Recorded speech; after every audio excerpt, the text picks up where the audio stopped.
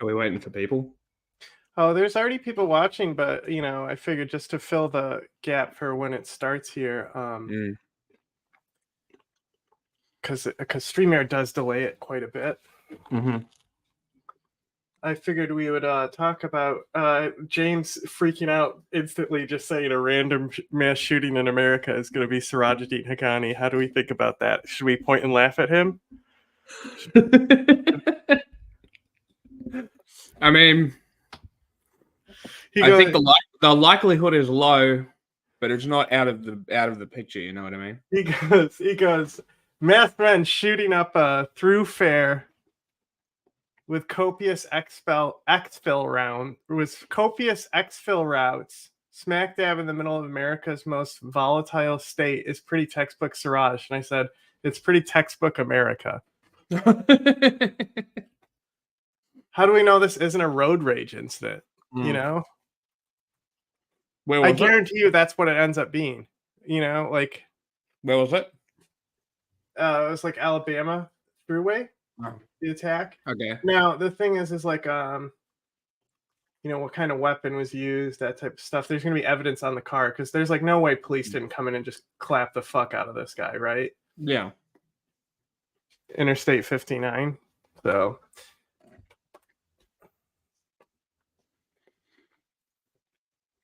we're splitting this into 3 1-hour segments, right? no, we're doing the whole thing. Oh, for fuck's Stop being sake. a little bitch.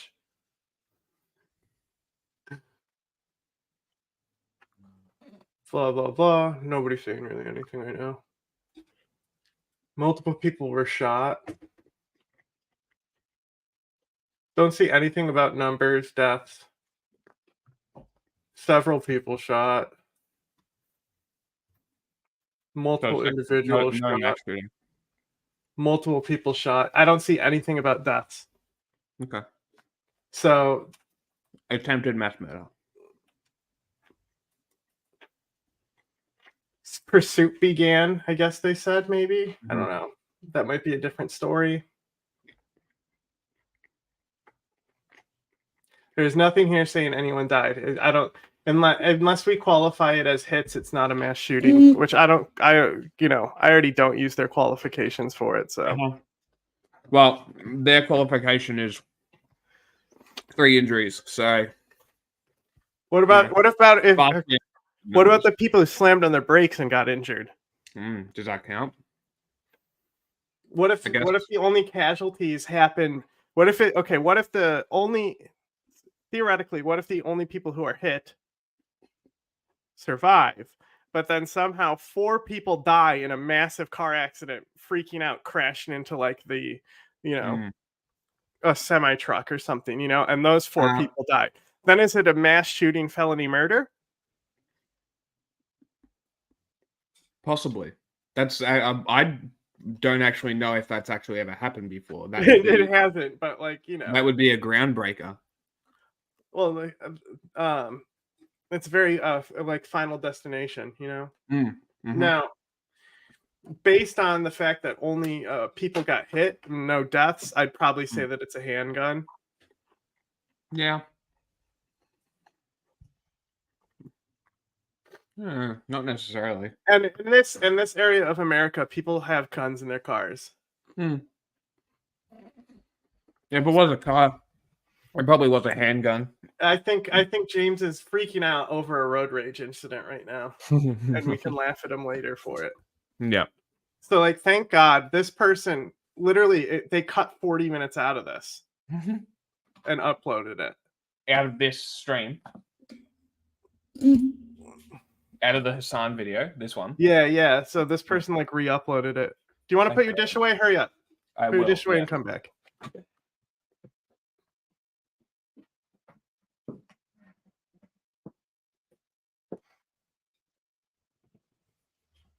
American Anarchist is the chinchilla.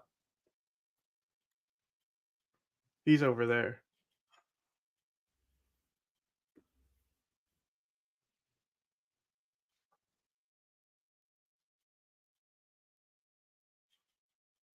Hurry up, Jack. Dead air, Jack.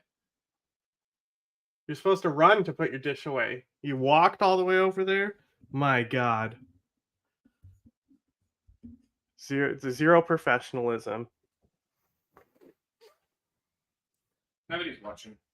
Yeah, there is. There's literally already people in chat, dude. It's all right. You'll fill in the time. It's the start of the stream. That's fine. Yeah. Okay, go All ahead right. and play. So funny. Ethan Klein 219. This is what room is this in here? What is happening? I had to move upstairs. Look, see, we just lost 2. That's your fault. Going on in the basement. So It's totally not because Hassan started talking. Pressing bomb shelter-esque. Yeah. So first of all, thank you. How are you? I'm all right. How about you?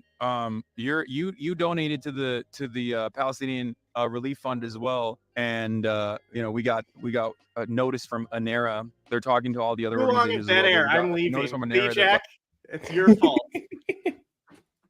some of those funds have already made its way into medical supplies and food in Gaza. So that's great. That is awesome. Yeah. I've been listening to your stream for like an hour, and I like you. I got a lot of shit from Israelis. Imagine unironically listening like, to Hassan's stream. It's gonna go to Hamas. I mean, I will. I won't listen to I it don't live, really. but- I don't. I looked into the charity you picked, and it is really highly rated. So I'm like, I don't really think this is going to Hamas. There's no way. You can't. Who cares? Do we know what charity you picked? He just said, like the Palestinian Relief Agency. But honestly, who cares? Yeah. I mean, all charities suck. So. No, I mean, like if some of it ends up going to Hamas, who like. So be it. Yeah. It's not it really has that to big get in there somehow, Yeah. So the thing is that the issue with the optics around talking about Israel Palestine, considering one is they're both no, Gila's Middle Eastern, so but anyway, she's literally from Israel. Yeah, but the fact that he's Jewish, he's Middle Eastern is my point. Anyway, so the thing is that the radicals on each end, so like probably something they're going to talk about is shit like, is from the river to the sea anti-Semitic, right? And if you talk to like Hamas, they mean it in a totally different way than like the protest chant does. And I'm like, yeah, I'm sure like Ghazi from like Black Hammer used Black Lives Matter in a different way than regular people do, So, and then it's like, well, shouldn't they change it if it's offensive to some people? And it's like, you don't think whatever they change it to will immediately be adopted and like into rhetoric? Like, come on. Like, look at Black Lives Matter. Like, it couldn't get any more milquetoast, right? Yeah. I mean, now you never side, like. And this is the problem. Hold on. This is the problem with being obsessed with not offending people, right? Is no matter what you do, you're going to offend someone. So just don't give a fuck. If someone's offended, they're offended. Big deal. That's I your still problem. do my best. Yeah, like obviously, don't be an asshole about it. But at the end of the day, you being offended is your fucking problem, not mine. But like, there's like legitimate like. The one guys that they'll show, they basically have a Star of David with a fist in it, and it's a yellow flag. They're like literally a recognized terrorist organization. Cool. And like nobody has a problem with those guys. I mean, they didn't like do anything. Well, they did back in the day. There's plenty of fucking ethnic massacres back in the day, but like, come on, shut up. I mean, keep arguments to this generation. It's just food and medical supplies. Yeah, the logistics of it is like also impossible. Like the thing is, you can't even make donations like through to Palestinian charities through like PayPal usually. Like it's already a very complicated process. And it's not just like just for Palestinians in general. The similar structure exists for even like Pakistan, which is like a client state, right? If you were to try to utilize, if you had like anyone that that lives in Pakistan and you wanted to give them money, you would not be able to do so. Like it's really shitty. Yeah, and I mean, what choice do you have? They need help, so it's like you just pick the best option and hope that it gets there. And I'm glad it is getting there. Yeah, the best option.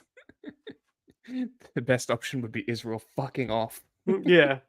I mean, that's the best way to have aid is for them to leave. These the guys right here. Yeah. Baddies. It's kind of funny how it echoes my rhetoric about Russia and Ukraine. That, funnily enough, it stops when Israel leaves. Dude, so they Crazy. were banned by the Israeli government, and then it said 2004 designated a foreign terrorist organization. 2022 it was moved from the terror blacklist due to insufficient evidence. That's funny. But like, I But thought yeah, I saw they had seats. Maybe they did at one point.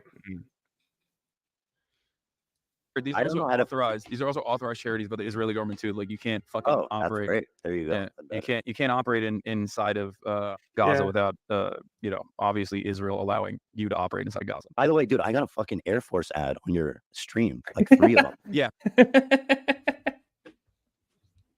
That's so funny. So it says the- a guy who has been called a conist and anti-Arab won 6 seats. So not specifically the terrorist party, just like how like all terrorist parties have political affiliation. So who knows with this one? They pump that shit pretty hard, which I feel like is so funny because I think it's because it's like this is politics, so they think like, oh yeah, people will love this, but it's the least susceptible audience that you could possibly give Air Force ads to. Definitely. That is true. I just thought it was pretty outrageous, but you're right. I don't think they're converting anyone in your audience. Yeah. Oh my god. Is Is Marine Corps too? Is this all the start of it? Is Expand. They're talking about an Yeah, Air rapid Force expansion ad, the new Air settlements. Force ad that Can we dropped. actually just fucking get to something? And The new that, Air Force ad there was dropped no ethnic that's done. displacement, Would it be and by that- no? That's because it's Army. Only that one company had the Army contracts, right? I The one think that so, did yeah. MN2 Moms. So the Air Force I ad think would be a so. different contract.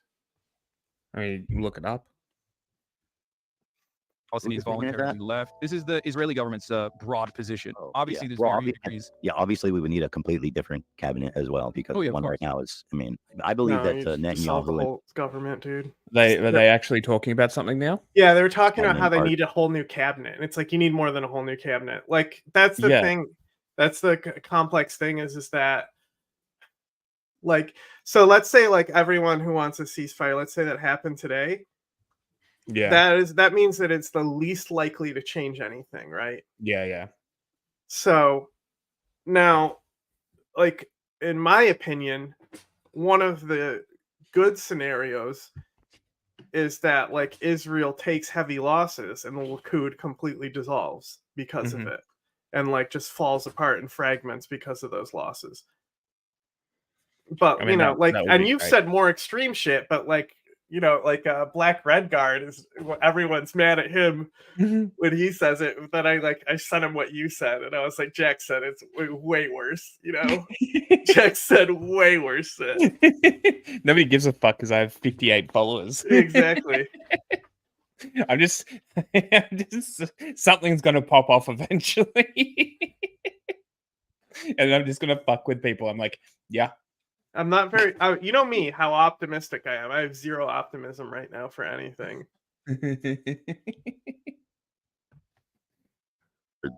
One side of the same coin with Hamas. They're both obstructionists and violent fucking lunatics. So starting with all that established, my question to you is this, and again, approaching this from a fully realistic perspective, what do you think would happen in the region that would result in Israel conceding to a one-state solution? Oh, that's a great question. I think one of the greatest things that could happen in a one-state solution is that you completely limit, obviously we're talking about like a hypothetical future that is like very far away, where you completely limit Iran's power and exertion of influence over military factions that are First of all, you start the one-state solution just with the West Bank, all right? And Saudi Arabia's deal was already in a process of being there. Like Area C being like going to Palestine would secure basically like those old borders of the West Bank. I mean, they probably wouldn't get all of Area C. There would be shit going on, but like you still need almost like a two-state go back to the line solution for the one-state solution. It needs to be the halfway. It's like, it's the socialist point.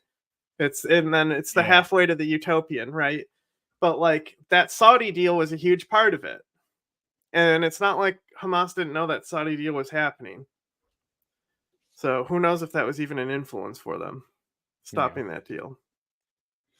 I mean, it's so convoluted at this point. The Saudis are like so like they suck. You see them fucking palling around with Assad today. Everyone's talking about it's like just take all those security guards. None of them have the guts. Yeah. You know. Yeah, they could fix everything so quickly. Just a single bullet. But like as far as like Right, Iran's just where it involvement, should be. we have U.S. involvement in Mhm. backing Israeli parties. Everybody is involved. Right? Who gives a shit? So start with the West Bank. Don't even care about Gaza, right? Like just leave Gaza off the fucking deal right now. We'll deal with Gaza later. And you'll deal with Gaza with a government that's integrated with Palestinians democratically when you deal with Gaza. Not with this fucking fascist. Being currently used as a destabilizing force against Israel. The other states are not all that important, but the only reason why I talk about Iran is because Iran is the only regional actor that is like genuinely anti-Israel. They see Israel as an expression of Western influence in the region, and do they though? And of course they will. It's funny because Israel influences I America. don't think Iran more than really the other cares way. about anything. I think Iran just is only interested in power and the fact that Israel is a power, like they're against Saudi Arabia, and the Western fucking analysts are so obsessed with the like Sunni Shia split and divide and stuff, and it's like I talk to these people all day, and none of them talk about like that type of shit. They just want to be the regional power. Yeah, exactly. I think it has way more to do with power than it does to be with like hating Israel and shit. I'm very surprised that they're not more against Turkey, considering that Turkey could potentially be a regional power. So that's where it gets complicated, right? Because you have to think about the relationship with Turkey. They have an oil relationship, right? So like that oil, that's one of the reasons for the northern Iraq, Kurdistan. Like that's the whole oil relationship there. Yeah. But then like everything matters on the M4 highway in Syria, right? So for Iran, the M4 highway would help them, but that's more to do with Turkey. Turkey is trying to control the M4. Yes. The secondary route that goes to the highway from Iran, it goes to the Arab district of Iran too, which is why it's interesting if we arm them, because it will cut off Iran's logistics to Iraq. But it goes to the Arab district and it goes to the it's like the southern eastern part of Syria. Yeah. Through Deir Zor. And that is like Iran's route to the Mediterranean there, because like they want to take Kurdistan over though, because that gives them that. So Turkey, this whole like the whole like lies about the tribal fighting in Kurdistan and shit, when it's just like Turkish militias and Iranian militias attacking Kurds, and like in the south where Iran is fighting, it's like those guys are like literally Sunni Arab who are fighting with the SDF down there. Yeah. Like they're not Kurdish. So I mean the Kurds also deployed and helped them, but it's still the gang, not the gangs, the Arab militias down there who are pro-Kurdish. I mean, who knows? Maybe Iran fucking with the Kurds will finally give them a reason to unify. So the PUK and the KDP in the Kurdish regional government of Iraq. So the PUK is in the south, loyal to Iran, right? They're semi-friendly to the PKK, but the KDP doesn't like the PKK, and they're the ones who give approval to Turkey to bomb them in Iraq, right? Now, because Turkey is doing those bombing runs in the region that Iran is trying to contest with the help of the PUK, they also are in favor of bombing the PKK in that area. They don't give a shit about that. It helps them there too. So Iran and Turkey have a more dualistic mutual relationship where they don't necessarily, they're still, both of them are technically in a proxy war in Syria. They're technically fighting each other in Syria. Technically. They just don't care really. Turkey knows how to grease everyone's palms. Yeah. They're friends with every baddie. Hezbollah, another Iranian-backed movement that became a political party as well, as a consequence of like Israeli incursion in Lebanon as well and the civil war. And these are all opportunities for Iran to push back by way of Syria, by way of Iraq, by way of Lebanon, by way of the Houthis in Yemen. That they would not be able to utilize these militant factions if the Houthis there was a don't permanent give a peace fuck about solution. Iran either. The Houthis could be bought. It could be. Yeah, they don't really care about Iran. They could be bought. They're powerful too. They're fucking powerful military. But who cares? The fact that they were able to shoot missiles like is kind of impressive, even though it's To like, come on, Israel? dude. Yeah, come on. It's like it's not shit. But the fact that they're the ones, like, because they fearmonger about Iran shooting the missiles into Israel, right? They just like shoot the U.S. bases because they're lightning rods for that. Yeah, That's the yeah, whole point of the U.S. bases. It takes the pressure off Israel and shit, and protects the oil and the Kurds. Like, Did you they're make a lightning post? rods for Iran's aggression. Yeah, yeah. Did you make a post? Yeah. Yes. Not on. You want me to do another one? I'll do No, it. no, I was just retweeting it on the Twitter. That's all. Okay. I guess I'll ask the question again because I'm not sure that if it was answered directly. But what do you think could happen in the region that would result in a one-state solution? I think that the normalization agreements would continue with the Gulf nation states, and that Iran's influence over militant factions within Palestinian forces would wither away because there would be no necessity for their continued violent emancipatory efforts. And You're saying that continued normalization of relationship between Israel and neighboring countries. yeah, that was already, because a lot of the neighboring countries are already like, Bro, they're I already basically said it so American much better client with states. Saudi. I explained it already with Saudi Arabia. Like, Assad is just gonna stumble around this, not having like a solid point. Yeah. To begin with, Egypt being a great example of this. Like, they are Fuck the Egyptian off. economy Egypt exist without sucks. America's He's like playing with tremendous amount blocks of, right of now. help. But we give Israel a lot of money. We talk about that all the time, but we give Egypt even more money than that, right? Like, Oh, who gives Egypt a is a great shit? example of this. Egypt is in like the top 10 arms sales for the United States, though. Not anything close. I think they're like 10 million over 10 years. Saudi Arabia is 25 mil over 10 years. Something like that. Life. There's roadblocks. UAE and Saudi Arabia, again, regional actors that have their own personal interests in the matter, but like they're not interested in defending Palestinians by any means. Regardless, they are absolutely America's solid allies in the region too. So most of those countries are pretty much. I said nobody gives a fuck about Palestine. Like, this whole thing where like they're all retweeting like Assad shit. It's like, you know how many fucking Palestinians Assad has killed? Like, he's almost as bad as fucking Israel at this point, dude. Yeah.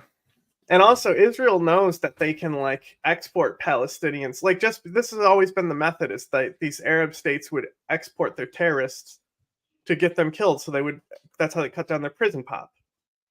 Right? Yeah.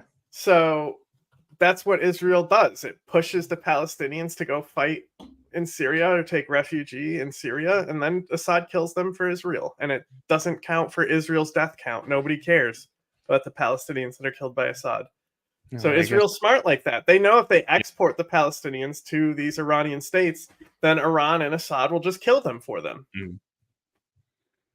Yeah. It's a convenient alliance for them. Death cult. Yeah, death cult. That'll work. Designed in a way, like if we're talking about Jordan, directly designed with European influence. Again, another country that's like a holdover state, basically. These are all countries that will go along with whatever America's interests are, as long as America can reinforce its hegemonic. This dude is so obsessed with like America is all powerful and almighty, bro. Yeah, that's his dude. myth. Like, they're not like, an unexpected take. I was impressed at how much America delayed the ground assault. Like, for a minute, I was like, I don't think it's going to happen at this point. Did they actually pull it off? But the thing is that Hamas also wants the ground assault, so it's inevitable. And I was foolish for being optimistic. Yeah. But, it's Hassan. What do you expect? Power in the region and genuinely is interested in developing a new relationship with other regional powers. So I do question the. What's your concern? Let me ask that, because I think that would be better.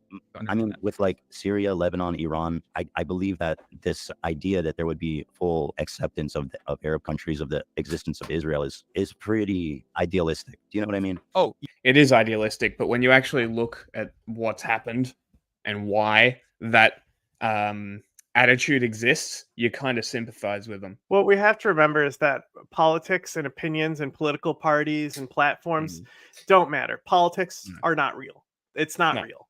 So as long as it benefits their power, they will do it. And it's an unfortunate side effect. But this is literally what politics is. Like, will always, and this is why I always say, and this is what I've been saying, is like, fuck every single authority group that claims to have any authority. Fuck them. That's Hamas, that's Israel, that's Assad, that's the state of Iran, that's all of them. Fuck them. They are the problem, right? At the end of the day, it's the people getting hurt and it's the people dying and it's the people that should matter. And anytime you hear someone talking about the state as a totality and ignoring the people, check out. Don't listen, because those people are playing statecraft. They're not caring about people. Their game is politics and power. Remove that and we win. Keep that playing and they win. It's very simple. You're saying that you're worried that Lebanon and Syria and other regional actors that are backed by Iran, Yemen being another one, the Houthis, would not accept an Israeli state if Palestinians were absorbed into it and would be a singular state with Palestinians getting like. Was that not the original choice, like the original goal of Zionism? Well, so it's complicated because back then the idea of nation states and nationalism was still like very, very strong. Nowadays, the idea of the necessity of a nation state is fleeting, and that's why we want to see like Corsica, Catalonia, like Kurdistan, Balochistan. Like that's why we want to back like all these places for like greater autonomy. Yeah. So the whole thing is that if we get to a point where almost like the nation state is irrelevant, then it only like it doesn't matter if there's like a Palestinian state or a Zionist state or anything like that, because states are going to be more irrelevant, which is coming. Even the UN admits this. It's good. It should come faster. Like democratic. But it's not that. It's there would need to be some meaningful and something we've never seen happen in that region ever before Israel would say, okay, we're going to dissolve our state. Because that again, you have to. My concern is that people that say they want a one state are basically in a non-starter conversation. It's unproductive almost. I find it so unlikely to happen. So like the other issue is like so. Can I continue real quick before we move also on Iran is going to fall. There already is a one state. Oh yeah. So, like, why are we even concerned about, well, Iran is going to stay Iranian? The IRGC is going to stay around, but Iran is going to fall. And it all matters about who's going to care and capitalize on it. Yeah. It'll probably be Russia. Probably. Well, I've been saying, like, giving weapons to Ukraine is, like, also helping like the region of the Middle East, because Ukraine is going to have a lot of scores to settle with Iran. That's true. So, and they're not going to be like too much of a pussy to do something about it. Yeah, because they've already gone this far. Like the way I see it, the actual legitimate reason as to why I don't believe in a two-state solution any longer is because there is a one state, right? And that one state is apartheid. True. It's a de facto state. That's the whole point. And constant control over Gaza as well, which has been a demonstrable failure for Israeli security. Obviously, you and I agree on that. But my solution, basically, when I say I want a one state, is it, first and foremost a moral one, because I do want the end to the apartheid, so that Palestinians can have recognition, they can continue a life of dignity, have autonomy, and participate in a secular democratic process. But the alternative is, the way I see it is like, is it one state that is an apartheid, or is it a one state that doesn't have an apartheid? And you're saying it could still be the state of Israel. I don't care what it's called. I have no interest. Yeah, the name is irrelevant. Call it Canaan, or we give a fuck. That would be kind of cool. That would be cool, actually. That would be really cool. But at the end of the day, who cares? Call it Dust Patch. It really doesn't fucking matter. In discussing that, I care more about like human beings that live there. Yes, it's like this idea that of Israel normalizing relations with all of their neighbors is just like, when can that ever happen? Because if we're gonna have a conversation, it was literally happening. Yeah, like right now about the best path forward to peace for both groups. The best path forward is to fucking kill the Ayatollah. Come on, it's so easy. And here's another. You're sitting here going, what about Iran doing this? What about Iran doing that?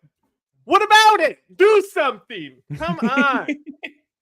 Yeah, Mossad, where the fuck you at? Do your Mossad thing. Look, I mean, they Mossad or Ukraine. I mean, it might have been both of them. Fucking bombed the shit out of them in like January. Like, surely it wouldn't be that hard to get him. Yeah, fuck He's it. a fucking look, haven't they 90-year-old bombed man. enough of our bases? Let's just ninja missile the Ayatollah. Slap chop him. What are they gonna do? Also, give our soldiers more concussions? If you were to basically remove the all the checkpoints and walls and barriers and blockades and all that stuff, and again, I'm not saying it's right or wrong, I'm just coming at it from a very pragmatic perspective. Do you think there would be more or less violence against Israelis? Wait, I'm sorry. In a one-state solution, do you think there's more or less violence against Israelis? Is that what you said? Yes. I mean, that's not exactly what I said, but it's. I think the grand stream of things, it would be less. Is there violence against besides like this October 7th attack? Is there violence against Israelis? Look at the main picture of Khomeini. Oh, did you type hilarious?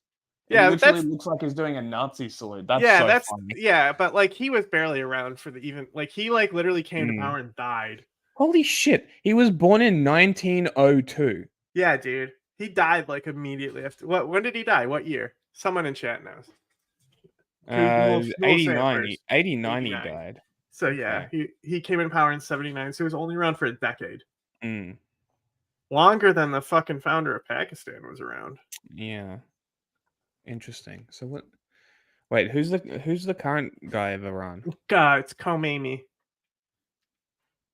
You know, like come on me. Yep. Got it. No, different one. Yeah, Ayatollah, come on me. Got it. It's almost the same. It's almost the same. Where am I coming from? Okay. So he is 84 years old. Fuck. Yeah, just fucking blow on him, just and he'll It's die. literally the same thing of like where we were like waiting for Sohari to die. Yeah. And then they were like, oh yeah, so the reports that he was sick and like needed dialysis, that was all bullshit. Oh, okay. Well, let's authorize that attack on him. And then boom, 2 ninja missiles dropped on him. Nothing happened. Nothing of consequence happened. I mean, that would be, I think, best for everybody. Especially if we can convince somebody in Iran to like take the bounty for him. Surely someone because like would. they don't have to be afraid of poison because we're not going to use poison on them. Yeah. Interesting. The possibilities are endless. Now this is pragmatism. I'm saying this. Well, because there are good examples of an apartheid state obviously no longer existing when we look at South Africa, as a matter of fact. But also on top of that, one thing I want to go back to, you said like Israel's allies or Israel's like regional enemies are they constitute a threat, right? Well, they still currently constitute a threat. A one-state solution just eliminates like one internal faction that is an ever-present danger. And you're telling me if we were to lift the blockade and the wall around Gaza today, there wouldn't be more violence against Israelis? I 1000% look to what has happened in the past throughout history in similar formations where there was like. Is that Ethan defending an open air prison? Very cool. Well, he's saying if we take down the walls of Gaza and just make them like part of Israel, right?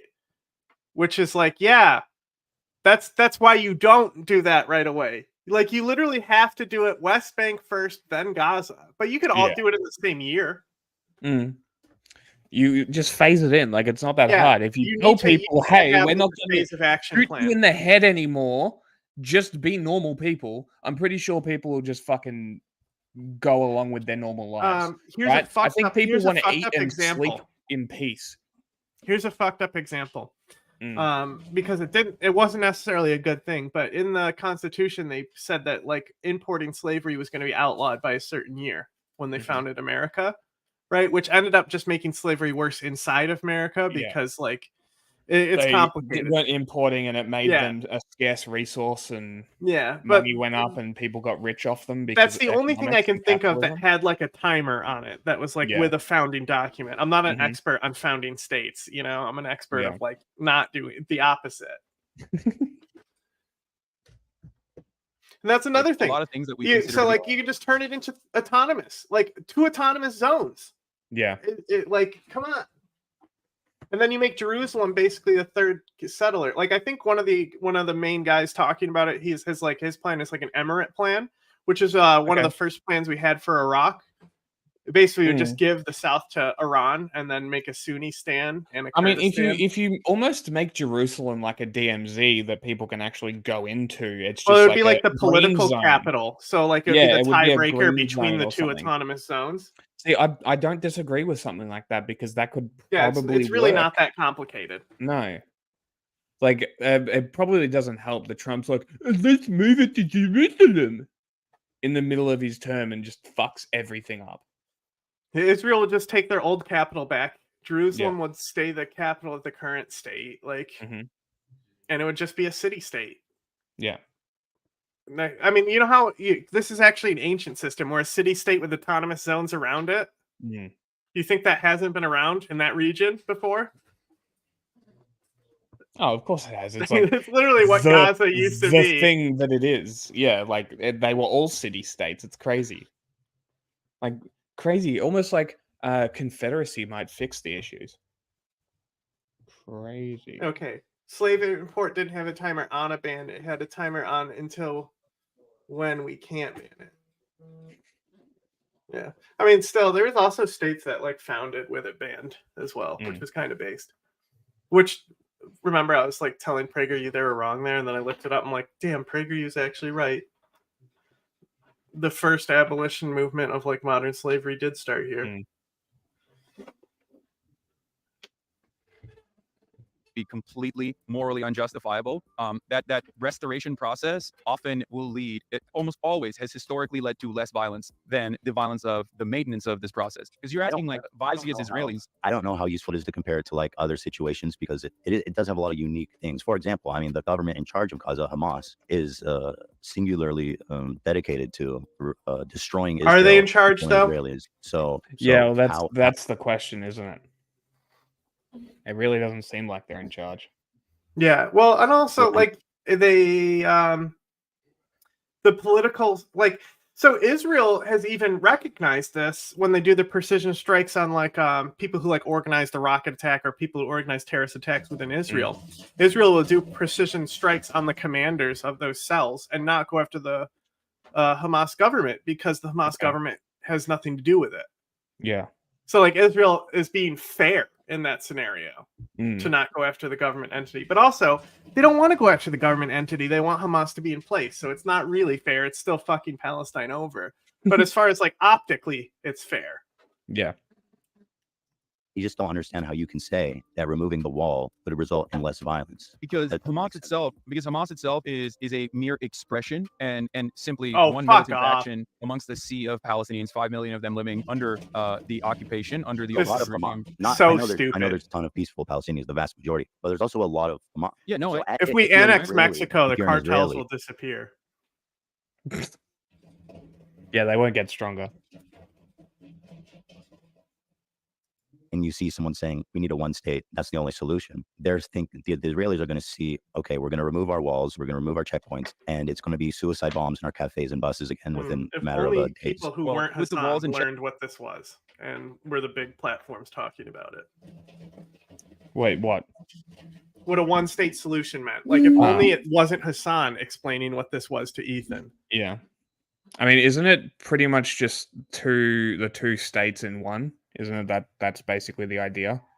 There's like each group controls their. It's so the main idea is that it's one person, one vote. Okay. That's all. So everyone's a citizen with equal rights. I mean, look at here's a good example, Fatah. So for the longest time, those regions were like even the KPK in Pakistan. Were like different, and like the whole reason why they were able to close off Waziristan, they literally did what Israel is doing now to Waziristan. It happened. Like they evacuated, they pushed everyone out, they forced everyone out of their homes, and then they leveled the place. It happened before, and it's literally the same thing because the Fatah they didn't have equal rights as citizens there. Now they do under law. Doesn't necessarily mean there's not discrimination and shit that still exists. Look at ending apartheid in South Africa. I mean, there's still plenty of that there. There's still divide in Ireland, even though that wasn't really apartheid. But checkpoints, October 7th still happened, right? So it's more of a matter of like of whether the ceasefires have worked successfully. And usually the ceasefire process is, even though it is led by Hamas on the Palestinian front, is still relatively successful. That's one thing. But I do think that comparing this to other historical events is important because, I mean, how is a ceasefire successful if the violence is still continued? How do you define that as a successful ceasefire? A successful ceasefire is like North Korea. Yeah. One that hasn't started again. Even the China-India border, like at least the only thing that happened is people were beat to death with nail clubs, you know, and then thrown up a mountain. Is that all? Yeah, but I mean, like they settled it. Jared Kushner went to settle it.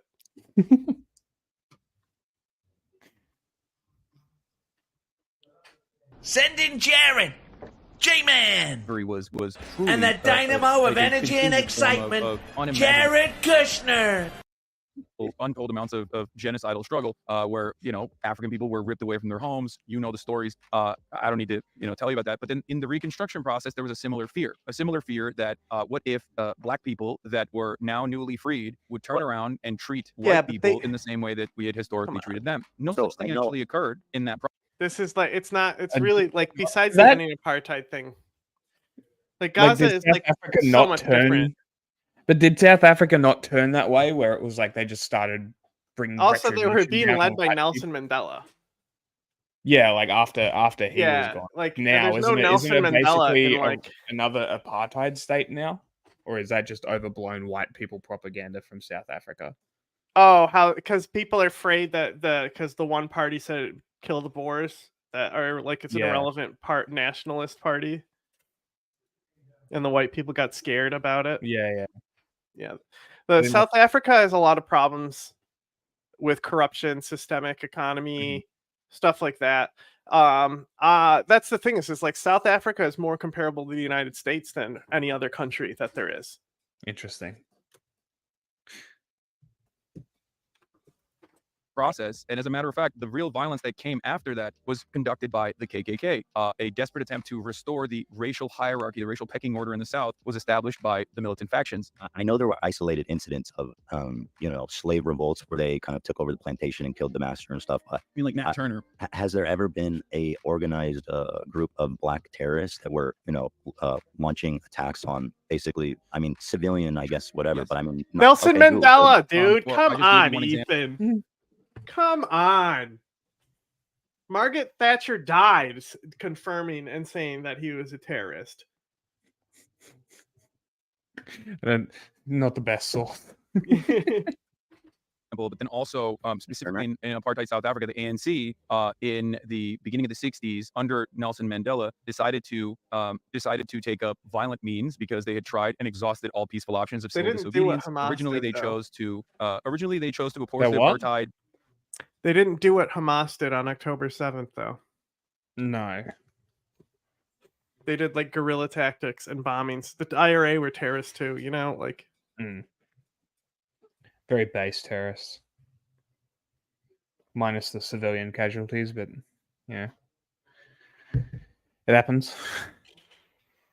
By engaging in mass actions and trying to get mass arrests to cripple and dismantle the carceral system in South Africa. So that didn't work. Thousands were arrested. Then there was another riot where police opened up live fire and killed 69 black protesters against the apartheid from the ANC. And then after that, there was a shift into more militant resistance against the apartheid. And the violence from the ANC, just like the violence from the IRA, the troubles was not only, it wasn't directly against military positions. But the truth is, I've been learning a lot about Israel Palestine, and I don't know as much about like a South Africa apartheid. So let's just stay on, I guess, focused on the. You asked, bro. He did ask, so it's not helping me much. But the reason why I'm signing that is because you said like, is there a way? And I'm giving you historic examples that aren't that far off. Whether it be the Reconstruction period. My examples have been better. If you don't want to think about that, ANC's actions and activities that made that put Nelson Mandela on the terrorist watch list until 2008 were against civilian populations as well. They engaged in. Okay, so listen, I'll concede that it's possible as a result of what happened in apartheid in South Africa. But in Israel, as it is now, I don't think you could convince a single Israeli that removing the blockade and borders checkpoints wouldn't result in immediate violence against them. Are you kidding me, bro? Are you kidding me, bro? This is like The Israeli left, literally like probably a third of Israel is like behind this, bro. Like this is like something that already like internationally Palestinians and Israelis have been working together for. This isn't Ethan just found out about this literally last night, bro. And Hassan knows nothing about it. Literally the worst person to explain this shit. But he's the popular political streamer. He knows everything. He's a fucking idiot, dude. He just knows how to read his own chat to get his ideas. Where is it? Can't find it. I don't think you'll ever convince Yeah, I Israel moved a bunch of them around. to basically more dissolve their popular ones state up. and remake it as one state. I just don't think Israel would ever do that, ever. I don't disagree with you. Never happen. The only way that would happen is beside force, which is why I asked in the beginning, what could lead to Israel willingly dissolving its country and agreeing to create a one-state country. Them taking a fat L in Gaza, annihilating massive amounts of Israelis in an all-out war. I don't see any other way to do it. No, I think that no, the way to do that the enforcement mechanism would be international pressure, but most importantly, the number one most important party at play here, the United States of America. Now, the reason why I talk about off, the dude. South African apartheid no, it's not. Come on. Like literally, this is something that like the Likud needs to get out of the way. The Likud needs to fall. That's what needs to dissolve. Like, how about we sanction the Likud party? That would be dope. Not Israel, the party itself. That's where BDS is going wrong. You need to target the Likudists themselves, right? Then I say it like this. You can roughly split it into thirds, right? A third of the people are generally behind this idea of just popular democracy. The next third are afraid, like Ethan is, and just need good information to support it. So as long as there's better information that's going above the IRGC info that is controlled by like Breakthrough News and all these fucks, and then the Israeli info from the other side, it needs to be above both of those in influence to actually educate people. And there are Israeli sources that are like that. Like there's really good Israeli sources that totally advocate for this. Have you got any on hand? Yeah, I just know how to pronounce it. It's like the HEERTZ, Hertz or something. Hertz. It's probably pronounced like all Hebrew-y. South Africa were allies in that same time frame, and they relied on one another quite effectively during the Cold War as well. And also, I personally believe that Israel saw what happened during the South African apartheid and vowed not to repeat those mistakes in order to continue being a ethno-state, a Jewish ethno-state. This is the source right here. I said E, it's AA. That was close. This is the source. This is a good source. These people are like left as fuck. They're more objective about it than Americans are.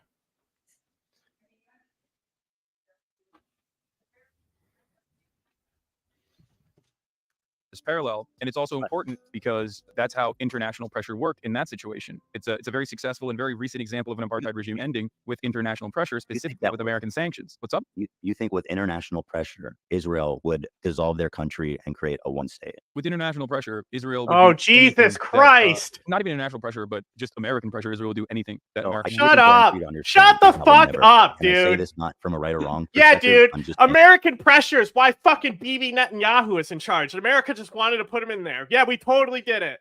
Like, are you kidding me? You fucker. Like, do you think that we were just like didn't care that Bibi was coming back to power? Like, we didn't know what was gonna fucking happen and be a result of it? Like, the G7 are the fucking main people now who are the only ones who are able to do any kind of pressure. And it has to be both Hamas and Bibi agreeing to humanitarian pauses, right? You know how like insignificant the ones we at least might get next week are going to be, but at least we'll get them? America doesn't do shit. America doesn't have shit to do with Israel. saying this from pragmatically. I know Israelis. I've lived in Israel. That will never, ever, ever happen short of all-out war. It will never give up the country. Fuck off. It will never. It's 0% chance. No, I understand that. I know that there isn't a willingness. It like here's the counter. Here's the counter from South Africa. You could say in South Africa, the white population was only 10%, right? And even then, the majority, after long and continued pressure campaigns from the international community, actually moved in the direction of ending the apartheid themselves. So that is actually a valid. That is actually a way to counter what I'm saying right now, right? You can just say, well, in South Africa, even the majority white population was on board with ending the apartheid for one reason or another, whereas in Israel, there's currently no appetite for this. It is 70%. Shut up! Jews. Oh my God! Both of you are so stupid. Palestinians, in West Bank and Gaza and neighboring countries. Yes, but it is largely a Jewish state by quite a margin, which makes it, in my opinion, uncomparable. It's not apples. It's not apples to apples with apartheid South Africa. What do you mean by that? Well, as you said, the white population was 10%, right? Oh yeah, the white population was much smaller, and this is what Noam Chomsky refers to as like Israel's labor problems being fixed in the aftermath of the first Intifada. Where is it? Israel relied on obviously the Arab population to do the labor in many cases. We clicked it at the same time. We both clicked it at the same. The best source. Like cheaper labor, and after the first Intifada was fought with strikes and stone throwing and the like, Israel moved in a different direction. That's why there's like a new population of a labor force that is often imported in, whether it's Sudanese refugees or whether it's Thai workers that are able to work like a cheap labor force. I feel like you're not understanding. Yes, slaves. Use the word. Did you see? Like they said that they needed to import a bunch of Indian workers to replace like all the people that they're not hiring from Gaza now, and then I just hilarious. Go, "Oh, you mean slaves?" Well, India will be happy to send them. India is like the #1 slave state in the world by far. It's pretty. I would say unsurprising, but it is India. Mm-hmm. Or not understanding. I don't mean to say it in a condescending way. I don't mean like that. I just mean like you're not engaging with this idea that Israel will never give up its state short of all-out war violence. It's not about Israel giving up its state. It's about Israel dissolving the apartheid structure and allowing Palestinians to also be a part of its democratic process. And I do understand that there is an appetite. I do understand that there is no appetite in Israel whatsoever from the 73% Jewish population, especially in doing such a thing. We need Nebuchadnezzar III to come in and fucking. You know who believed they were Nebuchadnezzar III? Wait, what? Someone believed they were Nebuchadnezzar III. Really? You take a wild guess who it was. They put their names on all of Nebuchadnezzar's like monuments and shit. They carved their name into it. Was it Saddam? Yes. Oh, awesome. So like, but the thing is, it's like I would like the state. Mistakes were made in the Gulf War. Yeah, I would like the state dissolved and be rebuilt. But you could pass one amendment. One amendment, change it to a popular vote. Yeah. Vote on the fucking petition to petition West Bank as full citizens. Yep. Then the next election comes, they will vote in a full election with popularity, one person, one vote. Yeah. Simple. It's really not complicated. Yeah, and then you run a referendum to free Gaza. Yeah. And give them citizenship, and bam, you've got the solution. It's the same problem as America is the fucking South is in the way, Yeah. Like the Likud is the antebellum, and they've had power for way too long because they cheat. They're fascist, and they hold power through fucking cheating. The thing. I totally get that. There's two considerations here, or three actually. One is the moral one. I think you and I both agree that is like that would be a good thing, right? And then the apartheid would be a good thing. The second consideration is a matter of international law, and the last one is obviously what this would look like in practice. But when I talk about the morality of the situation, I think you and I are, as long as you or people like you are not near this happening, it should be fine. both you and I are both in agreement. But when we're talking about it in a practical application, you have concerns, but concerns that revolve around Israel not wanting to do this and fighting against it tooth and nail, right? They will literally, it will never happen. I completely understand what you're saying. I agree that as it stands currently, that the Israeli government would refuse to do this. The Israeli population would not be receptive. This is what happens when you're in a fucking information vacuum. Echo chambers, yeah. Yeah. I mean, this is what happens when you surround yourself with people like Hassan. It's like a retard echo chamber. I said it myself. It still doesn't change the reality that this would be an ethno-state, and there's pressure campaigns that could work from the international community that could sway the Israeli. I don't think. Also, as far as the ethno-state Palestinians would have the right to return. That's one of the things that would be voted on. And these are simple amendments, right? So the right to return being admitted to, that's going to be hugely important. It's going to be like almost like a reverse Zionism in a way, except it's not going to be like to form an ethno state. No, it'll just be to return to where they were displaced from. I was going to say something, but I forgot. Well, take your time. I have to fix my chinchilla's house. Whatever sanctions you can dream of, you're not going to convince Israel to dissolve. I don't think, dude, it doesn't matter. Whatever sanctions you can dream of, you're not. It still doesn't change the reality that this would be an ethno state, and there's pressure campaigns that can work. That's right. I was going to say, it's kind of funny that Hassan's against this ethno state, but loves other ones. Like what? Like China. Does he, though? Yeah, he loves China. He loves the ethno he state. does. Yeah, you're right. He's China's biggest fan. Yeah, didn't he say? Yeah, I'm like the biggest defender of China. Yeah, he defends everything China does, from genocide to ethno Hi, states. everybody. Actual Nazi here. From the international community that could sway. I'm surprised he's not on Israel's side. It's very surprising. Like Israeli.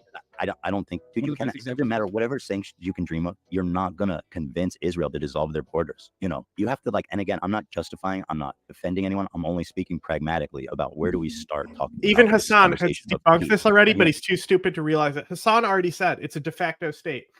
To think that the two-state solution is even possible, I say it's a little bit extreme to say this, but I think anyone who supports the two-state solution supports apartheid at this point. There's no difference, like, in my mind. It's just one is aware of it, one is not. That's fair. I think that's fair. So, Ethan, apartheid supporter, you heard it here first. Another thing you have to understand is that a ton of the Israeli population are people who escaped the Holocaust. And when they came down there, they bring generations of paranoia and, persecution. And so there is, I believe... They bring generations of paranoia and persecution to do exactly what the Nazis did. Very cool. A widespread belief held by nearly every Israeli that if the borders would dissolve, if the borders would come down, there would be a massive genocide against Jews, and that they believe that, and I don't know necessarily to what if to prevent genocide we must genocide. The policy of Israel. Where do attacks on Jews happen? Let's break this down. Do they happen on the Gaza border or New York City? No, come on, no, in Israel. Actually, sorry, it's the Melbourne. So the Victorian police chasing them over buildings for not listening. That's what it is. That's where the attacks are happening. So, like, no. Where are the attacks happening in Israel? I'm not sure. Are you showing? No. I'm just asking you. Think about it. Where do attacks happen? Where do skirmishes and fighting happen?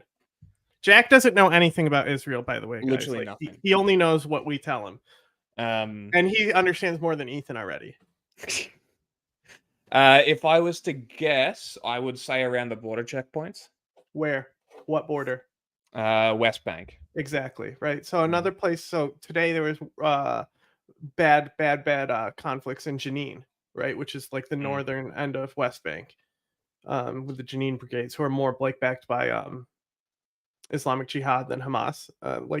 Nablus is like more like Hamas backed, but either way, they're independent from Gaza in general. But like these settlers come in. These settlers are often Americans from Brooklyn, Trump supporters, right? It's literally like, you know how like they do. Imagine, because we saw it with like the Allen shooter. Like he believed in great replacement theory as a good thing, right? Yeah. And like when you talked about that, so that's kind of what the Likud sees as settlers, right? They want to arm these people. These people kill Israeli soldiers too. But so these people are the ones that end up escalating the violence. These are why these groups have formed to fight back. And as far as like the fighting, like Lions Den has been far more effective than Hamas has been. Like Hamas certainly killed a lot of people, but like Lions Den actually has like, without the Lions Den, Israel wouldn't have been flattened like at Gaza. And we say this all the time when empires die, because they build walls and then they think the walls can replace soldiers, right? So it eventually comes to the point where you literally might as well have zero soldiers there, which is what we happened and saw with Israel. It's a classic scenario we see all throughout history. every time a wall is built, this is what happens, you know? And like this is why Rome fell, all these empires fall because they think they can replace guards with walls. That's what it was. Extent that might be true, but I can tell you for sure that that's what they hear when they think one state is basically a bunch of Israelis being massacred. That's what they hear, that's what they see, and that's why it will never happen. Okay. That's so weird. The paranoia that people have. Yeah, it just sounds like elevated hypochondria. Dude, it's so weird to like. I know hypochondria is kind of obsession with when like, we hear that disease, but Palestinians get equal right to vote, because the thing is that it Yeah. wasn't explained properly to Ethan for starters, right? So like I'm sure plenty of people taking him out of context here now saying that like he supports like this type of shit. But like yeah, if Ethan just watch me. I'll explain it to you, Daddy. I mean, I tagged him. Maybe he's watching. Who knows? Oh, I should tag him too. That's a good idea. But it's a very good point that Hassan is doing a fucking horrendous job at explaining this to him. And as a result, he's having bad takes because of it.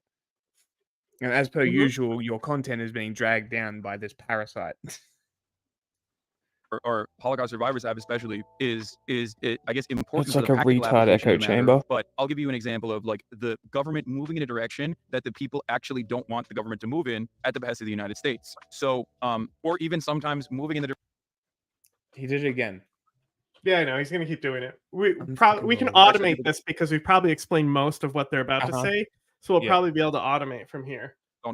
People don't want it to move in, but then still engaging in it. Like the rapid settlement expansion is something that is often contentious and has been very contentious throughout time. Government doesn't really factor into considerations like what the broader liberal Israeli society thinks about the matter. They just keep building the fucking settlements and populating these areas, right? Yeah. And the opposite has happened as well. At a time when, according to the Israeli Democratic Institute polling, I believe like 80% of the Israeli Jewish population believes that there's no need to consider Palestinian lives. In the last siege in Gaza, the government has taken steps that some people would find to be inappropriate in opening up humanitarian corridors so that you can bring in supplies. Defense Minister Yoav Gallant was asked the question in the aftermath of the first day of the Rafah border opening so that they could bring in trucks and trucks of supplies into Gaza. They were asked, why are you doing this? To which Yoav Gallant responded with, what can I do? America told me I have to do this. In 2021, Joe Biden called up Netanyahu. What's up? It's literally the same thing that always happens. It's just a country being like, America did it, as like a cop out.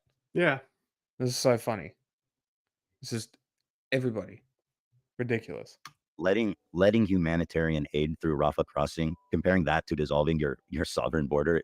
No, of course, it's not a one-to-one comparison at all. I'm simply stating that something as minor as that, all the way to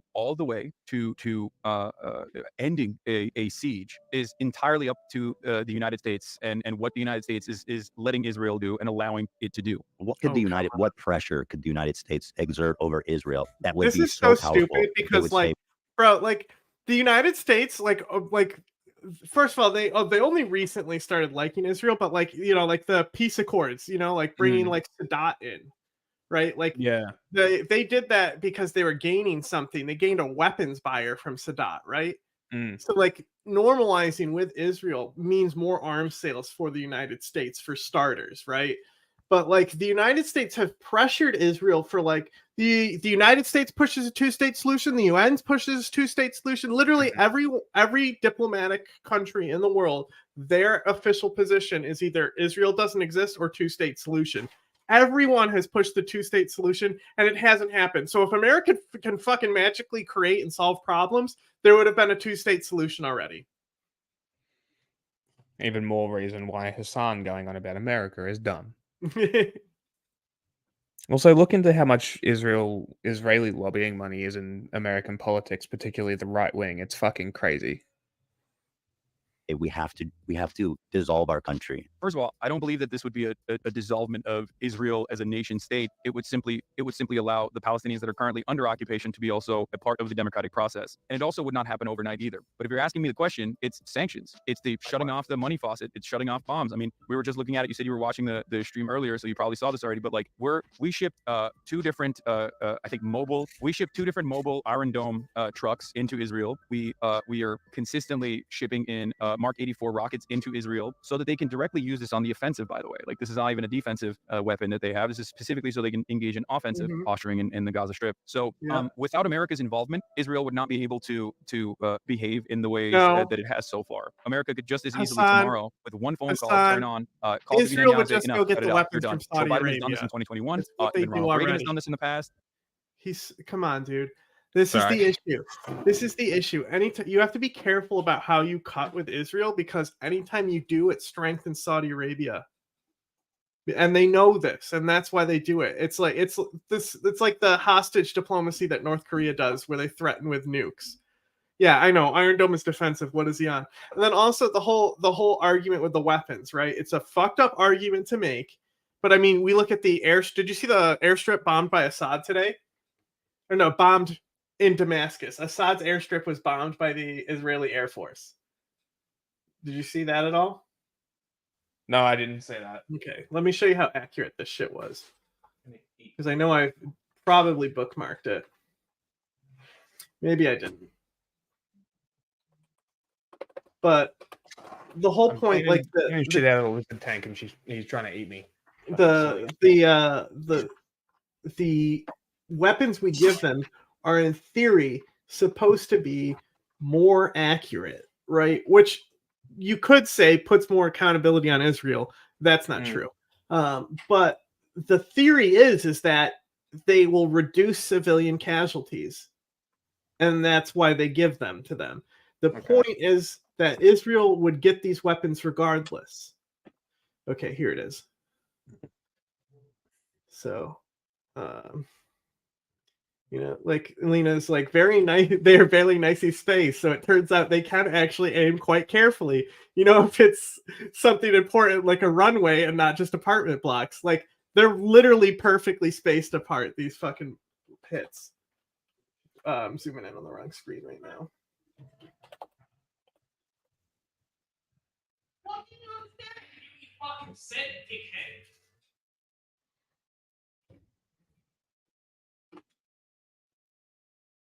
Dead air.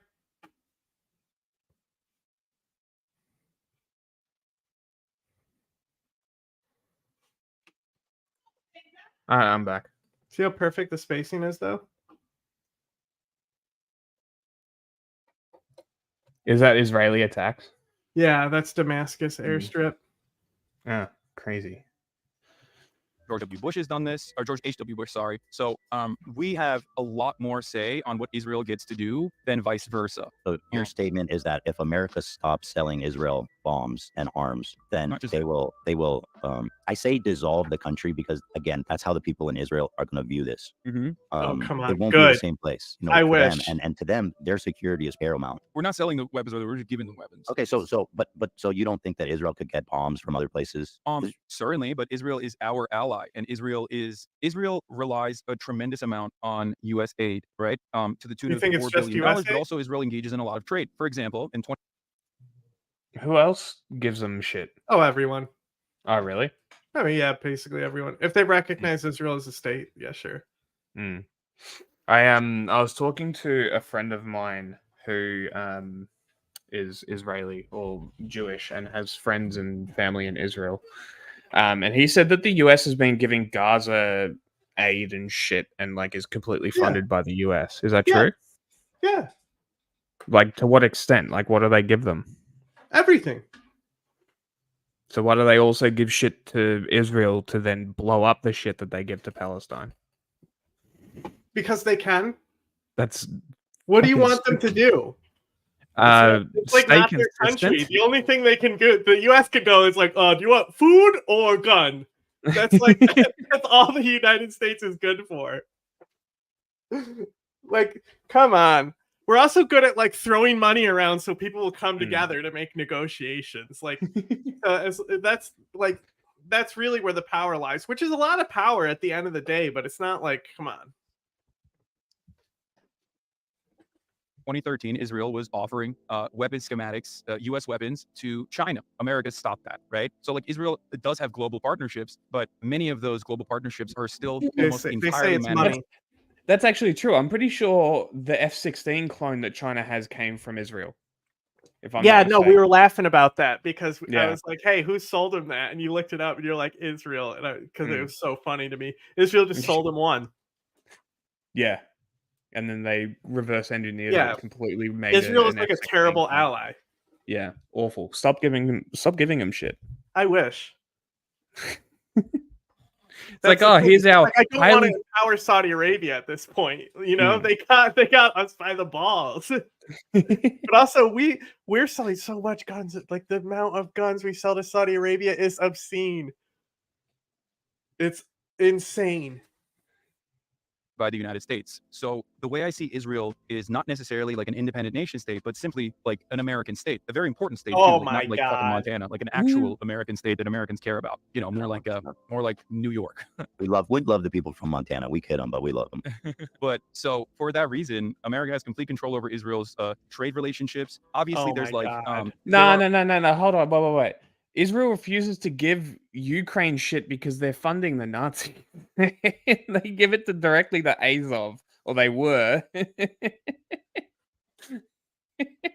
Sorry. I don't know what you're talking Bro, what about. is this shit about them controlling Israel's trade? Have you why don't you go look at the fucking have you seen how Israel boxes Lebanon in? It's so funny. Let me find a good obviously map. times when you know, some Israeli actions will over leverage or overextend itself that like Americans will get mad at, but ultimately they're still fine with it. Like Pegasus. Are you familiar with Pegasus is? Yeah, of course. Here we go. And Pegasus. Israel, and I'm Alex sure there's lots of Jones other shit. countries that would happily love to use that in exchange for any fucking thing that Israel wanted. If there was to be their ties to be severed. Yeah, so like America has been very critical of the Pegasus software, right? Like because it's so invasive, the surveillance technology, and yet America also uses Pegasus. So like it's more so, it's almost always this like, hey guys, don't do that, and like finger wagging publicly while simultaneously, you know, helping Israel continue doing whatever it's doing because it's America's influence over Israel is great, but I think it's absolute. I mean, Israel was fighting to defend itself before America gave a fuck about the region. So I don't see. I genuinely think that it will never happen. Even if America was like, I'm cutting your aid, this relationship is over unless you open the borders and create this new state. I think before America it was the British. Before America, I think it was the British. And like, after the British were gone, you know, after the Palestinian Mandate, and the British said, "Fuck this, I don't want to deal with this shit." The Jews were fighting to defend themselves and their new place in that area from the very beginning, with no help from anybody. That's not. I mean, that's not true. They were. This is such an insane graphic, bro. This might be the most insane graphic that I've ever pulled up. Look at how like complicated this shit is. Yeah. And it's like this is where the like actual border is, but like Israel and Lebanon both want to tilt the line to one direction. So like Israel will come out and like build stuff and like box in Lebanon and shit. It's like how China builds the islands. It's fucking insane. But then they also do the same thing to Gaza. Like they totally box in Gaza down here. And then they're also they're cutting into Egypt's zone too. So like Egypt also has to deal with their shit there. It's insane. The Also, entire this is why I always go out. Also, this we covered this when we spoke to Ukraine is insanely pro-Israel in general. Yeah, but that's because it's mostly an aesthetic. Like that's what we were told pretty much, is that like it's an aesthetic. I mean, there are some like hardcore like guys. Of course there are, right? But the most of it is from what we've heard is like trying to be edgy. Yeah, it's just edgy shit. Like, oh, this looks cool and edgy and fearsome, that sort of shit. It's they just probably won't like black people though. Yeah, I mean that's just a European thing. Even under British occupation, they were still shipping in weapons illicitly. After British occupation, I'm talking about like 1948. Who was supporting Israel in 1948? So the Haganah, Irgun, and Lehi brigades that were at that point almost always considered like a standing army during the Nakba were fighting against predominantly villagers with like that had been disarmed by the British. The Zionist brigades at that point, even before England pulled out, even before the British pulled out, were being trained by the British forces, while the other side was being disarmed by the British forces. That's why there was an part of the reason why the British pulled out is because the Zionists were attacking them. What's fucked up too is that the Palestinians were giving the Zionists shelter. Seriously? Yeah, because it's like kind of like a Muslim thing where it's like you don't like if you're they let them into the they gave them like shelter and shit. So like they were attacking from their positions, and the moment the British left, they started attacking these people that gave them shelter for their attack. Scum. violence even then. Over the course of the years, but specifically during the Nakba as well, 6,000 Israelis died, whereas 15,000 Arabs died, with 750,000 Arabs being Palestinians being expelled from their homes. The reason for why this happened wasn't because you had rugged fighters or whatever. I mean, they were great fighters too, but it was also because it was a broadly civilian population that was being slaughtered, and by a militia force that was trained, had weapons, had even a plane, had armored personnel carriers, whatever it looked like back then, and had much better weapons as well. So I mean, listen, what this stuff is just not comparable. I mean, if you look at the United States during 1948, there was an arms embargo during the time. Yeah, and they sent in illicit weapons into Israel regardless. That's what I was talking about. They got it from France, and they got it from many other areas. Can you provide a source on that? Because that's not how I understand it went down. Okay. The French love sending weapons. Yeah, the French gave them their nukes, man. French tried to give Saddam his nukes too. I understand that they got some help and weapons from like Czechoslovakia was selling them rifles and shit, selling it to them. You know what I mean? There wasn't a lot of countries that were willing to sell them anything, but Czechoslovakia. But there was an arms embargo, which meant that they were acquiring illicit weapons. Yes, this is true. From many different countries. However, beyond that, they also had access to British arms as well. That's why they had like armored personnel carriers, tanks. Not many, but ultimately you were fighting against a civilian population that was almost completely disarmed regardless. I mean, the Egyptian army was considered one of the best at the time of that war. Not necessarily, it seems, but why? Because they lost. Skill issue. I agree. They were considered one of the best armies in the world, which is why the war was so thought to be like, oh, this is going to be an easy dub for the Arab country. I don't think that they were. I do not think that they were a really good standing army at all. I think that the overarching. I don't know if you're talking about 1948 or if you're talking about 1948. I'm talking about 1948 war. Okay, there was no. I think there's a little bit of confusion with what you're saying, because what you're describing sounds like 1967 to 1948. Like the Egyptian army that you're referencing in 1948 is not literally a serious one. Egyptian nationalism is dead. It's not even like the same type of people we're dealing with. It's dead. It's not the same. The people from back then don't exist anymore. The political opinions from back then don't exist anymore. Who cares? No. Interesting. I mean, there are like Egyptians in Egypt who still like Sadat and Nasser, of course. There's still Iraqis in Iraq that like Saddam. Yeah. And like, if we want to say that Baathism in Syria is like nationalism, we can, but like he's on something else. He's like Baathist in name only at this point. Yeah. He's Baathist in genocide only at this point. I'm not 1948. I think Egypt was considered like a military power, especially in the region, and a fairly well-trained army. But I think we're kind of, to go back to the original point, so I don't want to drift too far off topic here, is that Israel, if it has to, will definitely go its own way before it dissolve its borders. Like, Israel going its own way. I really want people to understand. It has before. It has before. Like you look at the history of Israel. If you want to actually talk about history, it's a history of like a rogue nation. Right, like the assassinations they did, the nuclear pursuits they did, like they are a rogue ass nation. It's kind of, that's like what's cool about them is how ballsy they were to get all this shit, you know. Like they're totally like the James Bond of countries. And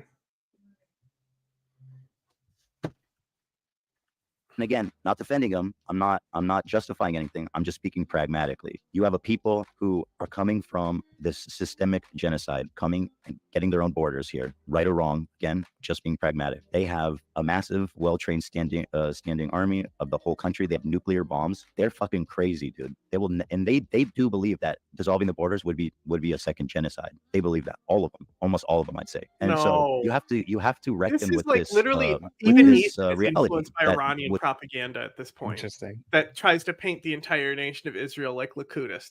Like I showed you, like that's like kind of like Abby Martin's main shtick is that to paint them all like Likudist. That there is no. Yeah, I mean it's an easy way to do it. Yeah, because you have to. That's their view to destroy the state of Israel. Is they all have to be unreasonable. Yeah. And that's the issue. And this is why I don't play into it and why I just condemn both of the authority figures in this situation, which is Hamas and Israel. It's so much easier to do, and then you get a bit more nuanced on what you're talking about, or you go the way I go. Just fuck them all. Not our fucking problem. With the one state, I do. possible. Like my opinion pretty much comes to don't genocide people. It's not that complex. Well, It's like let's do that. just don't be a cunt. It's just everything comes down to that. Every single time. Every single time I have to talk about something, it comes down to that. And if people just did that, there'd be no problem. I agree. Yeah, Ethan portraying Israel and Jews is anti-Semitic, but that's because the main influence source in America for this issue comes from IRGC sources. So that's the idea. The popular idea is that there is no moderate Israeli. Mm. And even Ethan is fallen for that. Ethan thinks that because he's connected to Israel, he can be more informed on this. Just like Hassan thinks because he's Turkish, he can be more informed on Turkey. All the Uyghurs. That's my favorite one. Is like my cousin's name is the same, so I am an expert. Yeah, dude. Like even like look at Americans here. You don't know shit about this country. Yeah.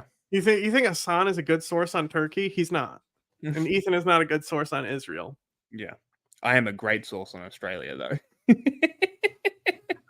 I understand it, and that's why I said it's not going to happen overnight. It's not like, all right, everybody, like, is it one It can happen now? overnight. Like, that's not how One this works, amendment. right? But a international commitment in the exact opposite We direction don't need has to international. happen, and it has not happened thus far. Well, then even, I mean, a good question even then is like, do you ever even think that's possible before we can even get to the idea that we need to exert pressure on Israel from foreign forces? I think that there's a reason why there is a steady flow of propaganda into the Western world that the Israel Foreign Ministry cares about a lot, because they want to maintain a posture that is broadly supported by the Western world. And I think that dam has been breaking since 2021, once like B'Tselem, Amnesty International, Human Rights Watch also all officially declared Israel to be an apartheid state. In my opinion, it was decades late. But yes, over time, as the brutality of this regime continues to get worse and worse, more and more people will, in my opinion, keep continuously protesting Israel's actions and will push for more push to Not relevant to the topic. get Western leadership to pull support away and ultimately even move in The answer's in no. the direction of sanctions. This Toast. kind of Timeline are we? I that we already think there? I'm not eating entirely. I don't know. from I the don't know trash how can long this all will the take, time. but I won't stop waiting for It your. doesn't go on that long, It sounds like that's a really long plan. But there's not really. I mean, the inverse my of this is also God. a really long plan, and the really long plan revolves around Israel continuing to like slowly but surely engage in pogroms in the West Bank, turn a Yeah. blind eye to it, or directly arm the settlers like Itamar Ben-Gvir has been doing, and continue to push Palestinians in the West Bank further and further away, with the ultimate goal of like maintaining an ethnic cleansing and ethnic displacement campaign in parts of Gaza, maybe even annex further and further, because like everybody fully understands that there's no way to like eradicate not just Hamas, but just like a means of violent resistance against an apartheid, right? So if it's not Hamas, then it's Hamas too, right? Hamas in and of itself was not a real entity that was even remotely popular in its formation, moving away from a charity group, an Islamic charity group that like literally was getting funding from Israel as well, to an actual militant group in 1988, to one that switched over to start using suicide bombs on civilian targets in the aftermath of 1994. One thing I Like learned I about said, it's Hamas, going to get because to it's easy to automation look at Israel point and look. because we've already debunked all of it already. Yeah, I feel like we could probably skip 20 minutes and be fine. You can bump it up to 2 times until they start talking about something relevant again. I guess I'll just hold it down. At all the obstructionists, the peace. I mean, Rabin, I think it was Rabin that was executed, right? By a fucking psychotic. And they were so close. They were so close to peace. But Hamas actually rose to prominence in opposition to the PLO peace talks. That is why they came out, is literally to derail the peace talks. So they went out. you're right. You're absolutely right. They went out. We don't and they need started history. suicide bombing cafes History on does a nothing. weekly basis, a daily basis. And Yeah, history does nothing but It's justify today. the crimes. Yeah. Like, History literally does nothing but justify their bullshit. So oh, just don't- bro, you're talking about like a world before 9/11? Fuck off.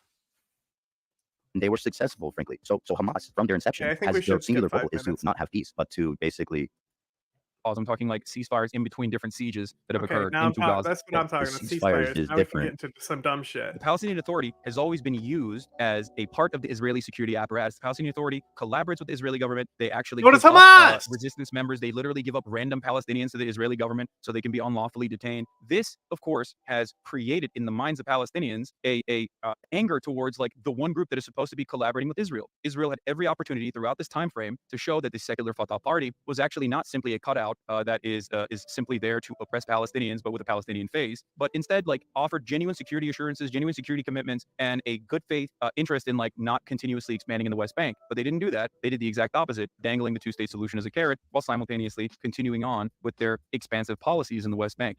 I don't believe you answered the question. Do you think a lasting peace is possible while Hamas is in power? Hamas will not be in power if there is lasting peace. That's my point. Okay. So you're saying, well, no. The lasting peace doesn't come first. First, you have to deal with Hamas. Technically, he's correct. Technically, he's correct, right? If there is a lasting peace, Hamas is not in power, right?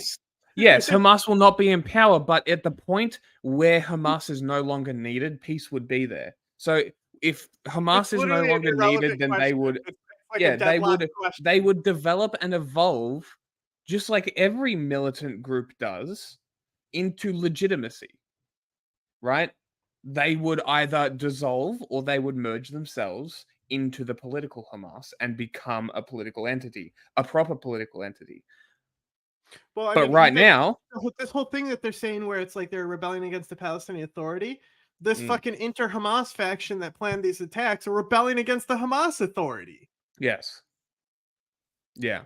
So it's like, by the time that they're not needed, either a new thing is going to have come up, or they will transition it's inevitable. Into, like if you want to look at history, you should learn from it.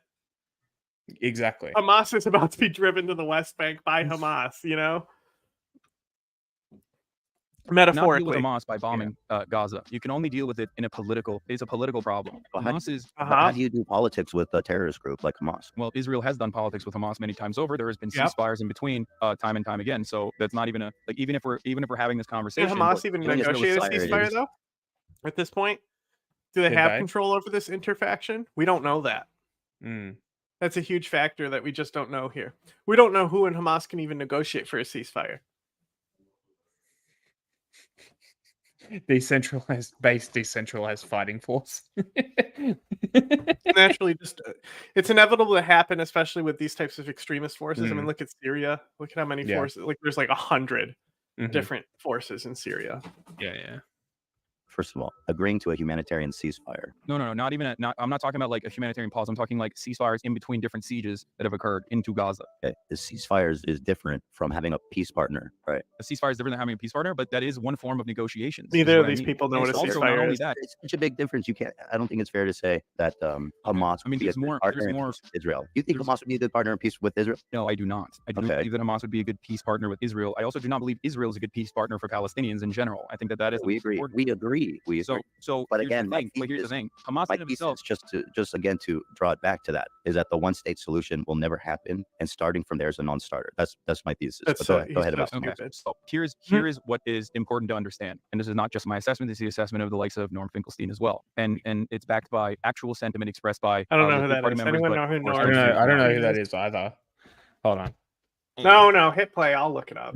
To Hamas's and its existence as a violent Islamist fundamentalist cutout greatly benefits thwarting any kind of Palestinian nation-state project. This is not my design. This is the design of the Israeli government. This is something that Benjamin Netanyahu has openly mentioned time and time again as well. Last time around, I know this guy. He said, if you want to thwart a this Palestinian is the guy who like basically is like so they come in and he's like, I'm not gonna have crocodile tears in here. You know, this guy's based as fuck. I know who this. Yeah. Why Holocaust deniers should be allowed to speak? Whoa. So I heard that it was Palestinian protesters that burned down Jewish-owned businesses in Melbourne. Turns out it was the other way around. Turns out it was Zionists that burned down a Palestinian business.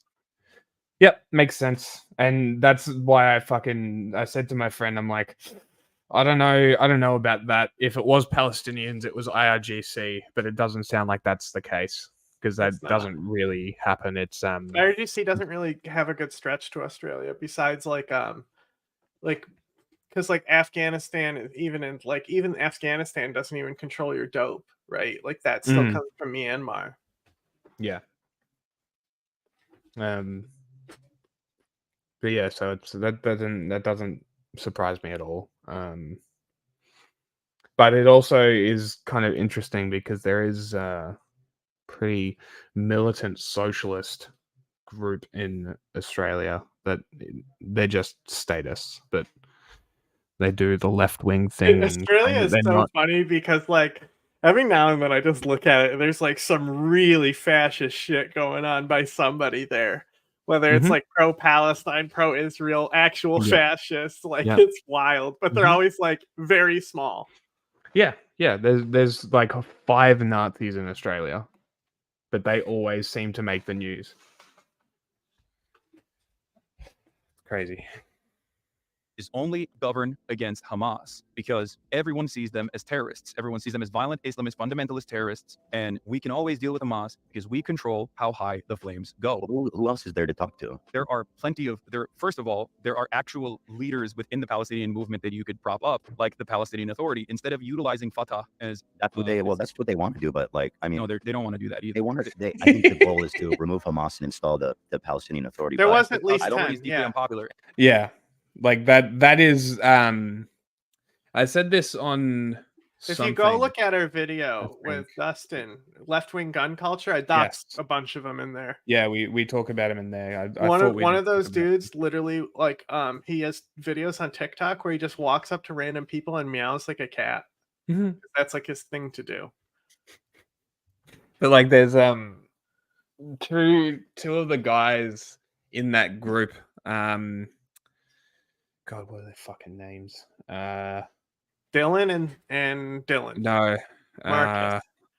No, close. They are rejects of like the actual Nazi group. The actual terror groups. But they're like the most prominent ones. Blair something. Blair Cottrell is one of them. Hey, I dox them all in that video if you want to learn their names. Yeah. Just go look at that video and then you'll learn. We don't need to look it up. They're literally in a group called Lad Society, so you can kind of understand the Dodgers will not accept the PLO because they'll look like stooges to the Israeli government. Yes, because they are the stooges of the Israeli government. So then who is leading these? So if the wall is lifted up, so who's in charge? Is it Hamas? Is it the PLO? How is this happening? At this stage, before the walls are lifted up or anything, what needs to happen is a ceasefire, okay? So that there can be an actual continued negotiation to release the hostages, right? That's number one. First and foremost, hostages need to be released. So first you need to do a ceasefire. Then you need to do a prisoner swap. Humanitarian pause is how we're going to get hostages out. Yeah. The ceasefire is just it's not something that we're looking at right now. So we should be pushing for humanitarian pauses, and then from there we'll move up to a ceasefire if we want to be pragmatic. You're starting too far back. Let's just go to the point where you know what I mean. And then beyond that, what needs to happen is just like it happened in 2006, which was genuinely disastrous, even though it was a Bush-backed election. Elections need to take place so that, and Palestinians need to get security assurances from the state of Israel. Israel has to show good faith for the first time since its inception, so that Palestinians can have a normal elections. Like, what is an election? There's no Hamas doesn't even control Gaza. Like, what is an election going to do? Oh, we elected a new puppet for us that doesn't even control shit. Who cares? Pass them an amendment, then have the elections with the West Bank parties. Simple. It's not hard. In civil governance, without worrying, without becoming a militant faction. In this process, I just found a Reddit post saying, "Is Blair Cottrell and Lad Society secretly gay?" They are, bro. Go look at the video. It's all in there. God, it's like you don't even watch our own shit. I have it all in there. Process, I do not believe that it would be Hamas that wins out. Most Palestinians do not consider Hamas to be good at civil governance in general. They are not as popular as Israel makes it seem they are. They're simply the only option the Palestinians seemingly have in retaliating violently against Israel in times when Israel violates the ceasefire come protocols on, bro. by doing a steady maintenance of the come apartheid on, structure that it bro. maintains. There's like so many fucking factions like in the West Bank that have like that literally like just like have like nice rifles with even optics on them. Like, come on. anytime Sheikh Jarrah is raided, anytime Al-Aqsa is raided every year, anytime there's a Flag Day protest that occurs in Jerusalem, like these are all incredibly violent expressions of the apartheid regime deliberately turning around and stoking the fires in the West Bank against people that have no legal recourse, against people that are led under military mandate. I agree with everything you're saying. And but to go back to the original point, don't you think it's more likely? Like, I think this is infinitely more likely, even though it's very difficult, especially now, to remove all the settlements, just fuck all of them off. I was waiting for him to just say that the raids in like Al-Aqsa like causes rockets from Hamas, just so I could say that's not true. It was actually them killing people in the lion's den. They said that if you keep going in and like taking out these brigades that are resisting you, then we'll shoot rockets. And that's how it's been lately. But he didn't say it. Give it back to Palestinians, and you can do the security assurances and the negotiations and all of that while Palestine has its own sovereign country. That's good. And like I think in the original idea, there was even going to be that's more violent than a one state. Like you think Israel would be able to successfully take out 471,000 settlers living in the West Bank, and also another 300,000, almost 300,000 more plus living in East Jerusalem as well, which is occupied but now also permanently under Israeli rule. Do you think that fully integrating the populations would be less violent? Yes. Dude, there's no way. Like all it takes is one thing. We've seen this time and time again in the history of this region. Like it just takes one thing of like a bunch of psychotic Jewish fundamentalists going and doing horrible fucking acts, and then they already do respond by doing horrific acts, and then you got all out. It takes so little to create all out war. I agree. Seriously though, I agree. If they just like were pragmatic and just said fuck Gaza and just looked at it as the West Bank, like it would be so clear. Like, what would be any different if the West Bank citizens were just given the equal right to vote? What would be the difference? Would settlements stop? No, probably not. Exactly. Nothing would change. They would just have representation. It's not that fucking complicated. Presence and a steady steady pressure to ensure that there is political pressure applied on specifically the Israeli side to ensure that there's a lasting peace process. This has happened time and time again. It happened in the dissolution of the apartheid state. It happened with the Good Friday Agreement that ended the troubles, and it always will happen, because I believe that no matter how much we fight, I think peaceful solutions are our natural state. We want to fucking coexist with one another. And the example I always use is when you look at Europe, right, which is a borderless utopia now, like the EU, the European Union, there's freedom of movement. Those guys have fought one another since the cousin fucker. I wouldn't be calling Europe a utopia.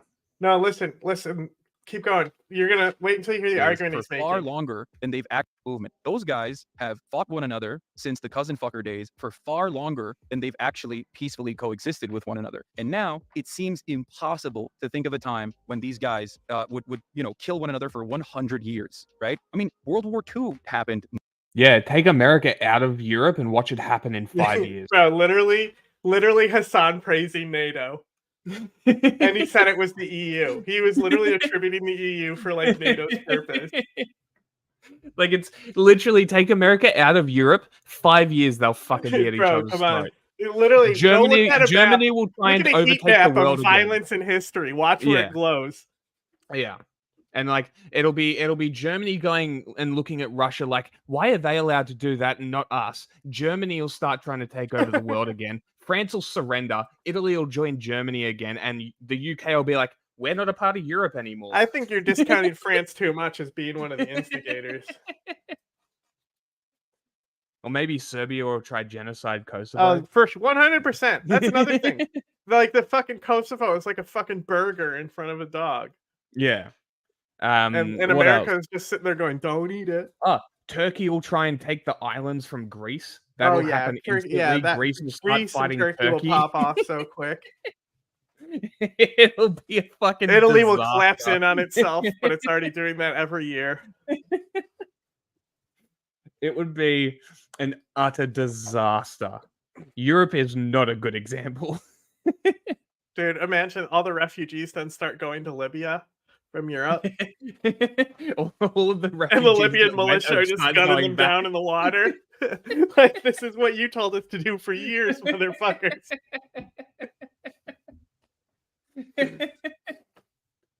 Like, if you want to use an example of somewhere that lives pretty harmoniously with each other, I think probably South America is a good example. Central Asia? Central Asia. Because they even have a history, like the United Steppe Yeah. tribes under Tomiris, the Mongolians. They were part of Alexander's empire. They just were like, oh well, yeah, we'll join your empire. East Asia is not a good example. China, West Japan, Asia, and Korea not a good example. have been fucking fighting each other forever.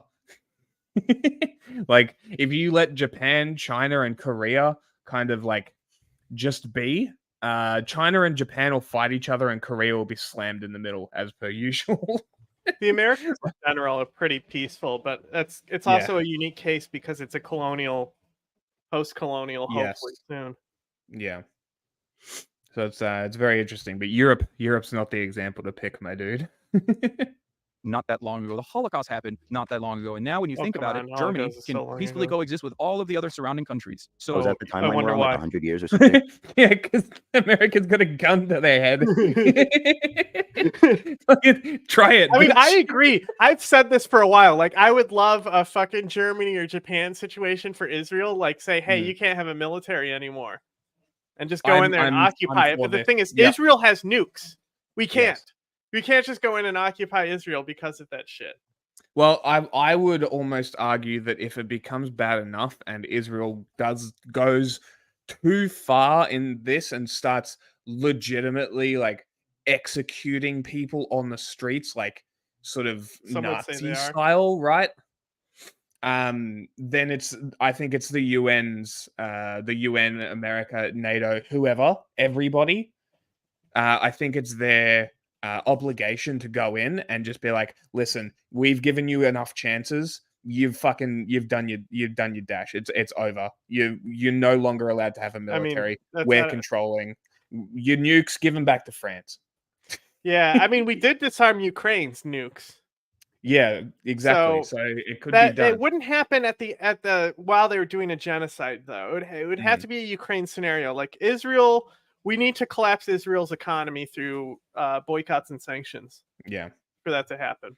Yeah, but that is the only way, because it's clear that the Israelis are too much, like their brains are too geared towards being a fucking child, that they don't deserve to have their own defense.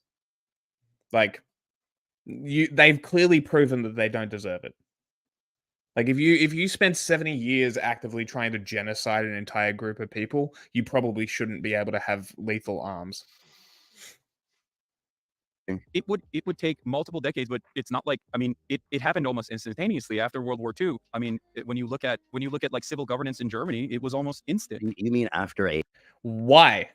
I'm sure Ethan's about to let him know why. A horrific world war where like tens of millions of people died and countries were forever changed and traumatized, and they were able to create a lasting peace. Yes, and that does not have to. It does not need to happen. Okay. No, I'm saying even in a situation like that, you can find peace. To the Middle East. Even in a situation like that where millions died, right? Millions, tens of millions died, you can still find lasting peace almost overnight, and that's precisely what I'm.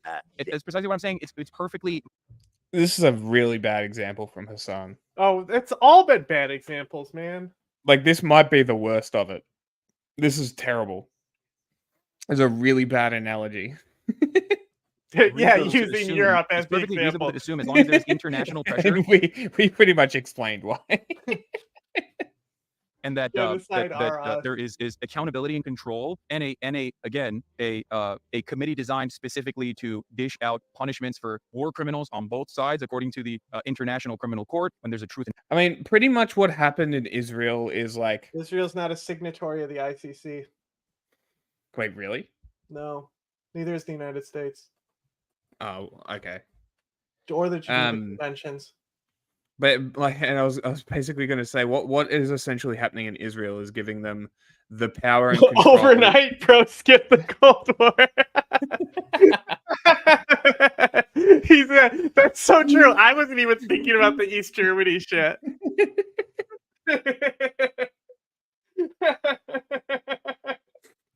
That's very funny. It didn't even click for me either. Both of us missed that. But this would be like it would be like cherry picking a single ethnic group in Africa and being like, you guys are now the rulers of Africa. Have fun. That's how the Rwandan genocide happened. Yeah. Right. Then that's my exact point. It always ends the same way when meddling parties decide to meddle and not actually set anything up properly. This is what happens. I mean, what was I expecting from the annexing Czechoslovakia wasn't bad guy. It's funny you say that. Hitler wasn't fucking bad because he was fucking killing Jews. Okay? That wasn't the main problem with Hitler, I think. That was like maybe 8th down the line. And great input. Reconciliation Committee in a similar capacity to the aftermath of World War II, and there's reparations afforded and a right to return to Palestinians, there will be no need for violence. This has happened in the past and it can happen again. It seems unlikely because we're very conditioned to thinking like, oh, what is going on right in front of my eyes is exactly how things have been in my lifetime and it can never change. That's the best point Hassan has made so far. Changed, the and it fact that he's absolutely saying can like the reparations. I don't know about reparations. That's a harder sell, but the return thing, especially if you can look at it like if Israel can make it into a place where it's an economic interest to have repatriates.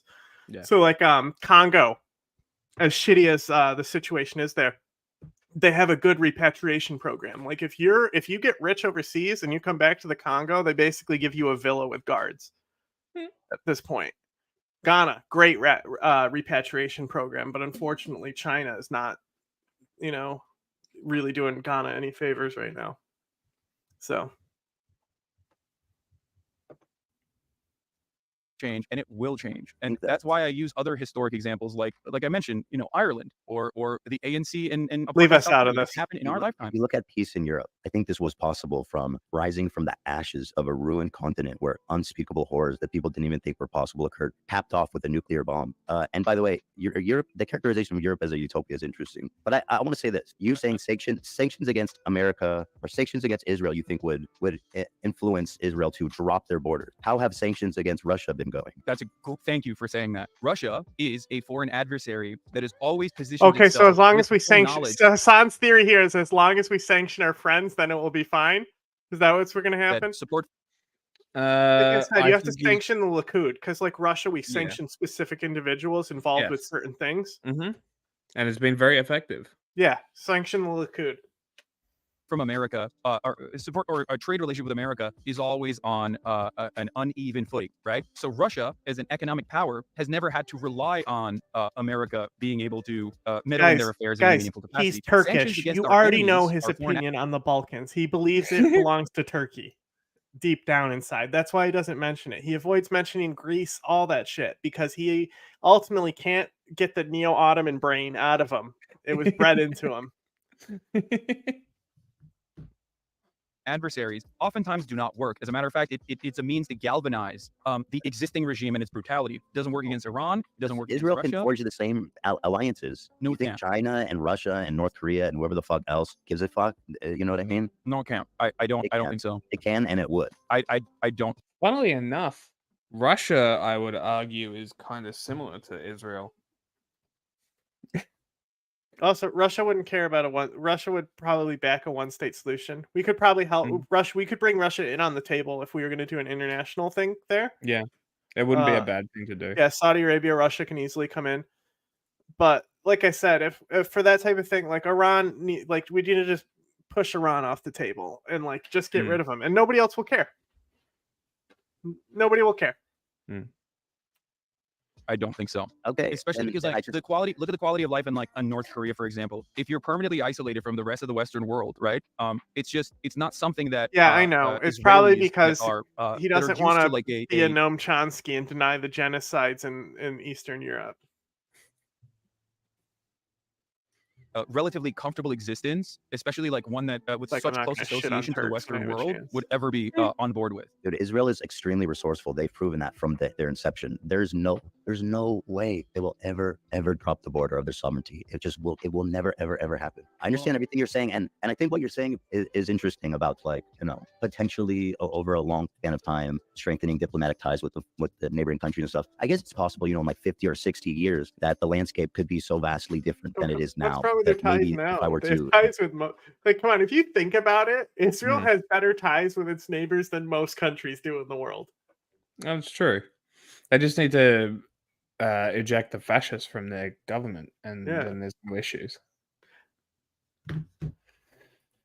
be there and see it then, I could be like, okay, maybe this can work. But as of right now, looking at the situation, I can tell you, as someone who's lived in Israel, as someone who knows tons of Israelis, it will never happen. The Jews, they said, they came out of Europe and they said never again. I know a lot of people find it ironic because of what they're doing to Palestinians. I'm not defending them, but they believe that. They went to Israel. The Holodomor wasn't a genocide, remember? It wasn't on purpose. It wasn't Stalin purposely starving out nationalist sympathies in Ukraine. No, that never happened. No. Tankies say it's not a genocide, so it's not. You know, okay, this is a fun point, is tankies and fascists love to deny genocides. It's their one unifying thing. They're the same picture. They hold on, and they said never again, and they fucking made nuclear bombs, and they made a big ass army, and they fucking believe that shit. Trust me on that. Do you know what I mean? Yeah, no, I do trust you. I hear it. I see it. I know. You cannot maintain a apartheid regime without like a steady flow of constantly reinforcing that through propaganda. Steady flow of propaganda is a necessity. That's precisely the reason why a lot of these positions are learned and reaffirmed time and time again. Israel is like less propagandized than America is about this. Like, Israel's press is actually pretty fucking good, considering how often they kill journalists, too. Bro, have you seen some of the shit Israel has been saying? Basically, like, trying to implicate journalists in the October 7th attack, saying that they knew about it in advance. Remember how that one guy accidentally filmed a storm shadow hit the, like, one of the fleet ships in Russia, in Crimea? And because he, like, basically filmed it coming in... Yeah. So they said that he knew about it in advance and he disappeared, right? Because he caught it on his like camera, right? So like that's the type of shit that they're framing journalists like with Israel, just like justifying that they can kill these journalists. Right. And like going after some of these like independent Instagram journalists. You're gonna love that, don't you? There's nothing better than targeting someone who has no institution behind them so you can actually bully them. It's real great. Mm-hmm. That's why you should have integrity and tell massive people like that to go fuck themselves and continue doing what you're doing. I'm just simply stating that like that perspective can be dealt with through the things that I just mentioned, the Truth and Reconciliation Committee, an honest effort in Truth and Reconciliation. It sounds pretty fashy. in international pressure and international support where it's an absolute necessity, because the other side of this process will be assuming that the Palestinians will be quietly. This is true too. The Zionist movement happened before the Holocaust. Yeah. So this is something we talk about a lot, is that Israel was founded by Bolsheviks, and it's because of their like the foundation of Bolsheviks goes back. But the thing is that the idea of Zionism was given credence because of like, why am I thinking Ben Gavir? Jewish Nosferatu. What's his name? Ben Gurion. Like he gave the idea to the UN. The UN backed like the Zionist project because of like everyone felt bad about what happened in the Holocaust, and also because it got rid of the Jews out of Europe. So the Jews weren't white enough to live in Europe. They were rejected from there. And I think that's more of like having no place to go is more of a better argument than like never again. The Holocaust isn't going to happen again. Okay, guys, calm down. Yeah. But like the no place to go because they've been expelled for everywhere because of their identity, that's a different argument that I think you can get behind a lot easier than this whole like crocodile tear Holocaust thing. Yeah. And like that's one thing that people don't talk about, is it wasn't just Germany getting rid of them. It was all of Europe. They were widely rejected from Europe through the 20s and 30s. Like there's a reason this was a thing. Like, literally, the Soviets hated Jews. That's why they were all Bolsheviks when the Zionists first came. The Zionists were all Bolsheviks. Well, the Bolsheviks were Jews, so that makes sense. Mm-hmm. Without like the international community refusing to see that in the same way that like Western leadership thinks that they can just suppress it as best as they can. This spells a lot of trouble and destabilization for Israel more than anything else. Like every single time Israel increases the pressure, every single time Israel has increased the pressure, it has led to more commotion, more chaos, and more devastation for Israel. October 7th is a direct consequence of that. You can never maintain an apartheid state forever. It just doesn't. Yeah, I want to emphasize, I'm not moralizing anything I'm talking about. I'm just from pragmatics, because like I don't know, in 1981, America was giving Israel almost 10% of its economy. Okay, in 2020, the current aid they're getting is about $4 billion. Is that right?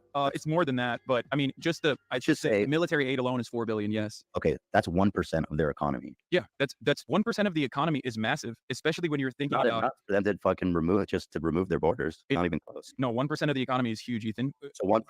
Think about it this way. Okay. The UAW strike on the big three was slated to eat away at I think like what 5% of all of the states. Like that would have been devastating. It would cause economic collapse. And sanctions don't mean just like for a lot who is afraid that there'll be genocide. 1% is just a weapon. The amount of oh my god, they're still fucking talking about it. Is literally percentile. They will all none of them know what the fuck they're talking whatever percentage about. you think matters, if it's 1, 2, 3, 4, 5. Oh my god. Right? No matter what happens. If we talk about the practical application, yes, there is going to be people that are resistant to that. Maybe even people who want to engage in acts of terror against that on the Israeli side.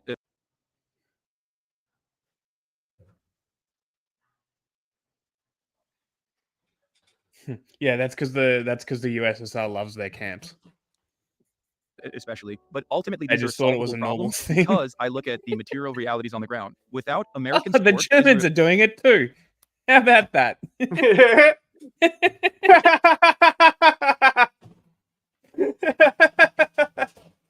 Without Western support, unconditional support, and trade, Israel would not be able to maintain an apartheid regime, just like South Africa was not able to maintain its apartheid regime. And as long as there is more pressure from the West, this will most likely change. And the only time that Nazi crimes were taught in the USSR was probably when they were against Soviets. That's probably when they were taught them. Other than that, well, like, bro, they even like stopped Come and See from releasing. Yeah, because it was too graphic. Yeah, it was too real. The Soviets weren't heroic enough in it. America finally does the righteous thing for once in its fucking life. Now, having said that, okay. By the way, and I just need to make this clear because you keep saying that you support the moralistic thing. I support the moralistic thing too. I'm talking pragmatics here. I'm telling you, yes, the one state is a non-starter. That's my point. Shut up. Pragmatism. I don't have chat open. I don't know what people are saying, but I can only imagine the fucking psychotic. Well, don't pay attention. And by the way, if there's people watching this who are just seething, I'm just telling you this is just what it is. What I'm explaining to you is what it is. And yeah, you're wrong. I believe that people need to reckon with the reality of the situation to actually approach into a meaningful conversation. Ethan, you need to reckon with the reality of the situation. Here's the thing: is that Ethan was also one of the people who was like open to this, and because there's the platform, like it's even like I see it because I like know people on like all sides of conflicts, right? Mm-hmm. So like I will see certain people who are like very, very central liberal Zionists who still have like friends who like say some really genocidal shit that like I'll see on my feed just because I'm friends with those people on like all sides, mostly Palestine, of course, because like, but like that's the thing is like Ethan got repulsed by like the anti-Semitism that came out of it, but it's like the Palestinian movement is largely like of course there's anti-Semitism in it. But like, come on, do we really think that like everyone who wants the apartheid to end is anti-Semitic? Like, we have to think about, is that even a popular take? No, it's just an amplified take. Who's amplifying those takes? Who benefits from there not being a solution? Yeah. It's critical thinking he's not doing because he's just too reactionary. Hassan as well. And I don't blame him for being reactionary. No, I was going to say like he's entitled to have these reactions. Yeah. As like, especially like because his wife has like family there, like it's his family too. So he's entitled to have these reactions, but hopefully over time he has a coming to clarity movement where he realizes what's going on. How much the one state thing is impossible from the Israeli perspective. Yeah. But you talk about sanctions. I mean, if you look at Russia, Russia and Israel are not. Hold on. Russia and Israel are not the same. Of course, they're different countries. Western leaders, they all predicted there would be a total collapse of Russia's economy, but all that happened was it made them more. Oh, did they? It made them more resolved. It made them basically search out new partnerships. And I don't think that there's any evidence that Israel would be unable to do the same thing. They have Saudi Arabia. The only times where a sanctions regime need America. The only time the sanctions regime has ever worked is if it's threatening our allies. That's it. We can actually sanction our allies. We cannot sanction our enemies in a way that like stops them from finding a way to continue surviving with the same quality of life. Israel is a democracy for Israeli Jews, right? It's not a democracy for the Palestinian citizens of Israel. What's up? I think this idea that sanctions would change anything is because it would dramatically change the quality of life. The evidence of that. When does that work? I gave you the evidence. It worked in South Iran. No, the thing is, it's like the BDS movement. It's like it's a legitimate movement to get behind. BDS, I totally support. It's one of the things that we can actually do to pressure.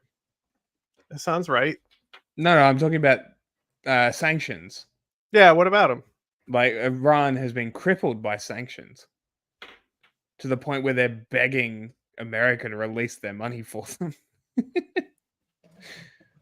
Like it's. I mean, that's a good example. Nyack will tell you that regular Iranians are suffering because of it, though. I'm sure that. What about what Nyack has to say? Well, I mean, if the state actually wanted to look after their people, maybe they wouldn't be doing the things that were causing the sanctions in the first place. Womp womp. South Africa. The fear of sanctions alone and businesses pulling out of South Africa alone was enough to change the attitude on the ground. It did work. And so, for that record, I agree. Sanction Israel. And don't fund their military anymore, or the Iron Dome. Well, that's what literally boycott, divest, sanction. So you boycott Israeli products, you divest in the military, and you sanction. Yeah. That's why I said you got to sanction specific people. Oh yeah, it has to be specific people. Yeah, you got it. So you kind of got it. It's like a reverse communist tactic, right? So it's like you're using like tactics that you would use to eat the rich, right? But you're targeting specific people to draw them down in power. Just to hit the whole state, I think that's going to be less effective than individual people. But generally, just getting people behind the BDS movement is great. Yeah, I think I didn't actually know that's what it was called, but yeah, I agree. It's a good idea. Like I said before, Jack doesn't know anything about this, but he's still going to learn more than Ethan here. Yeah.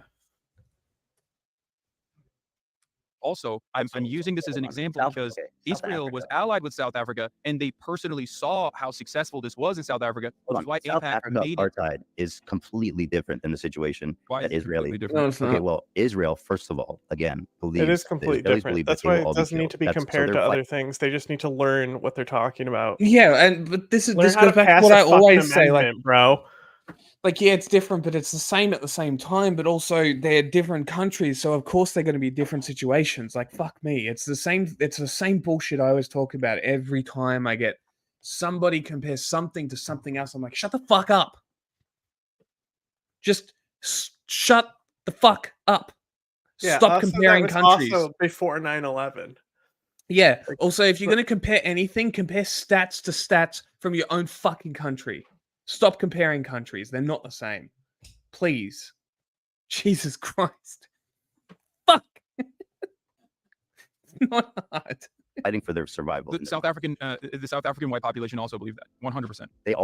They also have like a ton of I feel like they have a lot of leverage in terms of their everyone who has historically been the oppressor has always believed that once that oppression is not maintained, that the retribution will be just as violent, if not worse. And history has never shown an example of that in the way that it actually has like been an incredibly violent retribution. Like, so are you saying that are you saying sanctions was singularly responsible for ending apartheid? No, of course not. And so what percentage? Everyone agrees that I don't know what the exact percentage with the huge factor in ending South African apartheid. Yes, that's true. Hassan is right here. They're both idiots still. But all matter of conflict ultimately. Nelson Mandela was a big reason for it too. You need a pragmatic leader and a charismatic leader. You need somebody to lead you through that drastic change. You can't just imagine if Trump led a country when a change like that happened, right?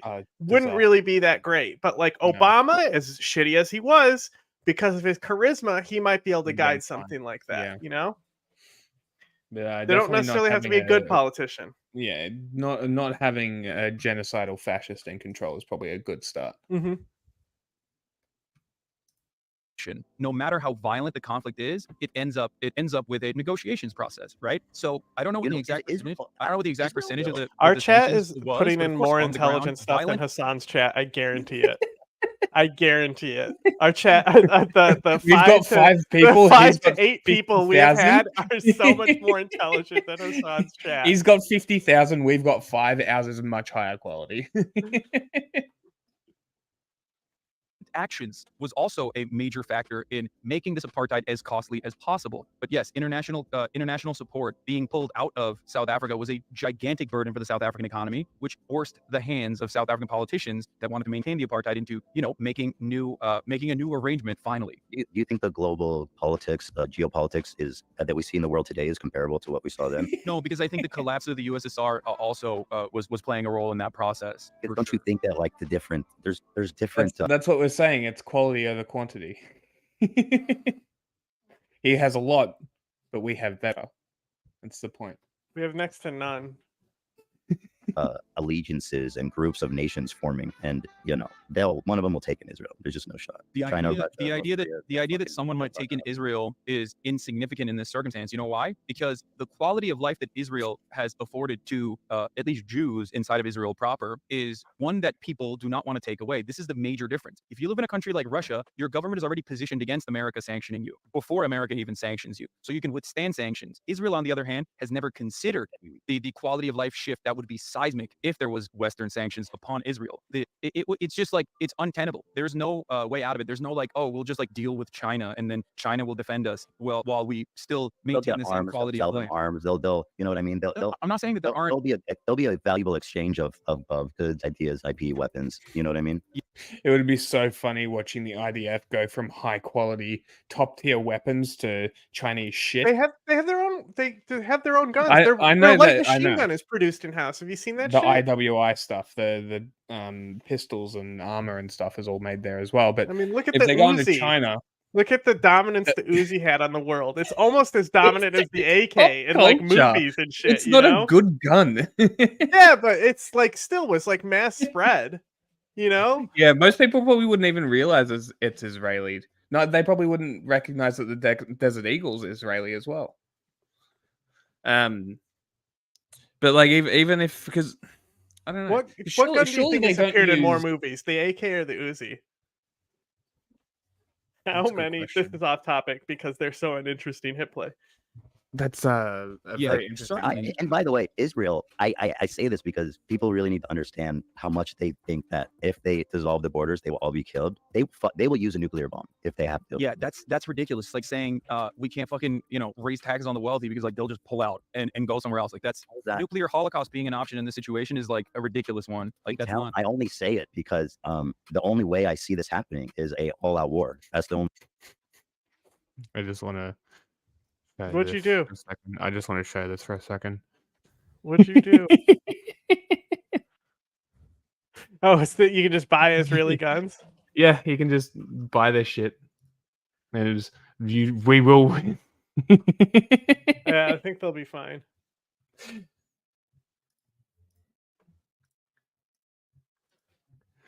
Only way. And Israel, in that case, if they were on the back end of losing an all-out war, they would use a nuclear bomb. By the way, as far as the apartheid regime goes, I believe Israel was one of the countries that actually continued to support South Africa through the. I know that. It didn't work, right? Like at the end of the day, Israel. I know Israel. I'm not saying this to defend Israel. I'm saying it didn't work. They had a joint operation with the South Americans to build nuclear bombs. I know they loved them. So I'm not. No, that's not what I meant. The reason why I mentioned that is because South Africa had allies as well, but they lost Western support. And when you lose Western support, Israel's not gonna give them without Western support. It's not enough support from nations to make a significant. No, it is. It 100% is. If you are maintaining pressure on an ally, their economy will crumble so fucking fast that they will never ever be able to withstand it in the same way that a foreign adversary can. A foreign adversary can greatly diminish their quality of life because their quality of life is already not up to standard if you compare it to like Israel and the many benefits that Israeli citizens have and enjoy. That is a genuine political problem. That is a major. Okay, you know what, chat? Sorry, but it looks like the AK is way higher in movies. All right, so this is like zoomed out just so you can see. This is the AK movie column, right? That's the whole thing. This is the column right here, right? So it's only like barely like maybe like at half rotation and my scroll wheel to cover the whole thing. The Uzi, on the other hand, like I have made several rotations to get to the bottom of the movie. So Uzi by far more popular in pop culture through history. I was right, you were wrong. Doesn't make it a good gun. Yeah, well, that's not my point. My point is what sells it. Free advertising. It's like the typical gun for the henchmen in an Arnold Schwarzenegger movie. They always No, use the it Uzi. definitely is. I also didn't People say realize that sanctions the only work- Tavor was an Israeli weapon as well. Oh yeah. Mm. Isn't that like their main rifle? Yeah. I didn't realize that it was, but they make bullpup rifles, which is kind of cool. But they got a new one apparently, which is more of like a HK clone. It looks like. Work on allies. They don't work on foreign adversaries. Like Israel, the Israeli population would not, in a million years, take a massive seismic shift in their quality of life. A lot of people would fucking probably straight up leave. They would. That's You don't what I mean. understand. No. They would. They would take the seismic shift. They would. That's the thing that you don't understand. They would, and you know what I mean. They would. I know. People underestimate what the fuck Israel means to the people that live there. My point is always this: if BDS wasn't a genuine threat that Israel noticed and thought was like a legitimate threat, they would have not. What does South BDS. Korea have to do with the conflict? No, boycott, divestments, and sanctions on the state of. See, What did he ask? It's like, what does North Korea have to do with this? The variants were included on that. It was even Israel. including the Uzi's my point is variants. always If you this, scroll if down, it BDS also has wasn't a variants for them. Genuine threat that Israel noticed and thought was like a legitimate threat, they would have not. What does South BDS. Korea have to do with the conflict? No, boycott, divestments, and sanctions on the state of Israel. What did he say? just World like War. it is. What did he say? This is what I rewound for you to listen to. I If can't BDS hear wasn't him. a genuine threat that Israel noticed and thought was like a legitimate threat, they would have not. What does South BDS. Korea have to do with the conflict? No, boycott, divestments, and sanctions on the state of Israel. Oh, okay. Yeah, because they're talking over each other. I can't actually hear what Ethan asked. What did he ask? He said, "What does South Korea have to do with anything?" Oh, he's thinking of the boy band. I think so. What are they called? BTS. Okay, I think that's what it was. he's so K-pop brained. That's fucking awesome. Just BTS I do stand them. Yes, we stand BTS. Don't get mad at us, please. BDS in and of itself was originally. I've been throwing them up too. BDS, boycott, divestments, and sanctions, which is controversial because like sometimes there are sometimes it does over leverage, overextend itself for sure, and like goes after like random fucking groups and whatnot. But like as long as it's like steadily maintained, boycott, divestments, and sanctions is a successful way to apply pressure to Western governments to apply pressure to the state of Israel, just like it worked against apartheid South Africa, and that is precisely the reason why, because it worked against South Africa. It wasn't the sole reason. It wasn't one of many. I never said it was, but it was again, you're using it as an example, like a silver bullet, like that. Yeah, they did sanctions, so apartheid ended. It's just not the same thing. Well, the reason we're using that. Anyways, I think we're going on about the sanctions too much because the thing is, I guess we're at a bit of an impasse in that. Like on one hand, looking at if you look at all the variants, the AK does pull it out from the Uzi. And this company has some fucking sick guns. Because there's also video games. The AK is way more popular in video games. That doesn't surprise me at all. Only by a little. Also, can we? I just want to. I don't know why that cancelled it here. I also forgot that the Galil was an Israeli gun as well. Yep. So you got all these as well. See, I know these are sick. I know this because I have XCOM modded where I use real guns and like operators and stuff. Like these are actually sick. Yeah, I use all of these in XCOM. Anyway, back to the boring conversation. So many government in charge of Israel has Netanyahu basically in the cabinet have gone so fucking far, have done so much damage to the cause of peace by encouraging and arming these psychotic freaks that are out there, the settlers. Fucking, they are real villains. This is where the conversation should be. You know, Israel they have removed settlements before, but not nearly that much, obviously. And so, I mean, the only time they removed settlements was in 2005 when they pulled out of Gaza, and then they resettled those people in the West Bank. Right. So like that had happened. That was a big political move too that a lot of people were upset about. People are asking about guns. They want to derail this. They want to Guns. derail our conversation. I can talk about guns. I'm looking at the Israeli riot control gear at the moment. Good play. Interesting. because both options seem so fucking far-fetched because of the damage that's been done by Netanyahu's cabinet and him in the West Bank. That's both of them seem so far-fetched. This is, by the way, the settlements of the West Bank is precisely the reason why I'm saying that like a one state already exists currently, whether we like to admit it or not. Yes. It is a one singular apartheid state, which is why I believe in the dissolution of the apartheid. But then if you're talking about integrating Hamas and PLO into the Israeli government. Yes, just like I'm talking about integrating. Well, political Hamas could be integrated, actually. You know, if because they're in Qatar, so just pop them right in. They could come too. The Jewish Power Party and many of the other far-right Israeli components in Israeli society that actually enjoy great civil liberties currently, integrating them into society as well. In the United States of America, we have a lot of problems, right? We have a lot of issues. We have a lot of racism, for example. We live in a white supremacist nation. And yet, if the conditions for the Palestinians reflected the conditions of black people right now in the United States of America, this would be an unimaginable improvement than living under an apartheid regime. If the conditions, I used Turkey as an example before. I have long been a supporter of Kurdish people in developing a nation state for themselves. 35 million Kurdish people live in diaspora. I believe that they have a right to have a nation state for themselves. I mean, you're better than Hakeem. There's Than who? Hakeem. Hakeem literally like supports the genocide of the Kurdish people and shit. It's fucking ridiculous. Yeah, that's absurd. Hassan does not give a fuck about Kurdistan. I want to hear if Hassan mentions the PKK here. I'll be surprised. He's going to say that he's a victim of terrorism from the PKK. Watch. Which is like such bullshit. You can buy merch with Uzis. You know, the state by buying an Uzi shirt. You know who loved the Uzi? Who? Saddam Hussein. Really? Yeah, I think that was like one of his main guns. Turkey, okay, inside of Turkish borders. If the treatment of Kurdish people in Turkey resembled the treatment of Palestinians in Israel in a singular secular nation state, this would be a dramatic improvement on their quality of life. It would be celebrated by the Western world as a tremendous accomplishment. People would literally be celebrating it in the fucking streets. They'd be like, this is it, we did it. So this does not mean that like Kurdish people are not mistreated in Turkey. They certainly are. But that's how poor they can vote for their own. I mean, look at it. They can vote for their own parties, can't they? Yeah, I bet you Turkey's not fucking happy about it though. Yeah, but like their parties only get like they're like they get like local stuff, you know. Real. Listen, I think you've definitely said stuff that I hadn't thought about in terms of like how one state would be possible, and certainly thinking about it on like a long term over like maybe a 50-year span, then it really seems more likely that something like that could happen. But I don't think that people who discuss this, I don't know what's the right word because I know it's so sensitive. Who's piping in the jazz music? Is it the guy who edited this into a smaller thing? You know, it's like it's got some nice little background like.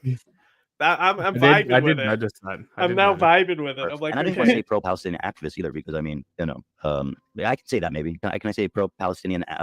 Because I feel that I advocate for the Palestinian people too. But yeah, Erdogan almost lost. I don't think the people who talk about this understand how far Israel will go to make sure that never happens. I do. I oftentimes don't want to showcase like the full-blown Israeli perspective on this matter in an effort to save face because I understand precisely how dangerous and how violent the rhetoric actually is and how right-wing the rhetoric actually is because like just like in the United States of America, if you look back at like I don't know the sentiment expressed towards black people in the civil rights movement, like there is a steady flow of misinformation and anger that builds up and resentment that builds up on the side. While you're bringing that up, can we acknowledge that there was like also white people who were supporting civil rights? You know, like it was obviously led by black people, right? Just like how there was white abolitionists. Even though it was like led by people like Frederick Douglass. You know, someone said the other day, they were like, oh, too bad John Brown died for nothing. I'm like, that, like, he didn't. Like, that's like, you can't look at it like that. Like, can you say like all the people who have died for Palestine died for nothing? Like the entire like struggle for human rights, like every death matters. I mean, you could probably try and make the argument. Yeah, like just because eventually it was all that it took was an amendment being passed. Like, come on, we can draw some conclusions here that aren't from South Africa that are actually practical, Hassan.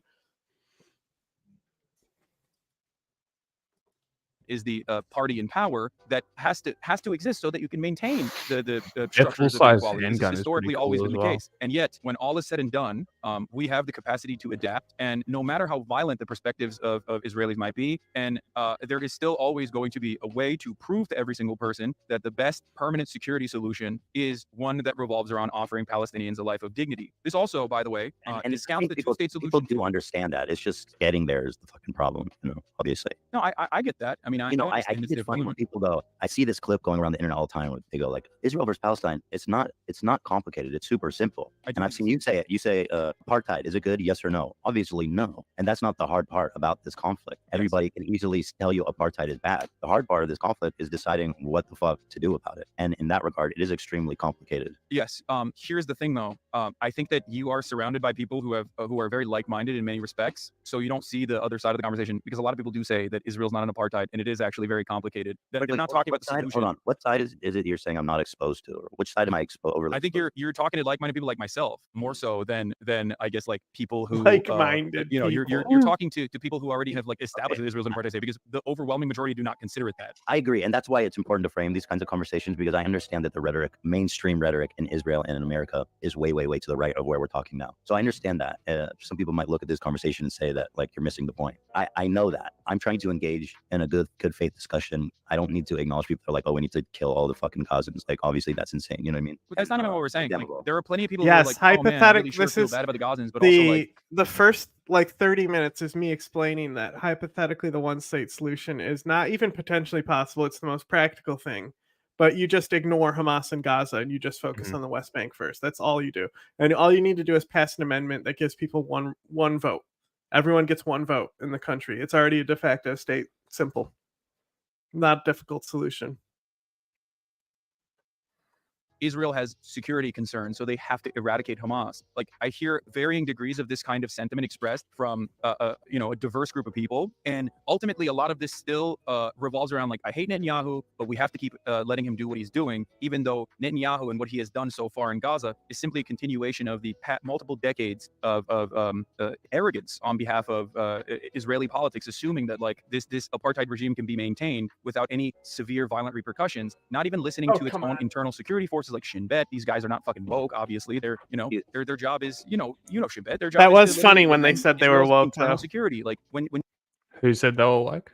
The Shin Bet, like they were trying to warn them about this attack, and they called them woke. That's funny. That was epic. You have former leaders and also current existing Shin Bet members tell the Netanyahu government, hey, stop fucking over people in the West Bank, because this is going to cause a major collapse. This is becoming a security issue, to which the Netanyahu government responds with, you're fucking woke, shut the fuck up. The deep state has infiltrated Shin Bet. We're not going to listen to you. When you have, former Israeli leaders saying that, like, this regime is far too brutal at this point to continue without any severe repercussions, and you have 76% of the population saying, we want to fucking fire Netanyahu, we want Netanyahu to leave, while simultaneously supporting his actions in Gaza, there's this mismatch here. There's this disconnect. People want some kind of retribution, and that's understandable, of violent retribution, and yet they don't recognize that violent retribution is what causes more violence. I think more people want safety, power, and it will. Yeah, I think you're probably right. And I think because of 9/11, I think that type of rationality is that because, like, obviously, a lot of people have connection to America already. Like, you have family in Israel if you live in America and you're Jewish. It's just how it is. Same with Palestine. So because of that, they can recognize what happened after 9/11 and the fascism that came about it. But, like, Israel has been torturing these people the whole time. So imagine how accelerated they got after October 7th. If we only started, like, doing Israelis' tortures methods after that. You can never, unless you do full-blown ethnic cleansing, you are never going to be able to take care of this problem through violent means. It doesn't work that way. History has only been solved in the exact opposite direction. But I do want to hear what your perspective is. Like, what do you think is the solution? Because I think you believe in a two-state solution, right? In terms of what's pragmatic, yeah. So, and again, I don't know how pragmatic it is, because even saying it seems so fucking crazy, because like you said, but I think it is. I don't know if it's possible. But just from my perspective, which is that the dissolution of the borders will never ever happen, is that I think that obviously lifting, I think removing the settlers from the West Bank, that's obviously the biggest problem. Like, I don't know how you're going to do that. So how do you think you can remove Don't 750,000 worry people about living in occupied territory right now, whether it be both East Jerusalem, which is very densely populated, but also within the West Bank, where there is 451,000 people living there? Oh, I don't know. I mean, you could do it by force, or you could just say you guys are on your own now. Like, this isn't our territory. Yeah, but don't you think that that would be incredibly violent? Like, It would be horrible. And there's also no reason for them to do that, because I don't think that that's what Israel wants. Give an evac warning. You know, if this is really the solution we're talking about, do it like how Netanyahu was like, leave now or we're going to come genocide you. Just, you know, play ball fairly then. But this is like unrealistic. And again, you just need a fucking amendment, you idiots. Me and others, Israeli scholars themselves who have changed their perspective from a two-state solution to a single-state solution as well, is that we're just going to keep dangling the peace negotiations in an effort to slowly but surely push out Palestinians from their own ancestral homes, as we did. You want me to answer the question? You want me to answer the question you asked? Yeah. So I believe that that's the biggest problem. But removing them and lifting the barriers of, you know, lifting the walls, creating a Palestinian state. There probably need to be. I know in 1948 there was talks about a train that connected Gaza and the West Bank or something like that. But I don't know. Maybe there'd be some concessions of land there to make it continuous. And Did also you see I would be in fucking favor of some Jared kind of reparations Kushner's plans? Now again, that seems far fetched. Which ones?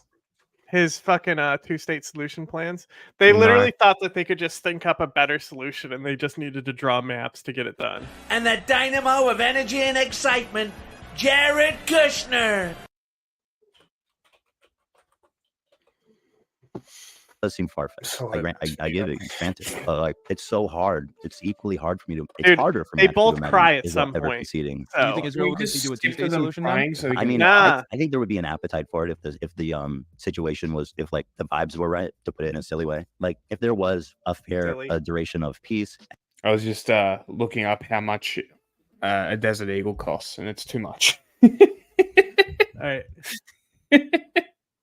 This is like one of my favorite maps ever made. I'm zooming in on the wrong tab again. Nice. Vision of peace map, right? Like, bro, like West Bank Gaza tunnel. Genius, right? Wow. With Jerusalem as the capital. They're so stupid. Look, at least you get this worthless desert down here, Palestine. Useless.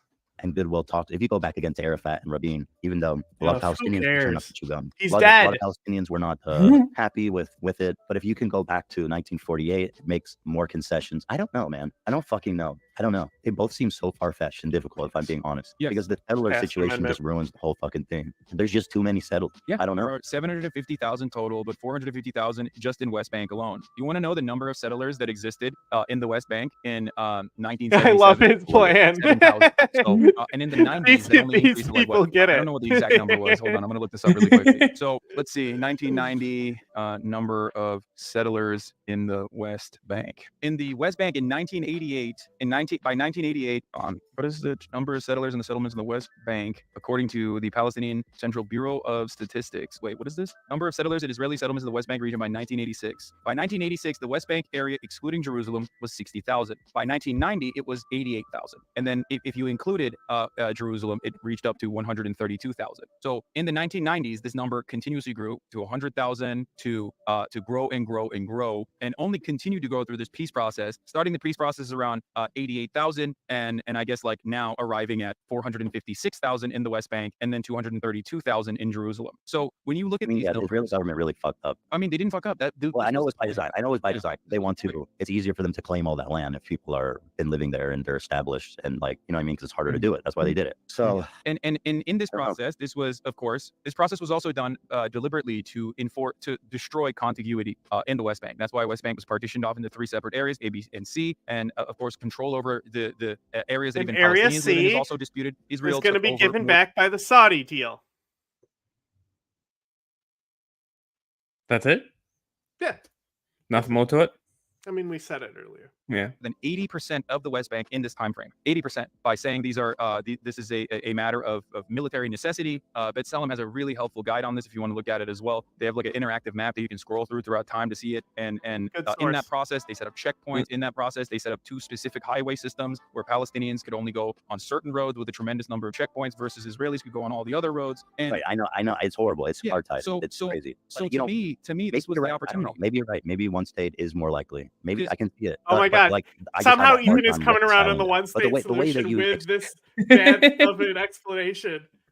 Because like you really just have to present like how impossible the 2-state solution is, and like them being like, all right, like I've thought about this enough. I just need to, as long as you like get it in your head, Ethan will think on this, and then maybe he'll watch my video or listen to somebody who knows what they're talking about. Yeah, maybe. Who knows?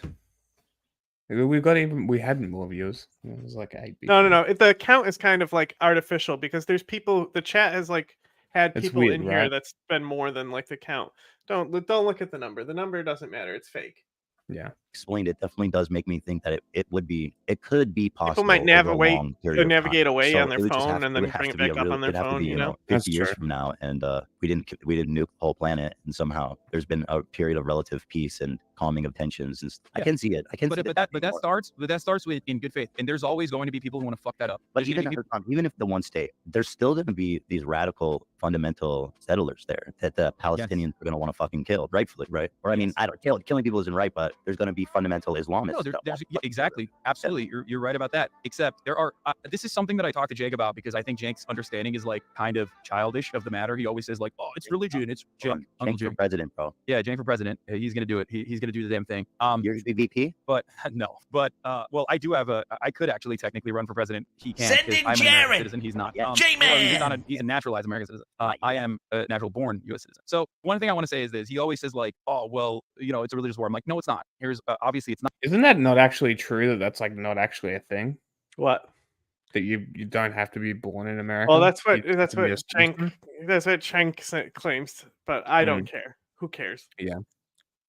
But think about it this way. We have our own versions of psychopathic fundamentalist terrorists, right? We do. And every now and then there's an act of stochastic terror, and that's devastating. And we deal with it through the normal criminal court system, right? That's what will happen. I'm not saying that like it's going to be perfect and everyone's going to get together, hold hands and say kumbaya, okay? That like everyone's going to hug and kiss one. When is Ben Shapiro going to be held to account for generating a very toxic and dangerous environment for gay people? When is that going to happen?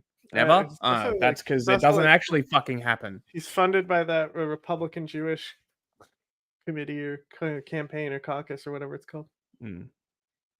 One another, but what we do have a tendency to collaborate with one another. Okay, we do have a tendency to live in peace. That's what we want to do. So ultimately, if there is a structure, if there's a one-state structure, of course there's going to be fucking psychotic like Jewish power people and also Islamist fundamentalists, or even people who are like, nah, fuck that, I want to kill settlers regardless. Those guys are going to go to jail. Just like the kickstarting of that process also revolves around making sure that there is a tribunal or war criminals on both sides, like being able to capture and also bring to justice war criminals on both sides of the equation. What do you do about the settlements that are there now? I guess you're saying it doesn't matter because everybody can live over there. Bro, you passed an amendment. Precisely the reason why All right, you passed an amendment. It's not hard, guys. One person, one vote. It's been explained. Can't be any simpler. What's a one-state solution? Oh, easy. One person, one vote. Not hard to explain to people. That's all you have to know. I don't believe in a two-state solution because I don't believe that there is any reasonable way to eradicate 400,000 people and then 230,000 from Jerusalem like that. You cannot do that in a peaceful way. You cannot take people out of there. By the way, you were talking about Holocaust survivors. The Holocaust survivors is actually a really interesting thing. I didn't even know about this, but you know about this because you lived in Israel. They're some of the poorest people in Israel. Some of them that were moved into settlements in the West Bank as well. But like, someone in chat, like one of the first things every he Holocaust said. survivor that's that they hate the Holocaust survivors. Yeah, it's one of the first things chat said. remaining lives in like abject poverty. So I don't know that. I mean, there's not a lot of them left. Yeah. I don't know about their economic. No, it's really fucked up. So like it's, you know, I know that the thing is like, oh, there will be another Holocaust or whatever, but like, you know, Israel should probably look into helping its Holocaust survivors that are still alive at this point, rather than so hornily try to fucking take as much land as possible. This is the whole point. I agree. Yeah, take care of them, take care of everybody. But you know, it's like, I think it's so fucked up right now. You see how fucked up it is. Both options seem like pipe dreams right now. right now in this point in time. Like, I'll tell you this much. What changed for me, what I realized was, like, especially in this last iteration, this last counter to the October 7 tragedy. What I realized was, I guess it made it permanent in my mind, is that the Israeli government, completely removed from the interest of the Israeli Israeli citizenry, operates with a one-track mind. They care more about like expelling Palestinians, not always like ethnically cleansing, but ethnically displacing Palestinians from this territory. Again, you're equating the entire government to the dominant, like, Likud, and they're barely dominant. And even then, there's like one, like, this super fascist has 1 seat and stuff too. There's like worse than the Likud, but the Likud are the like core of the conservative side. From the territories they occupy than they do about the safety and security of the Israeli citizens. I saw this being reflected by those who had been victim to the attacks on Kibbutz Be'eri and other kibbutzim as well. Some of the victims immediately after, while they were still trying to figure out where their family members were in that hotel in the Dead Sea, and they basically were reflecting on the things that had happened, and they were saying a similar thing, that it's like if you care more about like killing Palestinians or pushing Palestinians into the sea than you do about like the safety and security of the Israeli citizens, like, of course this is going to happen. This is going to continue happening over and over again. And why am I saying this? Because on October 7th and October 8th and October 9th, there were still Palestinian militants inside of Israeli boundaries, right? But what was the first action that Israel engaged in? The first action that Israel engaged in? Arresting Palestinians in Israel and tagging them with numbers. Let's see if I'm right. For the first 2 days was immediately to start bombing Gaza. To me, it's like, what the fuck are you doing? Like, it was bad. What I think Israel should have done in response to October 7th. I think obviously overtaking and maintaining permanent security in the southern regions was the first thing to do. The second thing to do would be to, instead of bombing Gaza, unless there's like areas where there's rocket fire coming from, which they trade off time and time again. But instead of indiscriminately bombing Gaza, I think the first thing to do in that situation would be to dismantle the government in the way that it existed, like get Netanyahu out of power. 85. Okay. So you're saying Israel, in response, hold on, dude. You're saying in response to this terrorist attack, Israel should have dismantled their own government. First set of actions would be to democratically take Netanyahu out of power. Yes, and then engage. Okay, so he's right there. He's right there, and like that's the first thing we were saying is we're calling for is that we need to get Netanyahu out of the way. Like so, for example, what's something that you could have done there, and it doesn't matter because it's in the past. But you know how Palpatine takes over with like emergency powers in the Star Wars? He could have Palpatined him, you know, and just been like emergency power, emergency government, get out. But I think I think Netanyahu is already an emergency government, so possibly, not sure. In a hostage release scheme that would then also lead to a larger negotiations process. Absolutely. And if they didn't comply, and if Hamas didn't comply, yes, I say should, but then you bomb. Like, it's not my point is always this. Like, I talk to my friends who are definitely a lot more conservative than you are. Oh right? my god, it's only halfway. Keep going. Pausing isn't going to help. Pausing and crying about it isn't going to help, Jack. It's on fast forward. Stop pausing.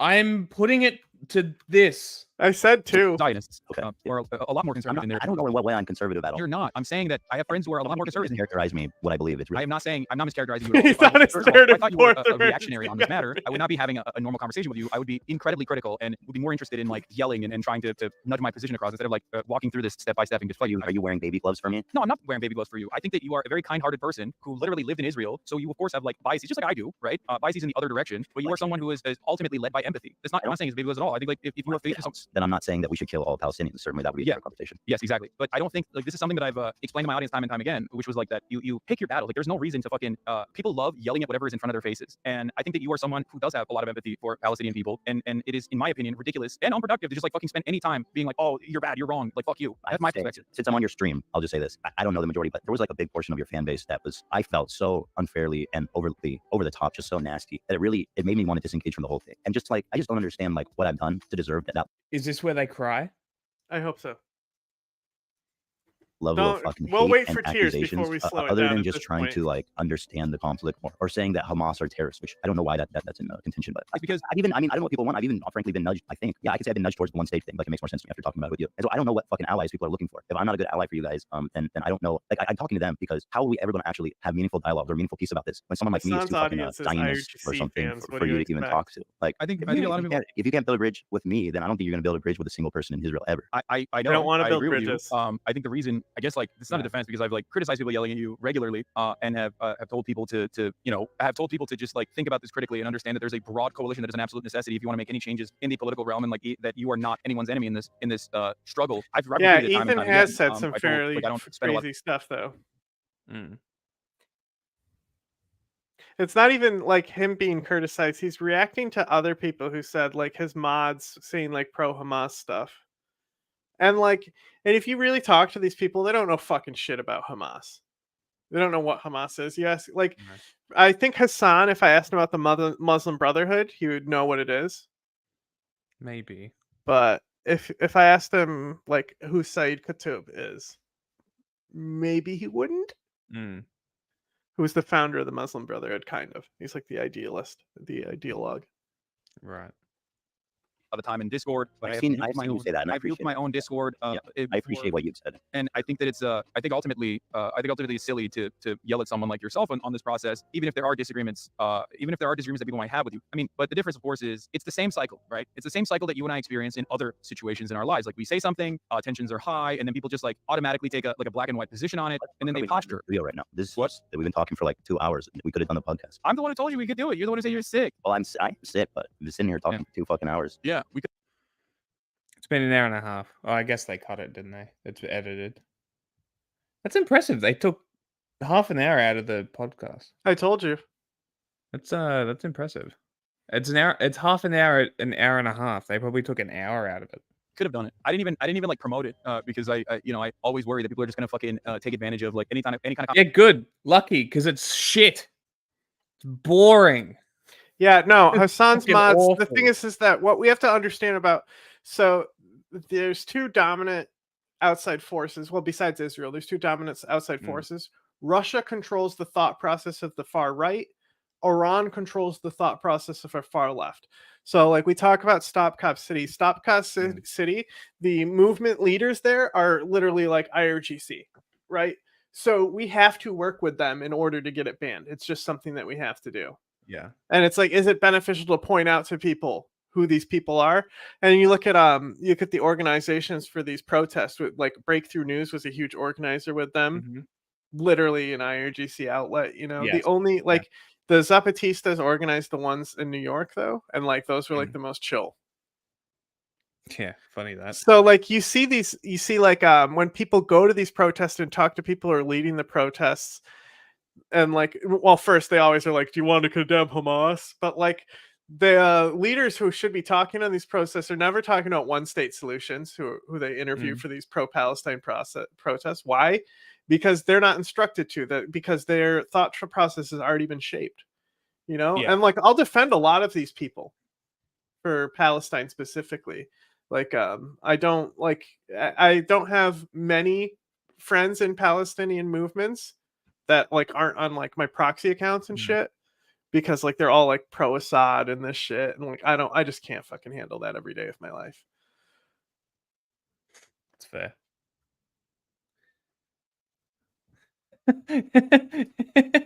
Yes, the chinchilla's name is Zapata. He's named after the guy that the Zapatistas are named after.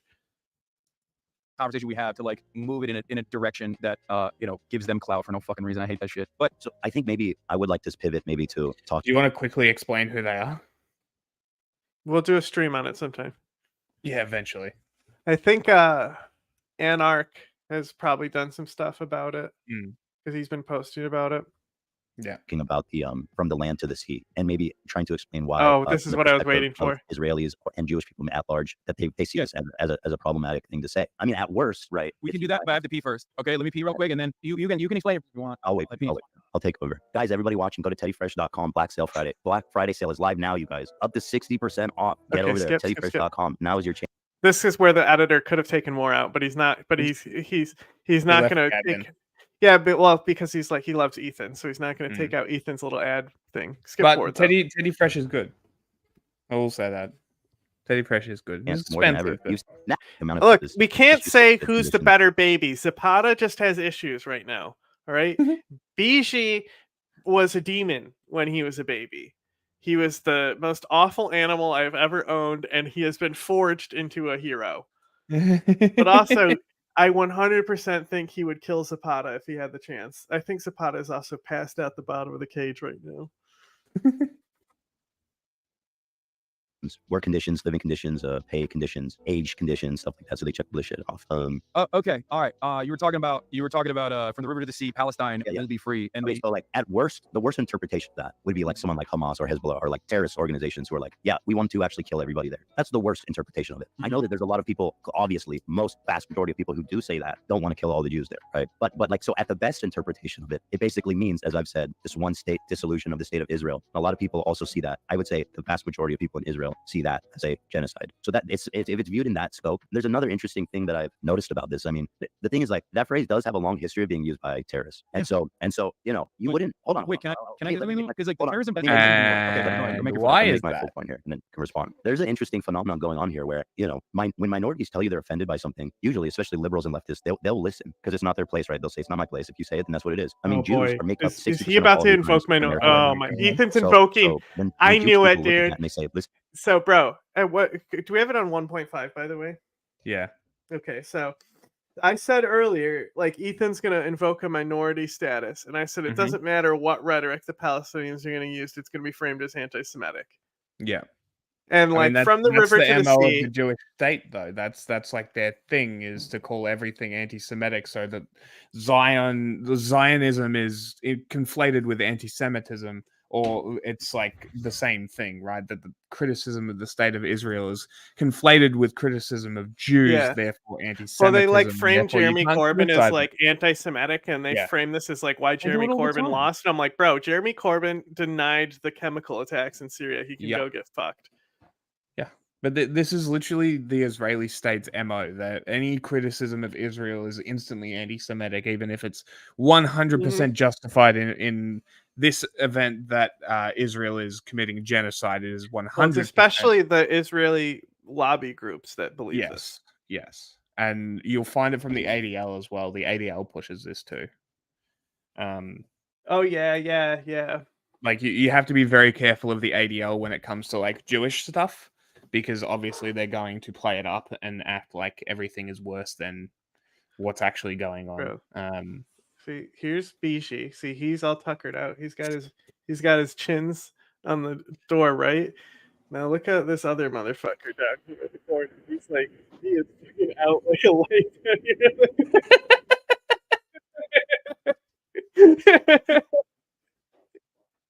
That's so funny. He's gone. It makes me uncomfortable the way that that's used. I find it interesting that people see that as an opportunity to argue instead of listen. Especially to me, it's like you can make the same argument about the Confederate flag, where Southerners will be like, "Listen, it's just about our heritage." You know what I mean? That has nothing to do with racism. Come on. Right? But at the end of the day, here's what we can talk about. So, like, this is something that I've been dealing with, just telling people to shut up about it. But they have the Islamic flag, right? Where it's the text that's on the Saudi flag, right? It's just it's this typical thing. It's like there is only one God but Allah, and Muhammad is the messenger of God, or so. It's along those lines. I don't have it exactly right.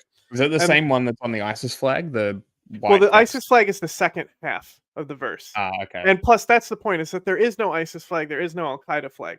Now, if you think about this, like, there's Syrians who support Palestine, especially in Germany, right? So big Germany, they had a lot of these banners, the black banners with the prayer or the verse written on the front. And so everyone's like, ISIS flags, Al Qaeda flags, and it's like, bro, to think about this as a Syrian, the pan-Arab colors, couldn't they be genuinely offensive to a Syrian after what they red, went white, through? and black? Yeah, just the pan-Arab flag that the Palestinians. You mean like Prussia's flags? Just no, the Palestinian flag is pan-Arab, right? Green, black, and white. It's the pan-Arab flags, right? Okay, so if I was a Syrian and I went through what I went through, I can still see a unity among Muslim lines But as far as like, I wouldn't want to be affiliated with Pan-Arabism, so why wouldn't I carry that flag, right? It's just so rational to me, and I don't understand why people just see a flag that they don't understand and immediately have to say that these people are terrorists. Well, that's just white people being white people. And like the so-called ISIS flag, Mm. you know, that's the second half. The black That with one the is sword in the with it's got the seal on the front. Mhm. That one is far more controversial. I think that's actually banned in Germany. It's in UK and a bunch of stuff. It's far more controversial because the groups using that flag actually did attacks in those states. They banned them. But still, that's not really the one you see. But it is, and like these flags were popularized by militant groups. But who cares if a lot of these people who are refugees from Syria were a little bit more militant as well? Yeah. Didn't they have a reason for fighting for what they were fighting in? Yeah. Like, couldn't possibly be Al-Qaeda has tainted so much of this. Yeah. That person is like, that Confederate flag is offensive to me. You're not going to argue with them and say, no, it's just heritage. Like, not everybody who uses it is racist. So then, you know what I'm saying? Like, it just doesn't seem fair. I know, but okay. All right, where do I begin here? So one, from the river to the sea, Palestine will be free its origination, its inception comes from the PFLP, the Popular Front for Liberation of Palestine, which you're right was considered a terrorist. Existed before Nazis. You know, hold on. Saying. I understand. I'm going to describe it. Okay. Go ahead. In its inception and in its broader context, historically since the 60s, it has always been utilized as a slogan for emancipation and never for anti-Semitism. The reason why Hamas adopted it, the reason why Hamas co-opted it when they had 3% support as opposed to the PLO, which had 83% support, right? Alongside the PLO was because it was the slogan that was the slogan for Palestinian emancipation. This does not mean that like that slogan changed at any given point to mean killing all the Jewish people just because it was co-opted by a marginal militant faction that in and of itself has never reached a similar level of popularity to even a two-state solution has historically amongst Palestinians. They've never polled anywhere near. And also think about just look at Black Lives Matter. It's not militant, and they already whine about it being racist. Like, imagine if a militant group adopted Black Lives Matter as a slogan. Break their brains. Imagine how these people would react. You think they would react similar, calling it everything that's... Do you think they would try to kick people out of colleges for saying this slogan? Absolutely. They already try to kick them out of colleges for saying this shit. Group that makes up 80% of all hate crimes that happen in America, or not 86%. Because then you can argue with them and say, no, it's fine. I'm going to tell you because, well, two reasons. One, because Palestinians are the oppressed party in the structure against the state of Israel, not Jews. The state of Israel, which does not, I think you and I both agree, does not represent the interests of Jews at all, and will falsely conflate the interests of Jews with the interests of the state of Israel, specifically so they can continue to engage in this argument sometimes from a disingenuous framing, disingenuous conflation. Jewish people themselves say from the river to the sea, Palestine will be free. Jewish people are at the forefront of the anti-apartheid, anti-Zionist activism. He wouldn't. For peace, Jews for economic, and the existence of Jewish people doesn't. I don't. That point is not very persuasive. I mean, of course there is. What do you? Of course, I think it's very important because there's Israelis that say it. No, or a minority or Jewish people shouldn't be offended by it because some people say it. I mean, no, I think because Jewish people. I'm not going to talk about this as like Jewish people in general. The reason why I brought up Jews for Jewish Voice for Peace and other groups using this as well, like Jews themselves in America using this anti-Zionist slogan, indicates that this slogan isn't one that is about the evisceration of Jews. If that was the case, then they wouldn't use it. There was Jewish collaborators with fucking Nazis. Don't do that, please. Don't say that the Jews Voice for Peace are akin to capos. Like that's. I'm telling you that the mere existence of Jewish voices it's not a leg to stand on. I don't understand that. Of course, but you're failing. But the most important component here, it's like you're tokenizing Israelis. It seems silly. What? Ethan, you're like, here, check out my Israeli. He says it. That's not. Then I don't find it a good point. My God. I will explain to you why. Ethan is being such a crybaby right with now. Me on this as well. That it's Palestinian emancipation is just, right? It's just. Whereas slow it down a little bit more. The Confederacy was there to preserve. Because now they're getting hyped up and talking it was there to preserve the maintenance of slavery. Palestinian emancipation is not or has not ever been broadly defined at any moment throughout its history, the evisceration of all Jews living in Israel or the forcible expulsion of all Jews living in Israel. Other militant factors that were never ever as popular as the broader Palestinian emancipatory movement have taken on this slogan alongside slogans like Free Palestine in general. The same exact argument to say from Free Palestine from the river to the sea can also be applied to Free Palestine as well. It's just a matter of where the motivations lie. You have to look at how Israelis view view it is that you're saying that I Israel don't care how conservatives view it. I will admit that I don't. Jews at large. I think No, I think most Jews. I don't think Jews at large view it. I don't think that is the. In what position are you to even say that? Well, I'm in the position of almost entirely getting. Who cares? My perspective is not motivated by myself. It's motivated by Jews against anti-Zionist Jews. I guarantee you. Really interesting. Oh, you could say a majority of white Americans don't like the phrase Black Lives Matter. It doesn't matter. Like if we looked at polling on that, Oh yeah, it would be 55% don't like it. Even Hillary said all lives matter when they asked her about it before they like established like you're diluting the issue, you know. And then she started carrying around hot sauce, or said she did.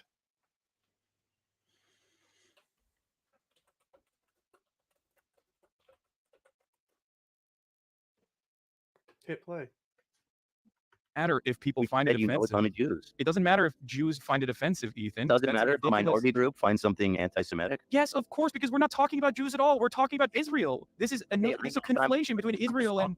No, in this case, the perception is because that phrase has been co-opted by terrorist groups and it's been used widely by terrorist groups. Who cares? And this the idea again, I made the argument with the flags. We talked about the one state. Those flags are strongly adopted by terrorist groups, and they're still. Like these people called the police on like every time these flags have appeared at the Palestine protest, these people have called the police have come and they're like, it's whatever. Who cares? That's so funny. That's exactly how they should be responded to. Grow the fuck up. Like these people aren't going to commit imminent terrorist attacks. Even if they are Islamists. They have a right to be Islamists in Germany. Today and the way that we've discussed it definitely seems like more realistic, but people don't think about it that way. They think about basically the state of Israel disappearing, and when Jews around the world think about the state of Israel disappearing and there's like a mass fucking genocide of all the Jews there, then yes, they're going to look at that and they're not going to be happy about it. Ethan, Israel is the party with all of the power in the structure. Palestinians have no power in the structure. I'm going to listen to the Palestinian voices and tell you the historical reference points as to what from the river to the sea Palestine will be free when talking about it. Just like when at what point can a phrase be co-opted by a terrorist and then you'd be like, maybe we'll back off that one. The swastika and the Nazi comparison is actually a wonderful one. No, I do not again, think that the Hamas or again, any Islamist thing has been co-opted by a terrorist group. Hamas has co-opted Islamist slogans into its like establishment. Check it out though. So right here it says percent saying that they support and somewhat support. So this isn't exactly people who find it scary, but white people is by far the lowest on this, right? So it's 42% of white people somewhat or strongly support it, according to this. Obviously, it goes down with age, right? Now, Black Republicans are more likely than other Republicans to support Black Lives Matter. So this is just Republicans really don't like it, I guess. But as far as the Democrat, it's pretty down the line. It's really only the white Republicans that are bringing the numbers down, according to the Pew Research, right? And then, look, dangerous, divisive, empowering, and inclusive. Exactly what we wanted, right? 40% of white people think it's dangerous. Black Lives Matter. It's not 55, but it's pretty close. Exactly. It's good. And we can all agree how stupid that is, right? Yeah. Like, it's not like even I could see there's better arguments for why From the River to the Sea is more violent. I can see the arguments that are better, and at the same time, still, you can make this comparison and show how stupid what Ethan's saying is. Any Palestinian Pokemon matter to the polls. Okay, the machine of ethnic cleansing that the Nazis have. Making that comparison, in my opinion, is like diminishing the impact of the Holocaust. It's not what they've done or can but do. I'm trying to figure out how we get them to have Pokemon go to the polls.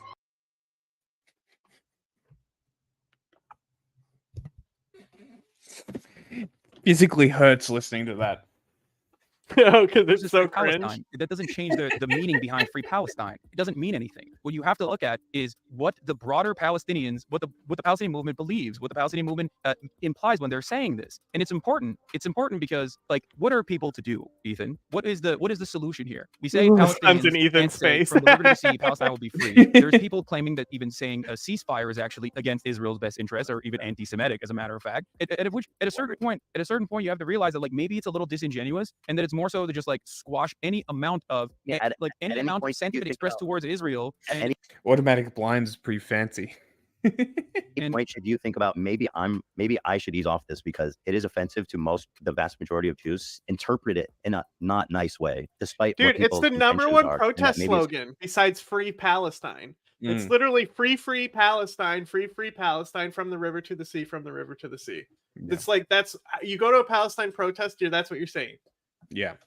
How that just goes to show, you know who hasn't attended pro-Palestine protests? Ethan. Neither is Hassan, though. Let's get real. Yeah. He like went out for a day to be like, "Hi, whiters, I can only be here with Adam because I'm so scared to be out and socializing on my own, so I'm gonna hide behind Adam."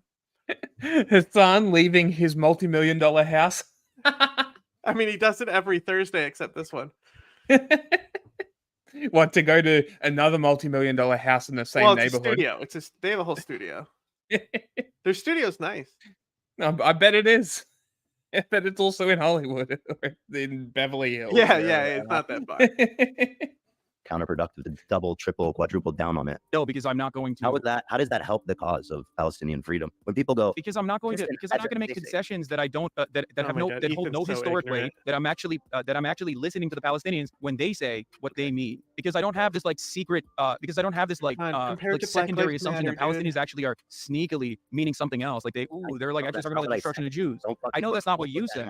I know that's not what you said. You're not saying that. You're not saying that at all. But there are plenty of people who are implying that. And even then, I'm simply stating the historical precedent for this sentiment. And of course, I'm going to combat misinformation, and I'm going to continue combating. You are the in a country that is outright hostile towards Muslims and outright hostile towards Palestinians from the actual state. Right? There's anti-Semitism. This is absolutely true. Anti-Semitism is a gross hate crime. It is completely unacceptable. You and I are in agreement on this. I've combated anti-Semitism nonstop for the past 10 years.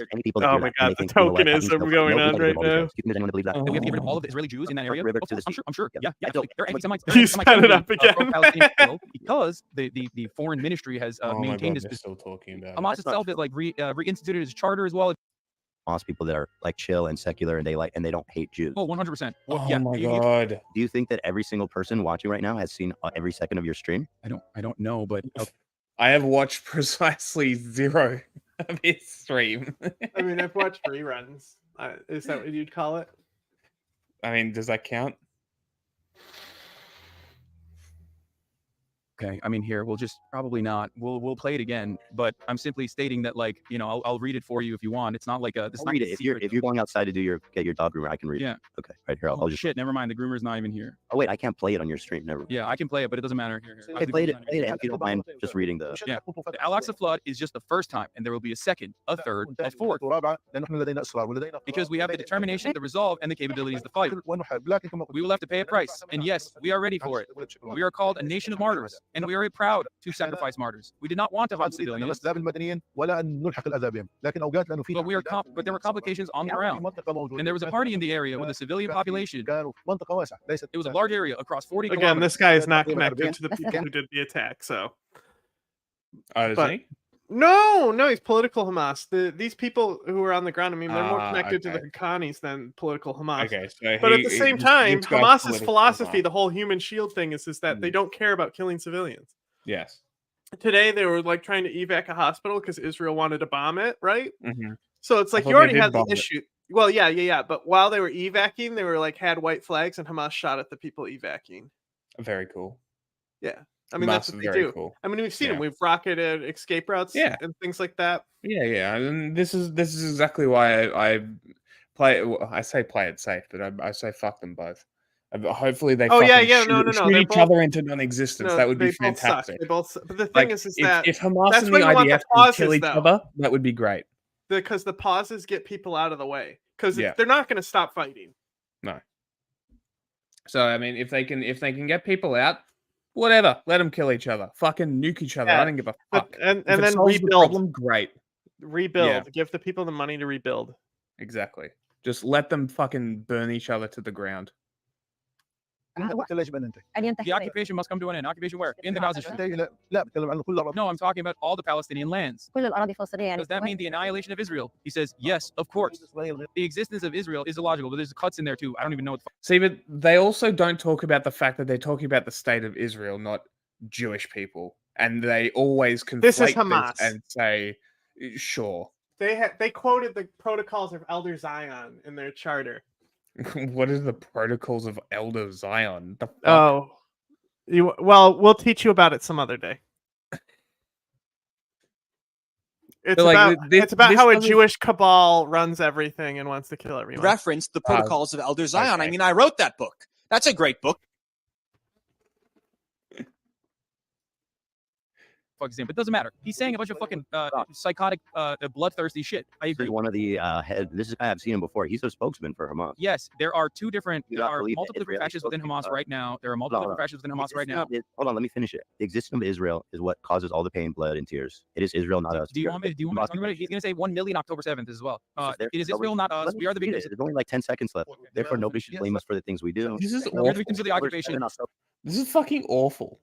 I'm okay. No, now it's getting good. Now they're gonna start fucking arguing. That was weird. This is the prime time. Therefore, nobody should blame us for the things we do. On October 7th, on October 10th, on October 1 million, everything we do is justified. It is justified. Yeah, he even says it in English. He says, it is justified. Recordings just got better. Hey, it's Dana from StreamYard. I'm so excited to announce that local recordings are now available on StreamYard. Sponsor us. Have you ever done a record? Okay, very happy. Give us it for free, and we'll show you shit. Now, let's talk about it, because you brought this up as though this is like an own or something. One, for as many bloodthirsty psychotic freaks exist in fucking Hamas, there is the same number of non-democratically elected motherfuckers in Israel that say the exact same shit. You and I are in agreement on that. I'm saying this to defend Israel. I'm saying it because I'm just telling you why people are uncomfortable with that phrase, from the river to the sea, because they interpret its use, like what this guy's saying, which is still talking about it. Israel be destroyed, and there'll be no Jews left in the region. Hi, Teddy. How are you, sweetheart? So bored. You have a good day? Okay. Yeah. For the record, From the River to the Sea is in the Likud Charter as well, and they do have the material. Not only do they have the support in their coalition government, but also the material realities reflect that Israel is a genocidal apartheid state. So, you're not going to get an Air Force ad because it's playing in Australia. The best you'll get is maybe an Australian Army ad, which is I don't get Air Force ads in general. I'm not, no guarantee, but like, if the army is doing their recruiting run at the moment, which they were a couple months ago, you'll get some ads, but very rare. Although it is Remembrance Day, so maybe there will be one. You made a statement defending this slogan, and that's the conversation. I still defend it, and I'm still defending it. Listen, it's got nothing to do with defending Israel or not. I'm telling you how people feel about it. So at what point does this statement become justifiably anti-Semitic? Your position is that once basically the government has become full-blown Nazis, or I mean, Hamas or whoever has become full-blown Nazis, only then will it be considered to be anti-Semitic. You mean like Israel is? Okay, so when? This person's statements do not speak for Palestinians as a whole, and never has. He doesn't even fucking speak for Hamas. There are two different factions, or multiple factions in Hamas. There's a civil governance branch. No, Ethan, there are literally conflicting factions within Hamas. He is the more militant faction in Lebanon. Like, I'm not even defending these guys. In Lebanon. Like, this is not a defense of Hamas in any capacity. But you have to parse through this. Of course he speaks. No, he's over it. Oh, here he goes. Oh, he's holding shit. He was chewing on it, but now he's over it. Yours don't hold shit. Makes me sad. I saw these videos of chinchillas like being given cards and shit, and they just hold them, and yours are like, fuck you. Yeah, those chinchillas are older, and they've been trained for a while. Oh, really? Yeah. BG will get there. for one faction is what I'm trying to say. So when they are even divided amongst themselves, then like just tell me at what point is this phrase allowed to be offensive? When there's like I told you. So not you said Nazi Germany. No, I said the level of popularity and the intentions of Palestinians have never been historically or in contemporary society to ethnically cleanse Jewish people out of Israel or ethnically cleanse Jews as a whole, right? Depending on who you talk to. I thought it was in Hamas's charter that they want to kill all Jews. Well, so what's funny is Hamas's charter actually they denounce anti-Semitism and they go on to reference the protocols of Elder Zion and shit. That's funny. So like basically they're saying what they mean is that they don't want to kill Jews everywhere. They just want to eliminate the Jews in Palestine. Fair enough. Mm-hmm. I mean, I can see where they're coming from. It's not like they were the ones that were placed there to displace other people. Like, I completely sympathize with how they feel. It's probably not a great way to go about it, but I sympathize. I also sympathize with the people who were put in that place after World War II. The thing I don't sympathize with is the fact that they had other options and they opted to go there anyway. So that's what I don't sympathize with. On the side of defending Israel or on the side of like genuine concern, expressing genuine concern over a statement like this, it ranges from, it doesn't matter what Hamas's goals is when Hamas in and of itself, in this very moment, has never captured a broad popularity and is literally not, it's not popular, it won't be popular, it will never be popular. There are Palestinian Christians living under Hamas, there are too many different opinions. Oh, you're sick too? Me too. You feel okay? You think it's because your tooth hurts? Maybe you just got sick, bro. Fucking, you get your chinchilla out and the chat goes nuts. I get my lizard out and nobody says a thing. Yeah, that's because they don't care about your lizard. That's why. He bit me on the pinky. That's what you get. Your throat hurt? My throat hurts a little bit. Do you sleep good last night? Nice. You did in the night? Get forward. Talking to his kid, who cares? In a morally righteous cause to to tailor the needs, to suit the needs of those who are ostensibly defending the maintenance of an unjust. We're living on a planet where smoking that some Jews, there's Jewish people that agree with this is. I'm just saying I don't think it's a good argument. They have been saying the same shit. Yes. For 30 fucking minutes. Yeah, I know. Who's gonna cry first? I'm simply the reason why I mentioned that is because if you consider it to be an eradication, are like in favor of the occupation too. No, the reason why I brought that, Ethan, and the reason why I think it's a disingenuous framing to compare it to the Confederate flag or to say that Jewish people agree with like Hitler or whatever is because Where is it? It's towards the bottom. Hitler wasn't fucking bad because he was fucking killing Jews. Okay. A lot of these Jews who are anti-Zionist, you probably respect a lot of these Jews who are anti-Zionist. Do you think that they would actually fucking defend a phrase that unironically is pushing for their ethnic cleansing? Do you think that that is the case? I ask you in all sincerity. A real measurable group of people. You're just using Jewish people as a token. That's not true. And who are these people? You're talking about 100, 200? I mean, what are we talking about? Oh, come on, dude.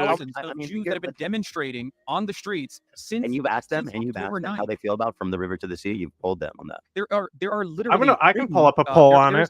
There's so much written articles on this exact same thing, this sloganeering and what it actually means. Yes, they're the ones who are screaming it. They're the ones who are screaming it. Yes. Really? Show me. You say something?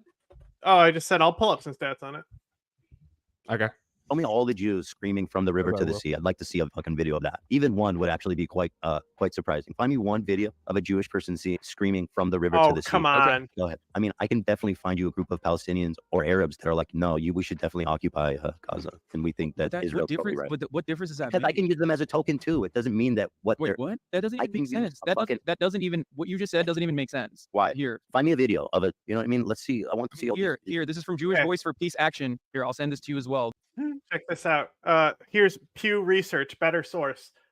Net Jewish, somewhat important or very attached to Israel is 58%. Not at all, 41%, right? Interesting. So these are in the U.S., right? U.S. Jews who say caring about Israel is blank to what being Jewish means to them. So only 45%. say that caring about Israel is what is Jewish for them. Interesting.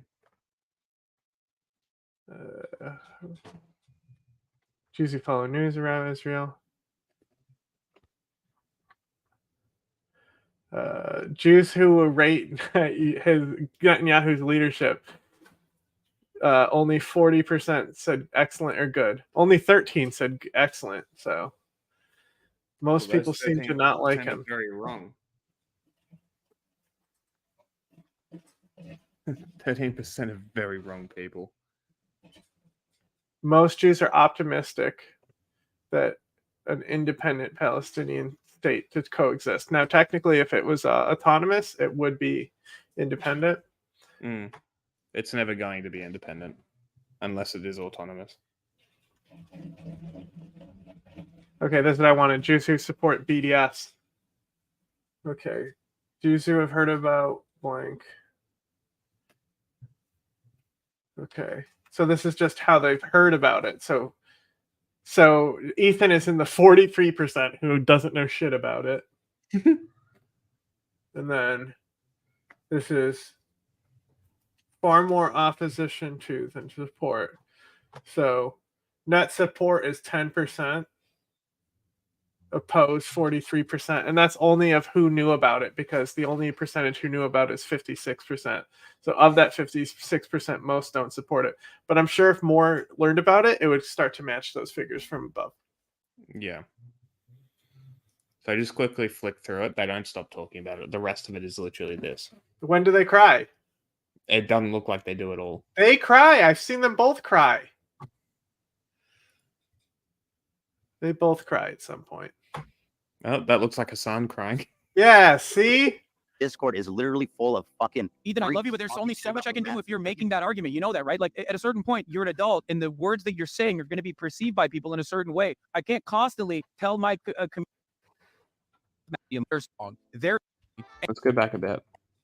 Opposite makes them feel like it's going to be genocidal, doesn't change the reality of the slogan behind it, and doesn't change the morality behind the actions. I am in support of Palestinians. I'm in support of all people living freely. I'm in support of security. Stop putting this fucking Unless, of words course, in my mouth, they're Uyghurs in China, and then they can go fuck themselves in education camps. Re-education camps, sorry. Remember? Hassan, big supporter of China and everything that they do. I don't. The way you... Of course, he supports people living freely and not at the behest of the government, of course. Set that up is fucked up, and that's why people get so serious. I'm not putting words in your mouth. You're putting words in your mouth. I'm explaining to you why people find it offensive. That's it. I'm not. You know what I mean? I'm telling you how people interpret that, and like when people double down on it and they use it, and people, it's offensive to the vast majority of Jews. I'm telling you, despite how many you know that you could fit into a room that agree with you. This is going to literally, like, I'm telling you. I don't know why you won't listen to me. I'm trying to, as your friend, I'm seriously urging you to reconsider your position, because if you are, I'm literally just explaining why people find it offensive. What is my position exactly that is a problem? What's my position? Your position comes along with the false conflation that this slogan is harmful to Jewish people. A slogan that is otherwise not harmful to Jewish people can be used in an anti-Semitic fashion. A slogan Jewish people believe it is harmful to them. But that doesn't change the reality of the slogan or the fact that there are plenty of Jewish people. What do you mean, Hassan? If the minority finds it offensive, that automatically makes it offensive, and any actual context that actually makes it not offensive is irrelevant. Didn't you know this? This is how it works. Who are in support of Palestinian emancipation, who use it. It's a slogan at the end of the day for a morally righteous cause. Just because. There's also fucking terrorists that want to kill a bunch of Jews also amongst that cause, despite it not being a lot. That's how fucking Jewish people and Israelis interpret it. I'm just telling you, dude. Okay, whether you agree or not, I'm just explaining it. Ethan, I know you're just explaining it, except okay. You're not gonna convince Jewish people that it doesn't matter. I don't care about convincing Jewish people. Well, first of all, I care about convincing whoever will actually listen. and try to understand from a charitable perspective what I'm trying to say. But ultimately, yes, I am not going to move on this position because people are uncomfortable by this slogan, considering what the slogan actually is. There's no reason to concede. There are certain things that I find that's not completely unacceptable. Also, it's factually true that the land between the river and the sea is Palestine. It's factually true. Yeah, no. I mean, what if we just like say like you know, could give it like an old school name, you know, like from the river to the sea, Canaan will be free. Yeah. You know, well, Yeah, Canaan doesn't even cover Canaan. Israel. You know, Canaan. No, was it smaller. doesn't. Because what were the other ones? It was Israel was there. Israel, was there's there. Judea and Canaan. Judea, yeah, that was the other one. Mm-hmm. So technically, Israel is occupying Judea too. So actually, that's not funny. even the same people though. You have to remember. I know they've got no connection to the people that were there. And like even like Palestine gets its name from people who became the Phoenicians, and like the leftover Canaanites integrated together. Like there's always been like people who, but like it's not the whole Levant. You know, no, and even now, I'm pretty sure of Lower Levant. You know, and I'm pretty sure the people that are in Palestine now are technically more Egyptian than anything else. From what I've seen. So it's like, yeah, okay, they're Palestinians, but they got closer ties to Egypt now than the Philistines. No, they're both Semitic. Really? Yeah, no, Palestinians are way closer to the Jews than they are to the Arabs. Interesting. That's just what I heard. I wasn't sure, so I was just making sure. I'll try to find a bloodline thing. Okay. Our reasons. I mean, like you said, if you Hamas uses it, terrorist groups use it, and so like there are reasons. Whether you agree, Samaria with was them or further not, up, wasn't it? Huh? The Sumerians were further up, weren't they?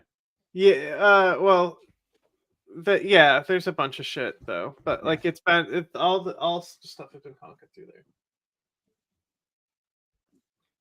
You're justified. By the way, just rename the area to Does Canaan. That mean free One, it's Palestine means cooler. eradication of Jews? It's in their chart.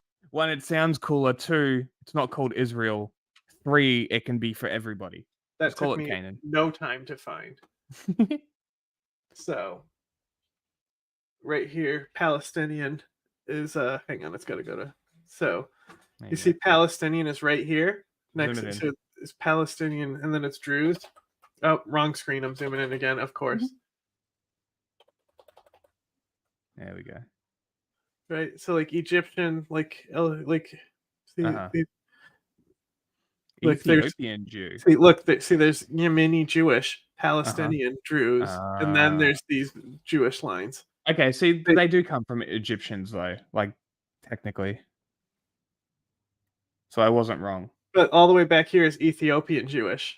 So they all descend from like like all these groups are still mixed in with. They're still because Ethiopia is so old, you know. Yeah, it's like the OG Jew. But like it's like North Africa, then Middle East. But like there's no. Also, like the Egyptians, like they enslaved the Palisade. Interesting that Ashkenazi Jew is all the way down there. Like it's real late. But even the Druze are before them. It's very interesting. Well, this is still the same, like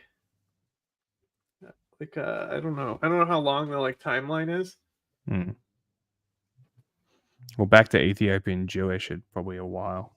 But I think it separates, see, because it goes like sub-Saharan Africa and then up to the. So I don't know, like I don't know exactly how these charts work because I'm not a geneticist or anything. But the point is that like they are closer to the. You know, that. So they're pretty much. Well, technically, the Palestinians have more claim to it based off this than the Ashkenazi Jews that got sent back. I mean, nobody has claim to it. No, I know, but I'm saying that if you were to use that of land claims is exactly what colonization is. So anyone who thinks they have claim to the land, whether it be Palestinian or Jewish, is a colonizer. Yeah. Right, and this is why one of my favorite quotes is like like I've come from this land, surely as the grass is what they said to like the British before they went to war with them, the Wabanaki Confederacy. It's like you think you're the absolute master of this land, but this land is mine, you know. And then there's also like a Pontiac's rebellion. He goes, "You think this land belongs to you because you have stolen it from the French?" Like fuck land. Yeah. No, I was literally just pointing out that if we're really talking about land claims like Israel loves to talk about, then the Palestinians have more claim to that land than they do. Charter 2. No, it doesn't mean that. Okay, what's the difference then? I mean, obviously the context matters, right? Some people mean it that way. That's some what I people don't. said. That's what I said. Right, but well, so free Palestine in it doesn't suggest the destruction of Israel, which is how again people interpret. No, that's not true. Plenty of Jews, Zionist Jews. And also free Palestine means and also terrorists have used free Palestine in the same way. Look at this. This is even so like this is like. Again, I'm not sure what these numbers on the side are, but like the European Ashkenazism is the very bottom, right? So like they're only like a few generations removed. So they were only like had been to Europe for a few generations. European origin. There's still people who are like likely Near Eastern, right? There's still people there who are 100% so. And again, none of this matters. But the point is literally irrelevant. The point is that technically you could make the argument that they're the same type of person. Which is more the point that we were trying to get to, based on the question that was way more fucking interesting than this entire fucking video of theirs. Well, look at now we've made their video was like about as long as we've gone. Now, so I looked and there's a time when like Ethan walks off in this, right? Oh, really? Yeah. Because he like breaks down. Not just Israel, the entirety of the international Jewish population.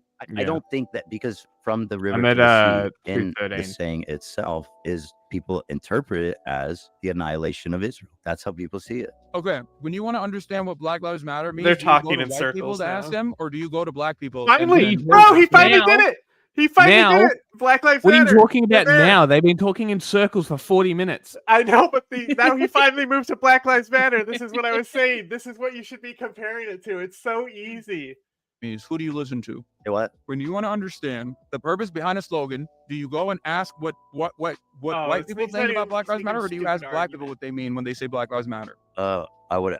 When you want to understand the meaning behind the slogan Black Lives Matter, do you ask white people what they think it means, or do you ask black people what they think it means? I guess I would probably just ask anyone involved in that movement. I don't know. Okay, that's great. Are there black people in the Black Lives Matter movement that like legitimately hate white people and like maybe want to even kill them? I'm sure there are. There's one. You can find one of everything. Okay, like I'm sure. What you're doing essentially with your does that change? Is annihilating your entire argument. No, listen to my words. Does that change the broader movement and the morality behind Black Lives Matter, or does that change what people mean when they say Black Lives Matter? But Black Lives Matter doesn't. Again, it's what's in the phrase, dude. Saying white.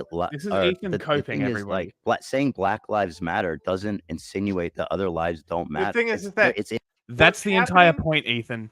What's happening here is that Ethan can't understand because his feelings are hurt. Yeah, and this is why I always say that if we ever have an actual discussion about anything serious, emotions need to be taken out of it. And anytime emotions come into it, the conversation stops. You walk away, you take 5 minutes, you come back.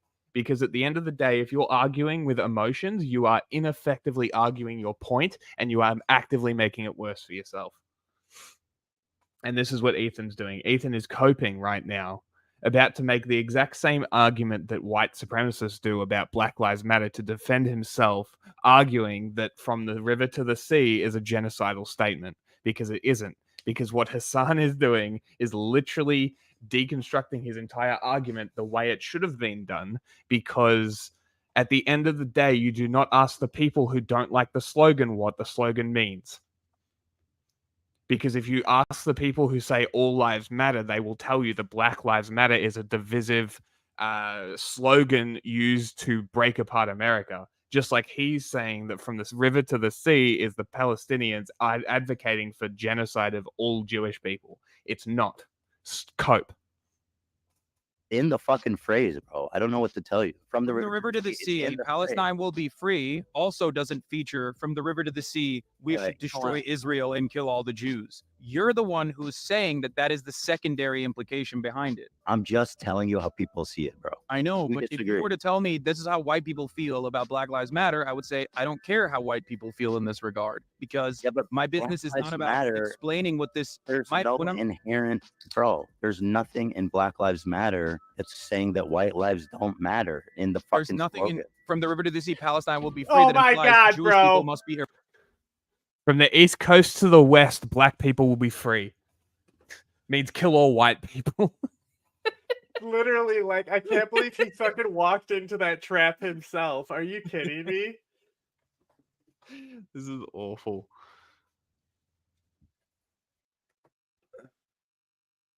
Eradicated, or Israel must be destroyed and Jewish people in it must be killed. A lot of people disagree because you're talking about from the river to the sea. Yes, a lot of people who are not Palestinian and a lot of people who are not anti-Zionist disagree. Anti-Zionists, on the other hand, don't agree, and they're the ones who are using the slogan. So why would I'm asking you, if I'm not going to ask a white person who is against Black Lives Matter, why would what they feel about this slogan? Why would I go to in the?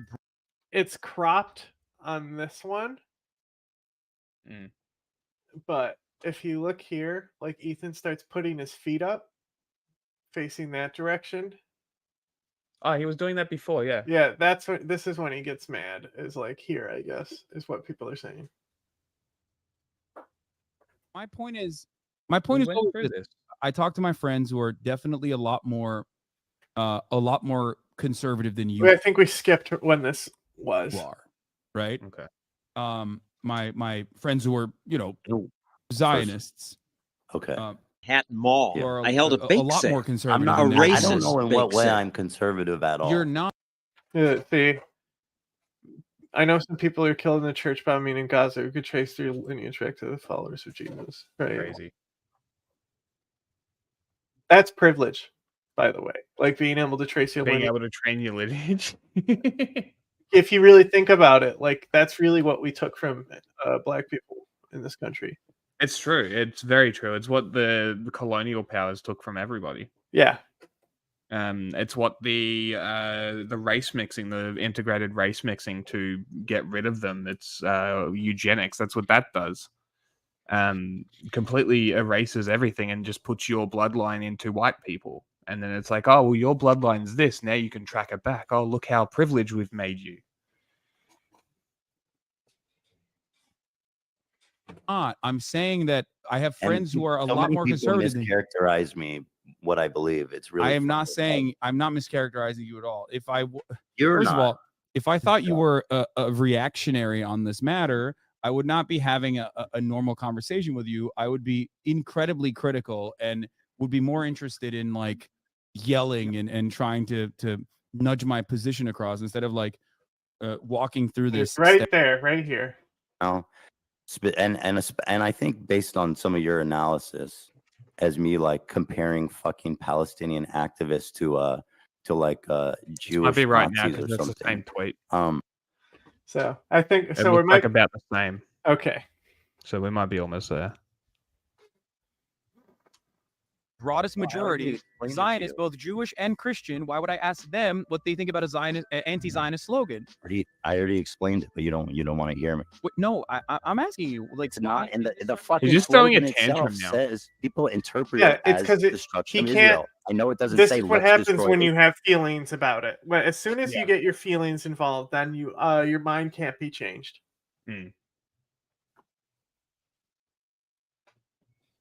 Yeah, but don't forget about the Nazis erased quite a bit of bloodlines. Yeah, it was like their whole goal. I mean, so did Nebuchadnezzar. Yeah, a lot of even the third one. There probably was a third Nebuchadnezzar. He just wasn't shit, you know. Yeah. The sea is mainland Israel. Okay. Ethan. That's it, man. That's how people see it. No, I'm not. You can't simply say that's how people see it, and it is though. There, but it doesn't matter how it's Zionists not right people. see He it. means What me. matters is how anti-Zionists speak it. Anti-Zionists of all backgrounds, just like Zionists of all backgrounds, will sometimes He's not even listening cynically now. and other times because they're misguided think that this spells He's just the throwing a genocide of tantrum. Jews. It does not. Do you care that your chat is calling me racist? Do you make any attempt to modify? I have not looked at my chat. Look, he's changing the subject I have not looked now. at my chat This at is all. great. But Ethan is malding right now because he went into Hassan's chat and started looking at him. And what do you think Hassan's chat is going to be saying to Ethan right here? You know, well, how do you think Hassan's chat has been reacting? It's literally like one of the worst chats out there. Like just XQC might be the only one who like could be worse. Like, I imagine that Nick Fuentes is probably pretty bad. Oh yeah, but he's irrelevant because he's like deplatformed. Yeah, I reckon. The only people who watches him is Ron DeSantis staffers. Not anymore. He fired them all. Sure, he did.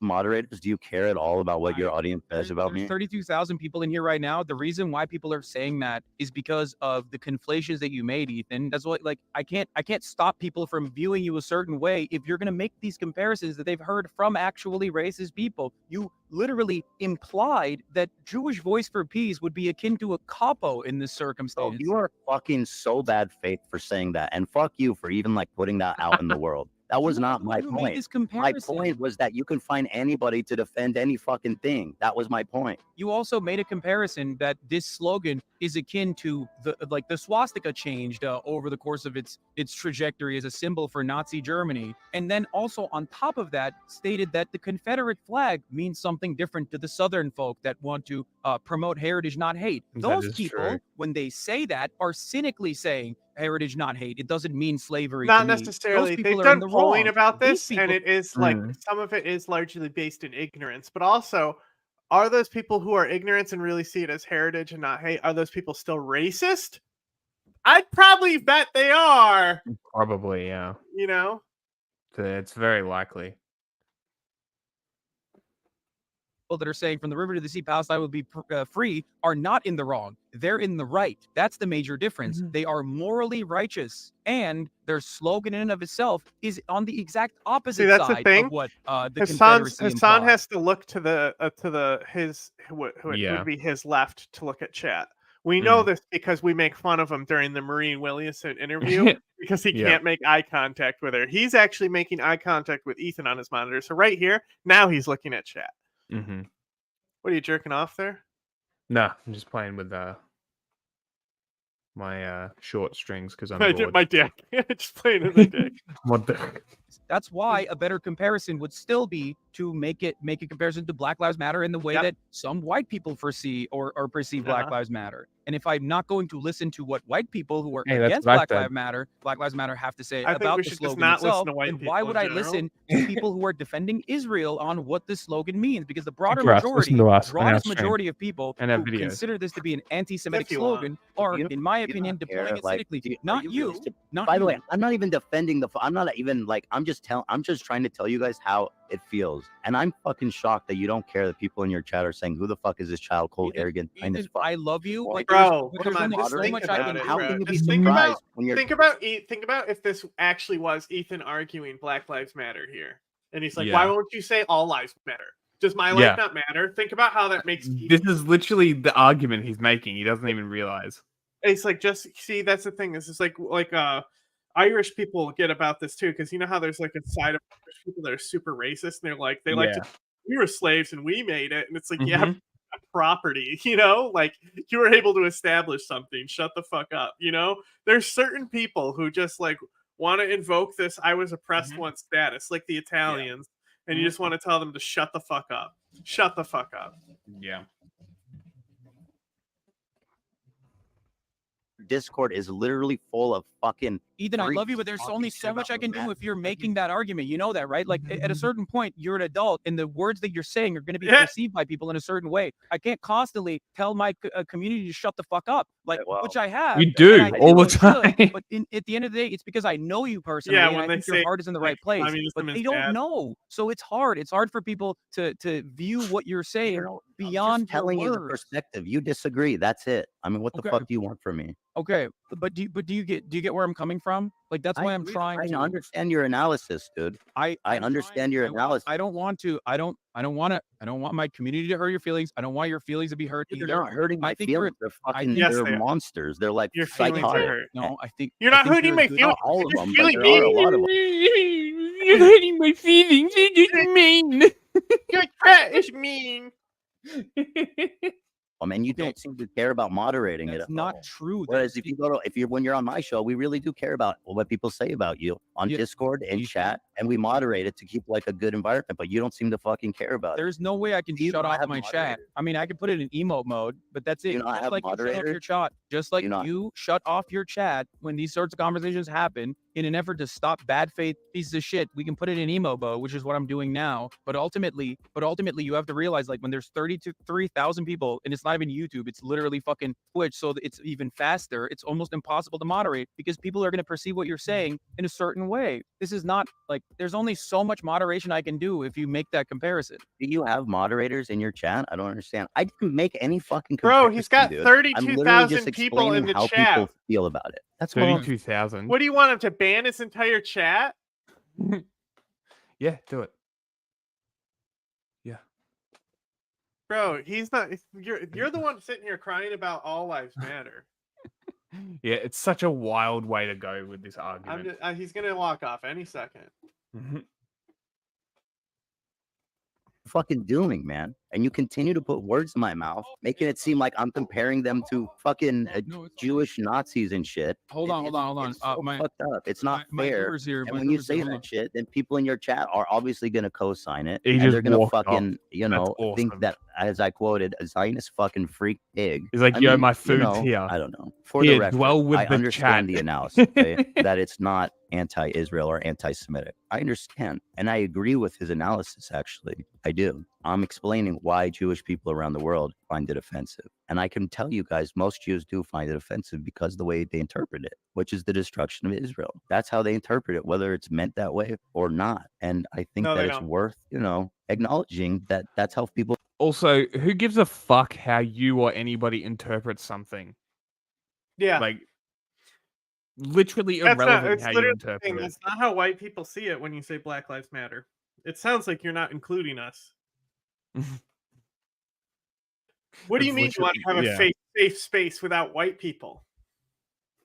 That sounds racist and anti-white to me.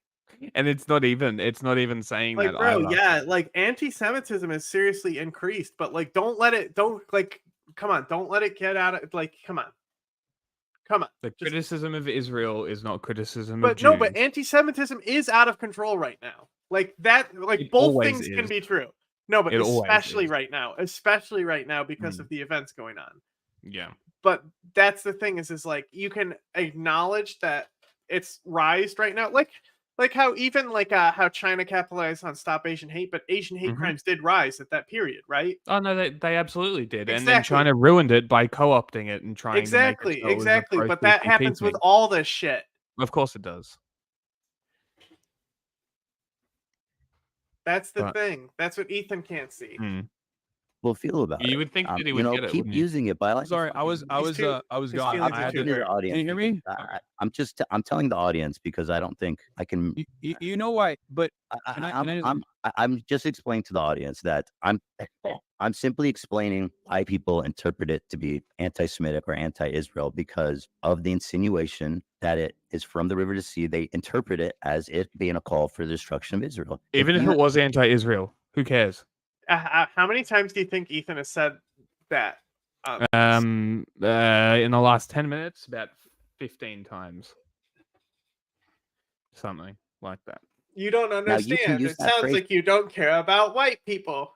And I agree with your analysis, Hassan, that you know what I mean, that people can use that phrase. It's okay. You know what I mean? I'm just explaining the perspective. If you care to you know, respond to it or not, or I get the you want to keep using the phrase, that's fine. I want to You know what I mean? I'm get just explaining that I don't like that people act like it's so fucking shocking that, you know, when Jewish people see that and interpret it one way. It's not fair to make them seem like crazy Zionists. But if you see interpreting it that way, if you see my explanation of this, and if you hear Palestinians explain this term and this slogan, here's and the what thing: it means to them, they and can the act history of the slogan, offended, right? And just like and how instead, white people, like Hillary, was like, "No, but to me, all lives matter," and then they explained to her, "Hillary, that's not how it works," right?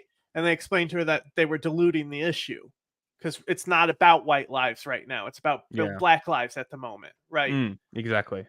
So that's the thing is like, as long as it's been explained to you, and then you go, "Oh, okay, I get it," and then you know, maybe sit on it for a while and realize that, like, you know, it's okay, you know, you're not a victim here, and you just kind of maybe have some meditation, some awareness.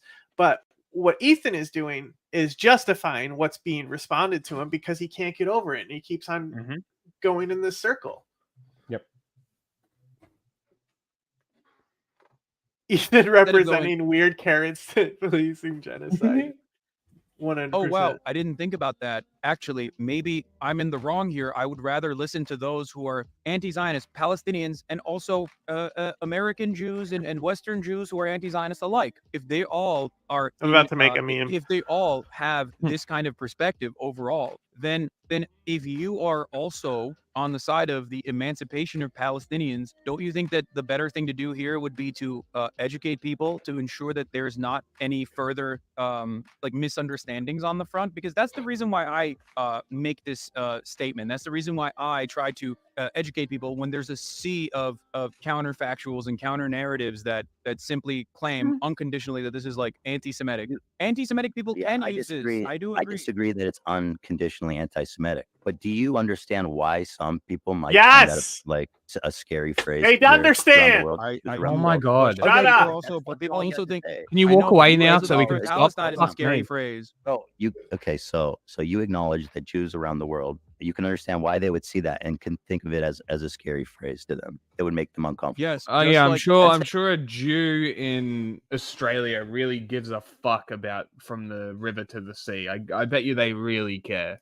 You know, it's definitely going to affect them 20,000 kilometers the other way on the planet. I'm sure they really, really care. I'm sure that all of them in Europe really, really care about this. I'm sure it's not just the Zionist paranoia that's going on right now. No. It's definitely a Jewish thing. Black Lives Matter can be an uncomfortable phrase for people, but it doesn't change my mentality around the cause. And if someone asks me, okay, whatever, I don't know. Whatever. That's not whatever. That's very important. Check out this meme that I made. I made an ancient Bronze Age Philistine meme.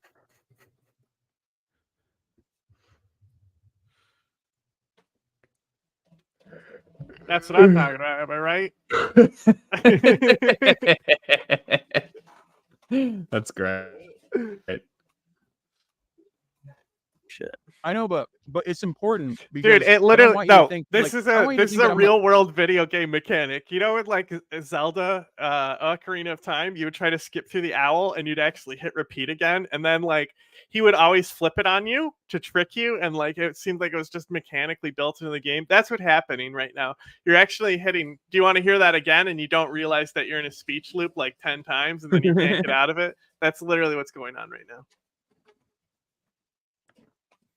Like cynically or in a weird way, just like being like, no, anti-Semitism is like totally fine actually with this one phrase. But what you won't make any fucking concessions, and it's crazy. Like I make so many concessions on what all the time from my heart, and I listen and I fucking. What are you crying about, move dude? towards your side. It's so funny because the beginning of this. Like I was way more annoyed by Hassan, but at this point it's like, bro, what is bro crying about? Like he's just acting like a child. The last hour has been him acting like a child. He'll walk off soon like a child. Yeah. Fucking try to explain to you and you even sit here and you understand that, you know, why Jewish people around the world might find that phrase scary to them. You won't fucking even admit. Well, now you did that I asked you, but you think it's fucking silly. You don't want to hear anything I have to say, and you don't want to concede a single fucking This is point. exactly how you fight in a relationship, right? And it's not that fun to talk to you about it. Both your feelings are hurt, that you won't like, that you'll just argue in circles, right? This is how you argue with somebody that you're in a relationship with. Okay, I think the reason why they're breaking up. This is really how breakups happen. It's not one-sided either, is because we're broadly in agreement. You shouldn't let politics come between love. Come on, gaslight girl boss, exactly. But the potential fears that this might invoke in people who are otherwise misguided and propagandized against this phrase by those who have a cynical reason to tie this to Judaism in general is the reason why I try to educate people on the matter, is the reason why when you and I are in disagreement, I want to explain it to you in all sincerity. I do not discount the fact that Jewish people might hear this, otherwise good faith and even, I guess, anti-Zionist or maybe critical, Jewish people who are critical of Israel, let's say, might hear this and think, oh, this seems anti-Semitic to me because I've been told it's anti-Semitic. But I think making a concession on this and saying, you know what, you're right. Some people are afraid of the slogan, so that must mean it's anti-Semitic is incorrect. When it's asking you to. The only way that the slogan from the river to the sea can be interpreted as anti-Semitic is if that idea has been already supplanted in your mind by somebody. That is the only way that you could listen to that Hamas statement. Is saying it and saying that we definitely want to kill Jews and stuff. Yeah. All right. But then again, like I said, I'm sure like Black Hammer, you could make the argument there, even though like they only like have killed people inside their organization, you know. Yeah. If we let them go for a while, maybe they would develop into something that was actually like taking lives, like a Manson cult thing. Yeah. But that's the only way. Is if the idea has already been put into your mind that is what this is, that's the only way that can be interpreted that way. There is no possible way to interpret it that way, I believe. You know what I'm saying? Understand why a large amount of Jews think that slogan is offensive to them. I know, but just like with the one state, that's it. In the conversation, like I'm just trying to like connect a fucking bridge at all between I do understand it. You can use that phrase. I'm not even disagreeing, but like yes, if we're you trying said that to already. Actually, like make bridges and fucking understand each other. Now I know what it's like breaking up with even Ethan Klein in real why time. Jews around the world could interpret this is like, that way. How many girls do you think sat through this?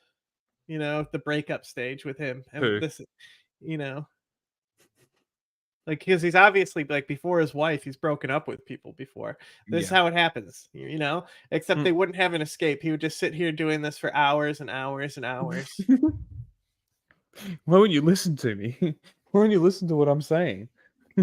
Like it's not productive at all. Like you don't want to fucking. You're the one who's not productive. But I do understand it, which is why I try to work against this counter narrative. I can't believe counterfactual. That's fully on board with Hassan I try right to now. use the privilege that I have, the platform that I have, to deliver a voice. My brother, this is haram. A group of people that are never that are never really heard at all. I think peace and progress happens when we connect and have empathy for each other. I need to fix this. Hitler wasn't fucking bad because he was fucking killing Jews. Okay. That's it. I'm explaining to you why Jews around the world might find that offensive. And what? Yeah, he's saying it again. I'm just explaining why Jews around the world will find it offensive. We heard it. Gotta cry. And that's it. I think that it would be good to try to understand. Getting a free beak washing, did you, buddy? I don't care to keep talking about it because we just keep talking in circles. Okay, well, here I'll tackle it from a different angle. All right, I gotta go soon anyway. My throat is fucking killing me. Okay, well, I'm sorry that we couldn't make peace on this one issue. And I just that, you know, like it's just I just find it really fucked up how people are going to interpret this now, and I think based on some of your analysis as me like comparing fucking Palestinian activists to like Jewish Nazis or something, you know, and like I'm not even fucking saying don't use the phrase. I'm simply trying to explain the perspective. And like you don't want, if you don't want to hear the perspective, if you don't want to empathize at all, No, with people that shut find it up. offensive, then I don't want to talk about it converse- anymore, but you guys conversing don't is not understand informative. that it's offensive to white people when you say Black Lives Matter. A doofus. Yep. I don't like. I feel like I'm just explaining it, man. And I'm you know just I'm not a fucking explaining it, radical okay. Jew. I'm not even a religious Jew. No, I know. I have no stake in the game, and this is coming from. I know. All right. Sorry. I don't know why I get so emotional lately. You all right? We don't have to continue if you don't want to. Why'd they skip it all? This guy didn't want to put Ethan crying in. I don't feel like it. Anyway, I think this is the reason why I originally wanted to. Are they mocking him? Is that what the chat is? Yeah, so he put that. So the guy who edited this figured this was a better idea to make Ethan look better than. Eventually feature Jewish voices in this conversation because I feel it looks like they're mocking him. They are. Like that would be, I feel as though that would be more productive.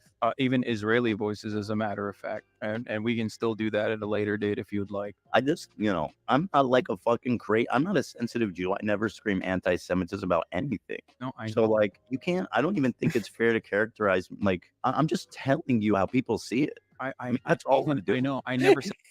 He's gone the whole gaslighting fucking girlfriend phase. He's gone from like making the argument to gaslighting to crying.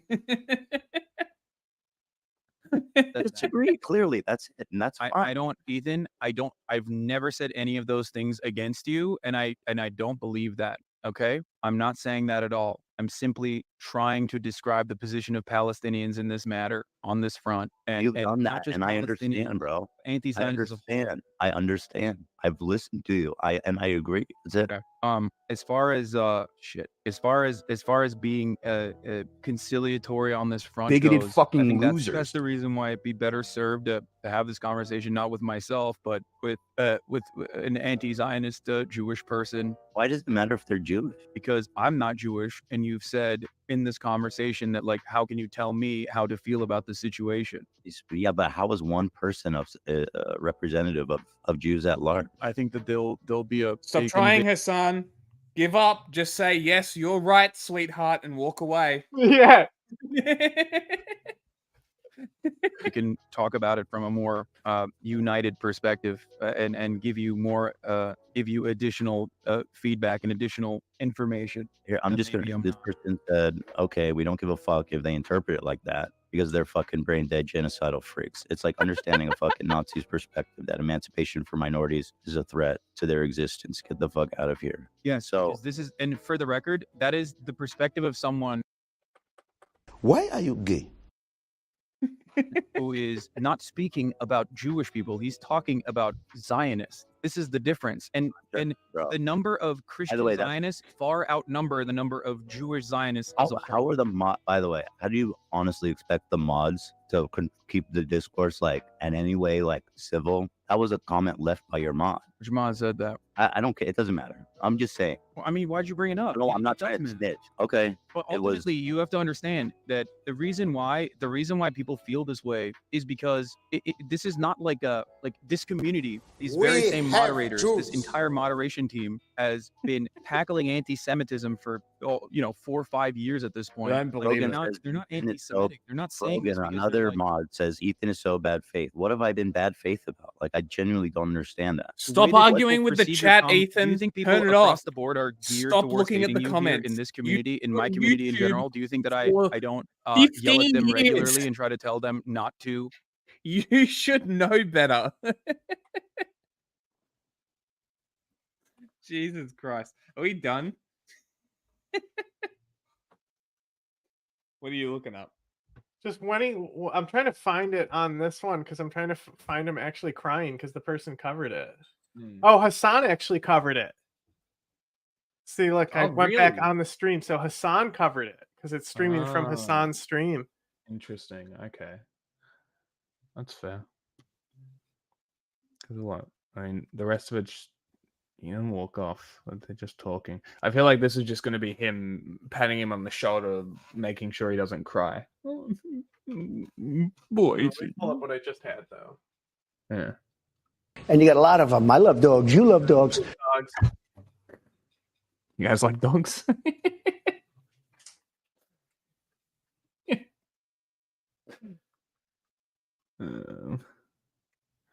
Let's skip forward a little bit.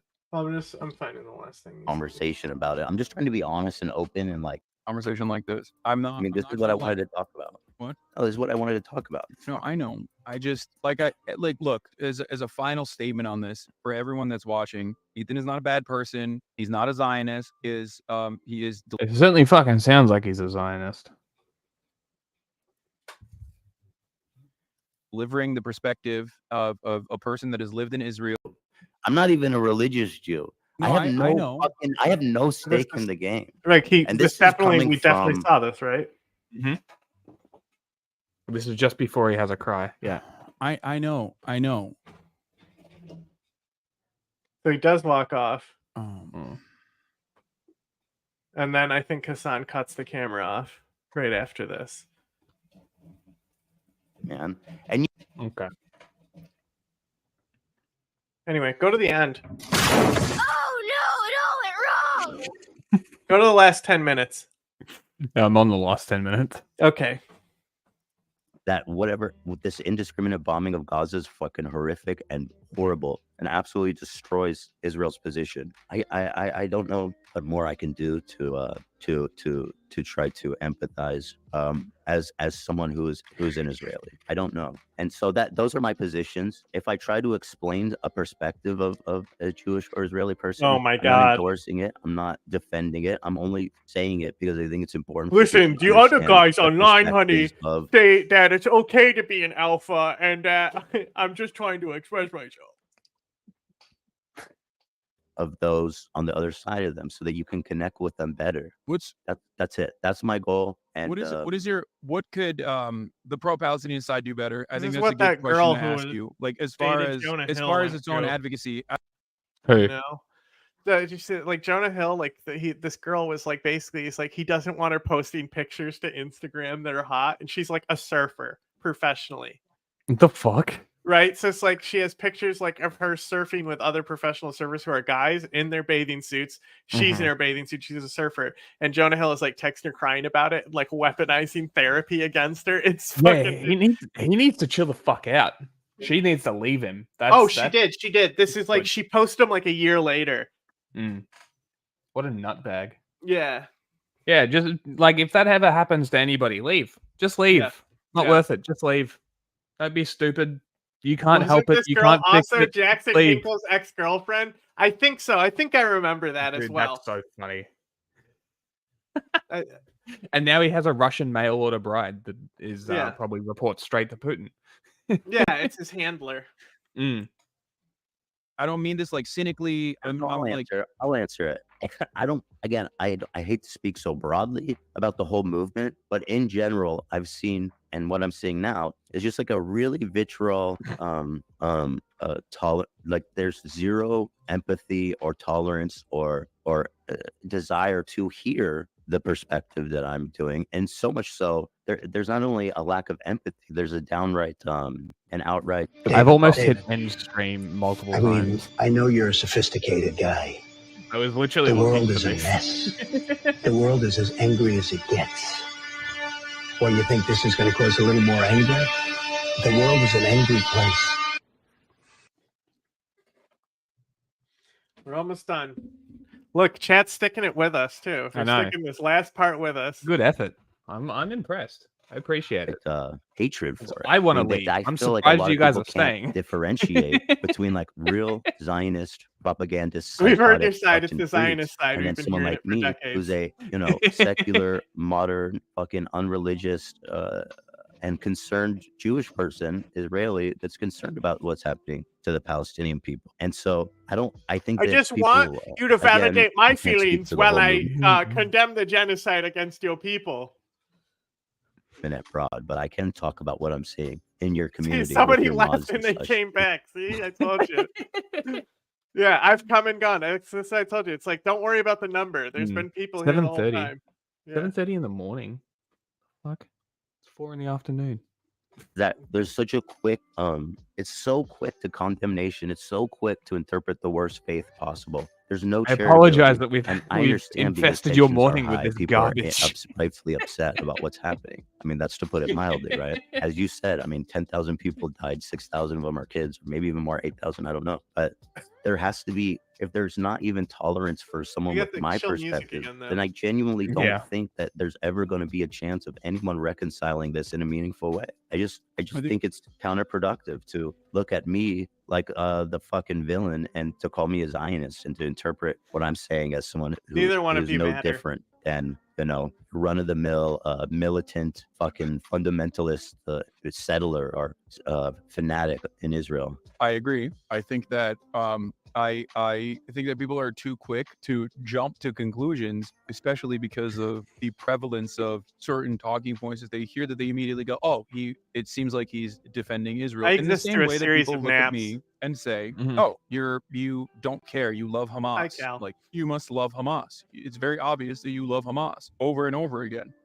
Despite the endless condemnations that I deliver, I feel that in my the brutality of it. It's just people are very black and white on the internet, and they want to put you in a neatly defined box that says you believe this, and I think that. See how careful he's being with his words now because he's got a precious little baby with him now.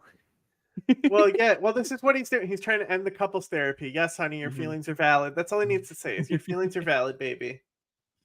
You believe this and you're sneakily and cynically and you know, talking against this other position, I will not listen to what you have to say. I simply am going to perceive you a certain way and go along with it. I obviously disagree with that. That's why I try to break through that on a regular basis. I try to instill charitability in my audience as well when talking to people. And that's though in general, like I agree with what you're saying about yourself. I know that all that about you, but I do think like on the whole that your community is extremely hostile towards me, or maybe not. I don't know what's the percentage. I mean, how could I tell? But I feel like they're overly. There are plenty of fans of yours in this community. I think that they're. No, I don't know what's the percentage, but like it's very, I don't know. I feel like very unwelcomed, and maybe it's going back to the fucking Discord that I know you don't log in there, but like it's just no. Not only do I don't regularly go in there, I've literally moderated it, but also on top of that, I've told mods to like is moderating it yelling at the chat, telling them to shut up. Well, this is Discord. Oh, they're using a Discord chat. Well, he's saying I'm in your Discord and they're being really mean to me. Weird. So I'm not sure. I think this, like, his Discord is separate, you know? This is like a separate, it's like going into Hassan's Reddit and crying that they're mean to you. You know who does this shit? Boogie2988. He goes into a Reddit, sees people are like, this is what ruined his career from the beginning. Yeah. Because like Reddit existed and he started seeing people criticize him on Reddit and then he would cry about it for a month on stream.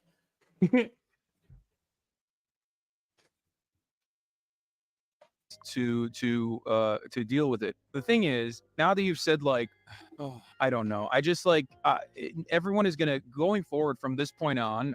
There are going to be people that like regularly will take clips that you've had on this broadcast and use it against you and say that you have a certain position and continue fucking bullying you, which I disavow and I disagree with, and I think it's fucking bullshit, and I've said it time and time again, you know this. And then also on the other side, people are going to be eating good and being like, see, Hassan and his community fucking despise Ethan. Like when you said that about Discord, my Discord and my community, everybody went along with it. The worst pieces of shit that you and I both fucking despise, like all those fucking little weirdos on Twitter, like the likes of Ian Miles Wrong and shit, you know, quartering, like they all fucking went along with it. And we're like, Hassan's community are fucking anti-Semitic and they all fucking hate Ethan and they're all woke and they hate Ethan. And I hate that shit. I despise it. Like whenever you and I have a back and forth like this, they eat so good and I despise it. Like they're probably going to use this as well. Constantly fucking using this and constantly moving away from like having a charitable conversation and having it important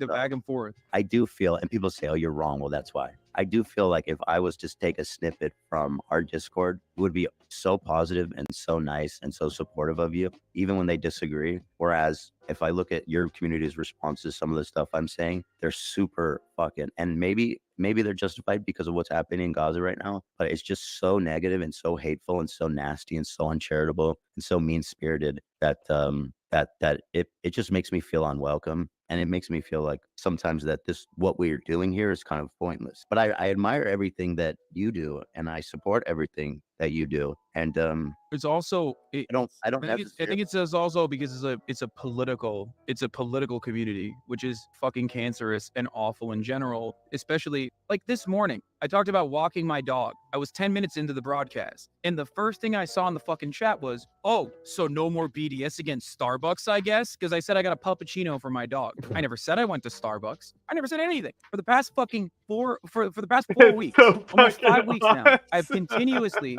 talked about what is going on in Gaza, and yet there were still people who are mentally ill and fucking bad faith who were like, "Oh, I guess you went to Starbucks and purchased all the Starbucks you possibly could, and that must mean you hate the BDS movement. That must mean you hate Palestinians in general." So this shit happens to me all the fucking time too. It's part and parcel of like being unfortunate. This is just them whinging. Can we just end it? Fuck me. Well, actually, don't end it. We'll just transition. I guess.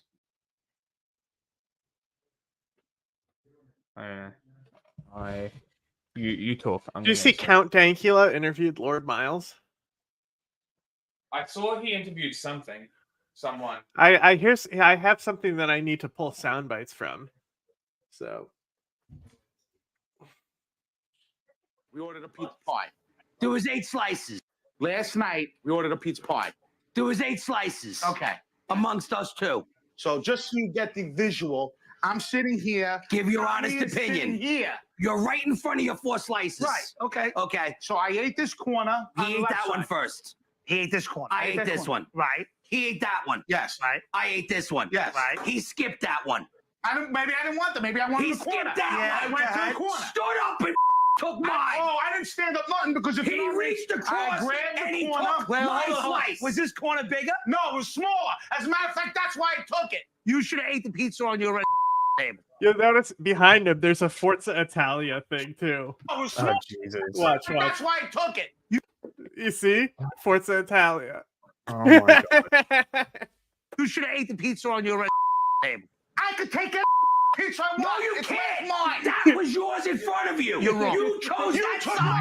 No, I didn't. Yes, you did. I ate my side. I ate my side. No, you didn't. This for you. Me. I had this side. You took. And now I want. Stay on your side. You're pissed. Stay on your side. It's not proper pizza etiquette. What do you know about etiquette? You're wrong, Mario. You're wrong. It's a pizza. You're wrong. You're wrong, Mario. Upset over the great pizza caper here. No, I'm not upset. Let's relax. And somebody's here now. There's a piece of rolling up on a lot. I have zero idea what that's from. I have no clue. Okay. So are we just going to start a new stream, or are we just kicking it off? Keep it on. So I guess I'll just bring it up and see what people want to see.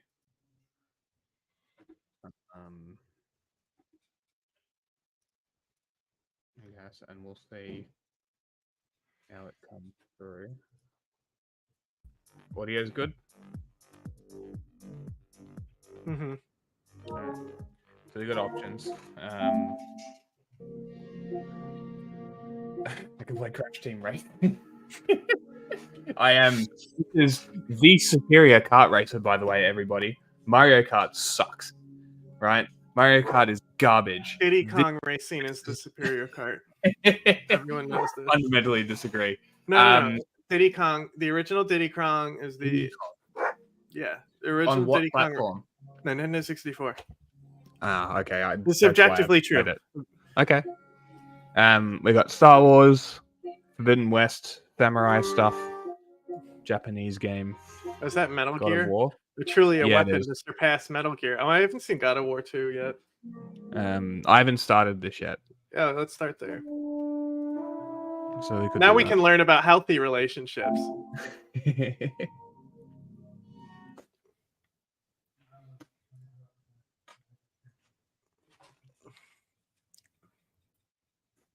See, people agree with me. Crash Team Racing is better. Reader, press square button.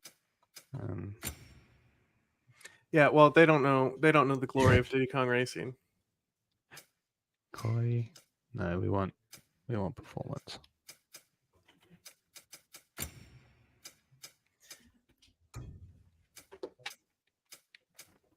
Why can't I change this?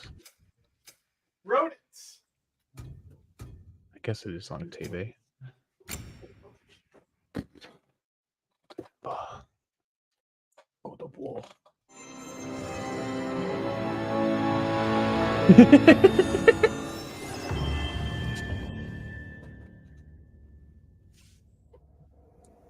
Look, we keep you on your toes. This is a plan. We've been meant to do this for a while, but I only just got the PlayStation set up for the stream. So technically, I'm remote playing it, so I don't actually know whether the input will have lag or not. But I feel like it will. We'll see if it works or not. You want to watch a recap? No. I know what happened at the end.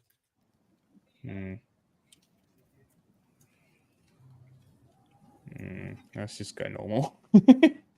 We'll just go normal because I don't want to spend the whole time dying.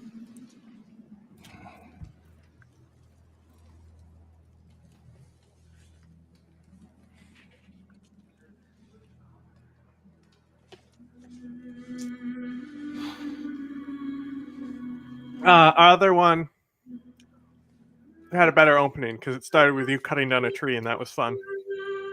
That's when he's just touching some. Oh, the other God of War. Yeah, like. Yeah. What was this? Where his wife's ashes were in, and now he's touching the bag. Yes, his wife's ashes were in there. Laid her to rest. Let it go. Well, I think he's probably coming to terms with the fact his kid's the only last living giant. Spoilers, by the way. Thanks for watching.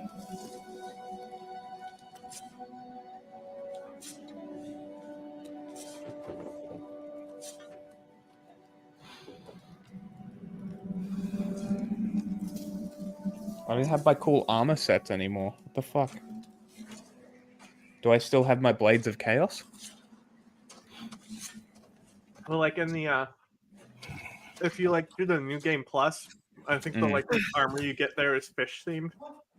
Ah, interesting. It's called the God of War armor.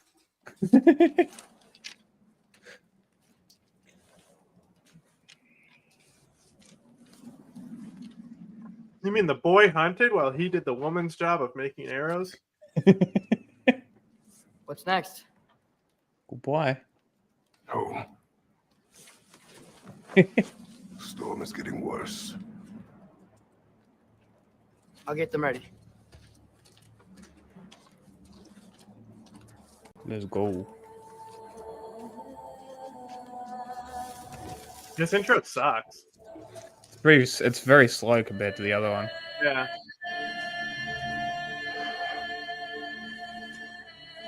Oh no, we're gonna get our stream sniped by we're gonna have all our viewers stolen by Charlie.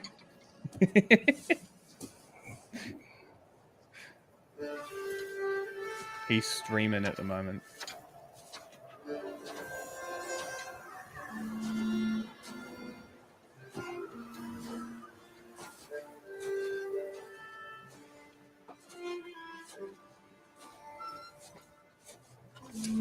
Hey, pal. You don't have to go back there. Calm down. Are you gonna change the stream name? Yeah, sure.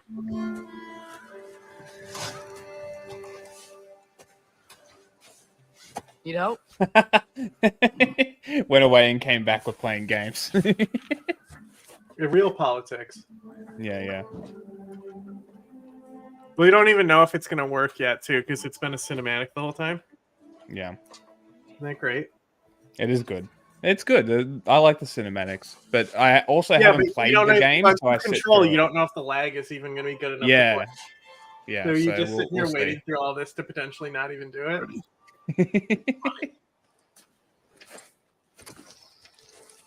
It might happen. I might have to figure out a way to like. I might have to. What I think I We'll might just have to do. if it doesn't work, I'll just finish up with like the video I have. Oh, this is the worst place to have you start too, with the lag. You know, on a fast little bobsled. It seems fine. Because if I got to sleep. Maybe he'll be ready to eat when we get home. He is quite sick, Trace. I know, but he was a little better yesterday. Bork. Until he wasn't.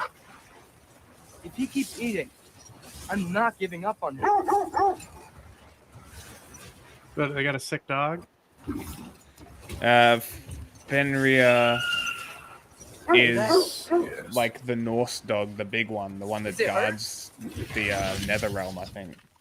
It's her. I think that's Fenrir. The state is not far. Oh. Get ready. Oh, it's Freya. She's not happy with me. Oh yeah, because he killed herself. Oh, I gotta press things up. I wasn't paying attention. She wouldn't give up that easy, would she? She never does. Stay alert. When did he get his special slot in the shield to catch swords? There she is! I'm pretty sure the shield comes out, like it's a thing on his arm that comes out. So I think what happened is the shield Learned the came sword out and catching caught the technique. sword. Yeah, I think it was just good time. Father! Oh,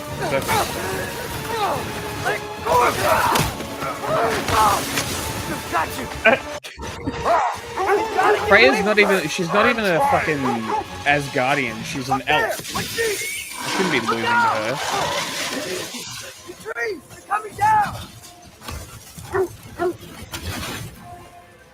That was too close. She's a light elf. She's coming around again! This bitch. I'm losing my grip here! I'm gonna die. This is. I died. That's cool. Woo! Alright, maybe I should pay attention.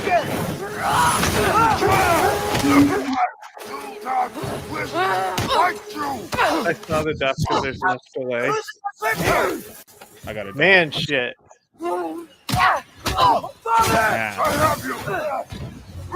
Elbow her in the tip. That'll get her.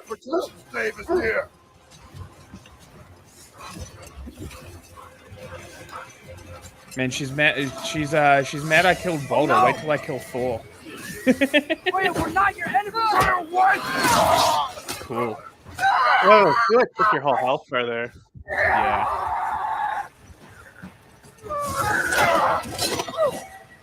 Please don't make me do this!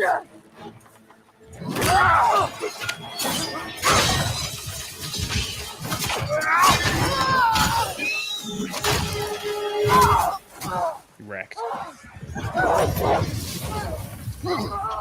This would be great if we could mod him as Santa Claus. That would be funny.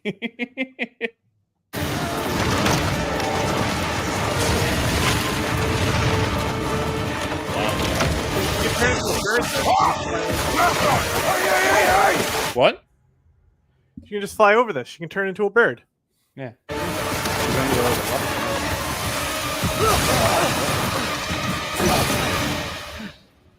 We're through for Stave. We made it. Let us go home. It's Becky. Fauna. Up.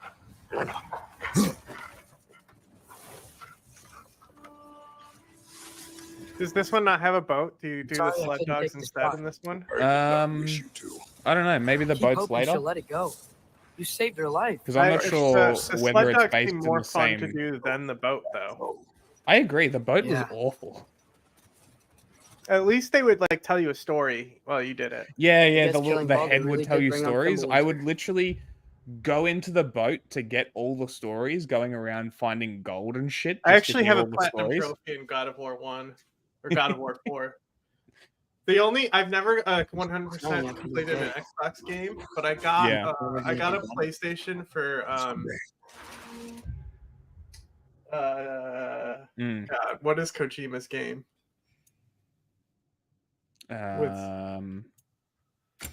Death Stranding. So I got a PlayStation for Death Stranding. I platinumed that, and then I platinumed God of War as well. Yeah. Hold on. And those are the only games I've 100%ed in my life. So, what's your problem?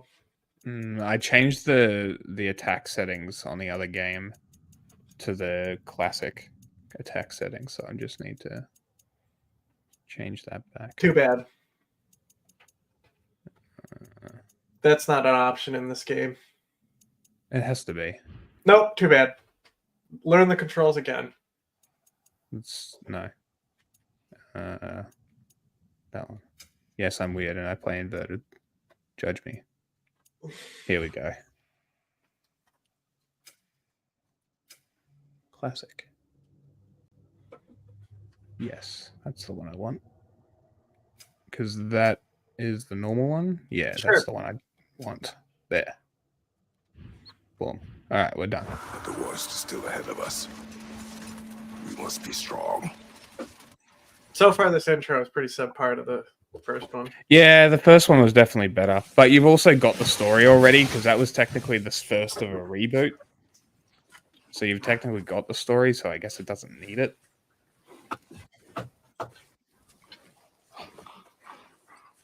Doggos. I got it.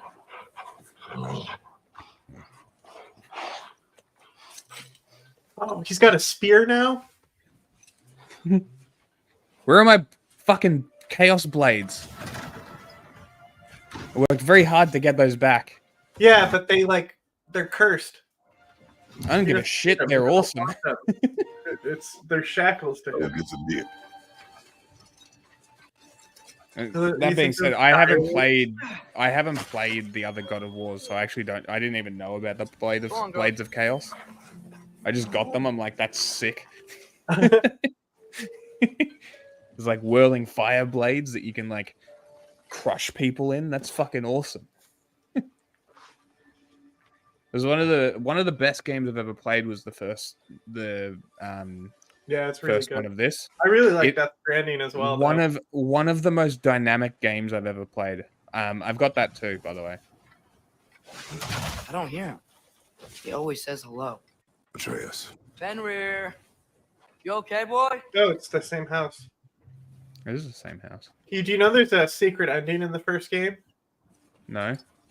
So after you complete the story, if you go home and lay in the bed, Thor comes and knocks on your door. Oh, I did know that. I did that. Yeah, I saw that. I know. I missed you too. Where's your food? Still hungry?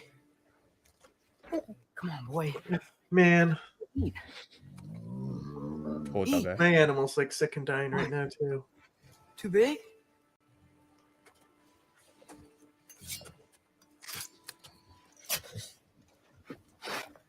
This motherfucker. He's about to get out. There you go. Good doggo. If I hesitated one more second, he would have escaped. Atreus, the time draws near. You must prepare yourself. For what? He's still eating. He wants to live. He is dying. Poor doggo. Yeah, exactly. You must prepare yourself. Death is inevitable. It's good It's the only thing that's guaranteed. A brave boy. The fact that there's even life on this planet is like an anomaly. Death is the natural order of the universe. Yeah, it's crazy. But you can rest now. Okay?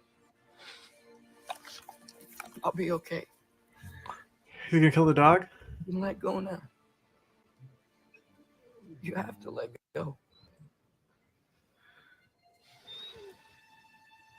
Really? You're gonna open this game with a dog dying? That's not cool. I mean, Sofna.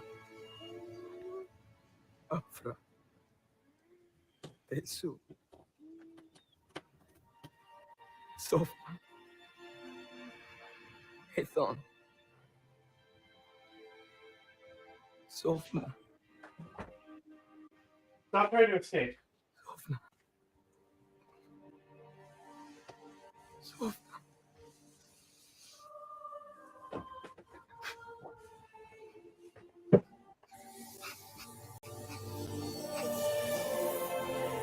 Oh, bro, does he like absorb animal spirits? What is this shit? There's something about him to do with his mum. Well, I know, but it's like he could do animal summons. Yes, he does have animal summons. You're right. What? So, like, what was that going away from the wolf? No.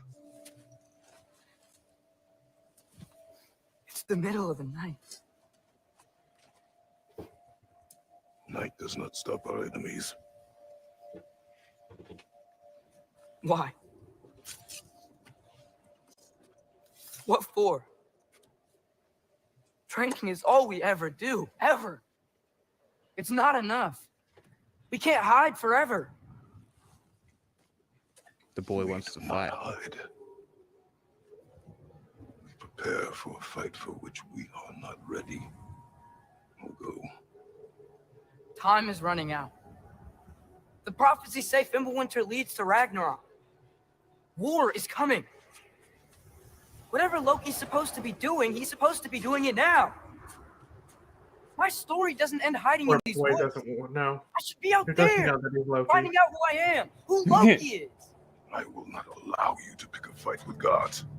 Does he know he's Loki? I don't want to fight anyone. I'm pretty sure they found that out at the end of last game. I know that it shows that Loki kills him, and I'm not sure if they tell him that. They do. No. He acknowledges him. He says his name is Loki at the end. Yeah. They definitely say the name Loki. So, but he's talking. You know how you read the stories? You open up the cupboards. I'm pretty sure that he said that his wife wanted to call him Loki. I'm pretty sure is where the mention was. Is that Kratos said no.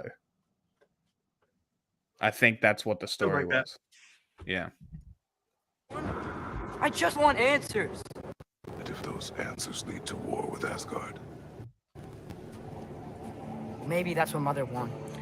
And that makes sense because he's a giant, right? Loki is technically frost giant or part giant, right? What Mother wanted. Looks like we never will. Still got a little attitude on him, this little kid. Poor doggo. Look. I have a moment alone with Fenrir before I bury him. Oh, yeah. You really shouldn't build attachments with dead things like that, sir. He's just saying goodbye.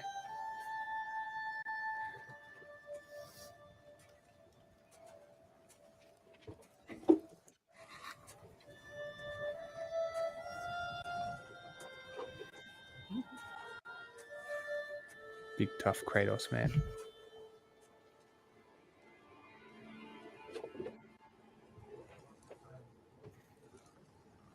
I mean, the Blades of Chaos are in the house, though.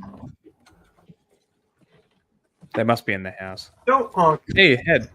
Stop grunting. Well, I recognize your expression anywhere. Oh, little grunty guy. Went wrong?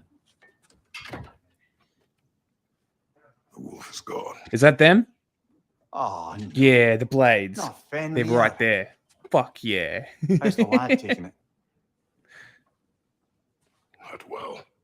He goes to bury him. Oh, damn it. All right, brother. Good night, then. He put out one candle and turned out all the lights. Okay. Do I get to play now? I want to play the puzzle game. Don't honk. Stop grunting.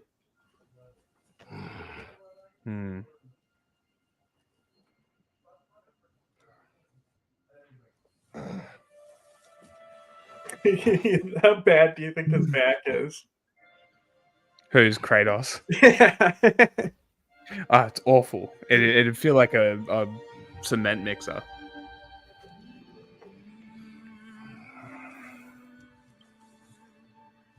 Random hand.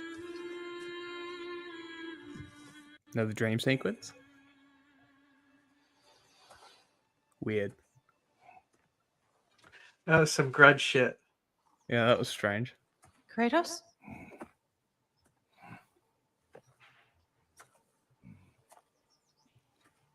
Dream. Called it. Should have just made this a Are movie. you joining me?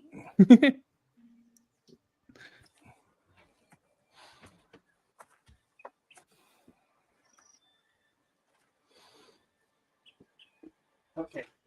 Calm down. Faye. Are you ready? You walk as though Emir himself sits atop your shoulders. This is your hunt. I will follow. Very well. Input lag is going out the window. Well, oh, that's bad. Oh. I was fine with the bobsled. What is going on? 1 minute.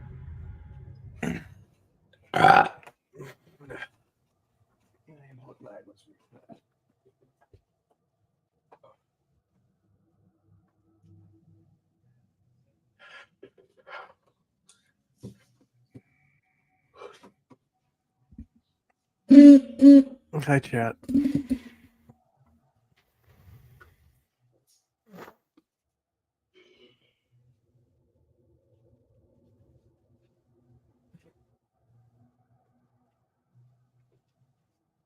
Just like a son leaving his stream.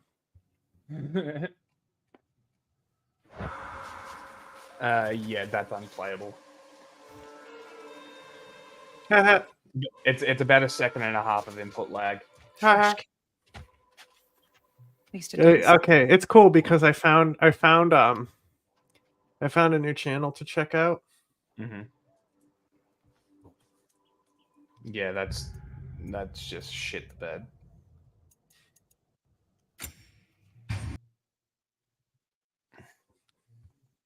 We'll just watch this real quick. Great. I made one. Apparently, here are. My name is. Oh, you motherfucker. So in the show, she unalives herself.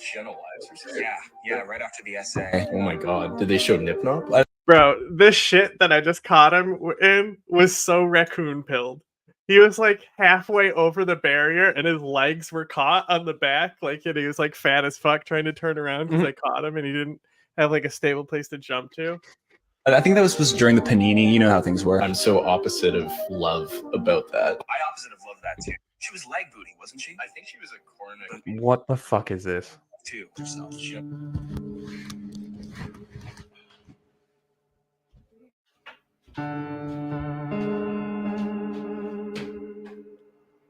I know, interested, huh?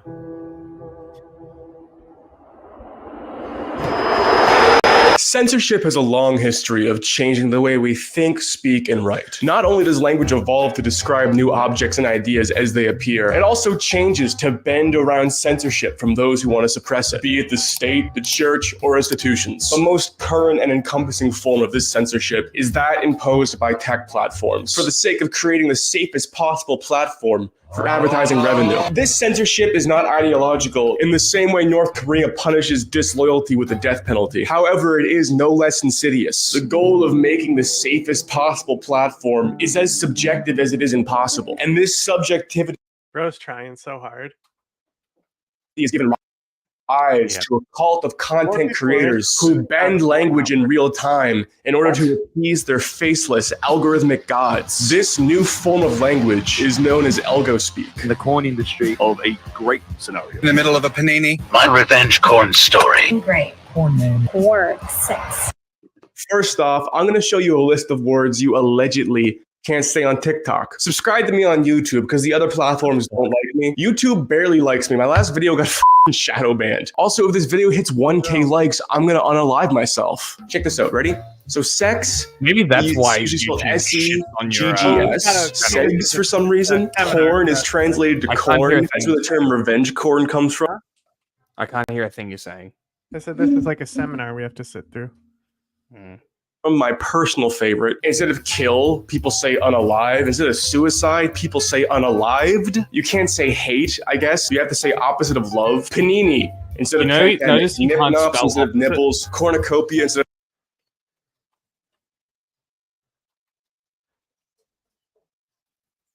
What? TikTok brain. You can't spell opposite. Oh, you spelled it wrong? Also, that's not how you spell cornucopia either.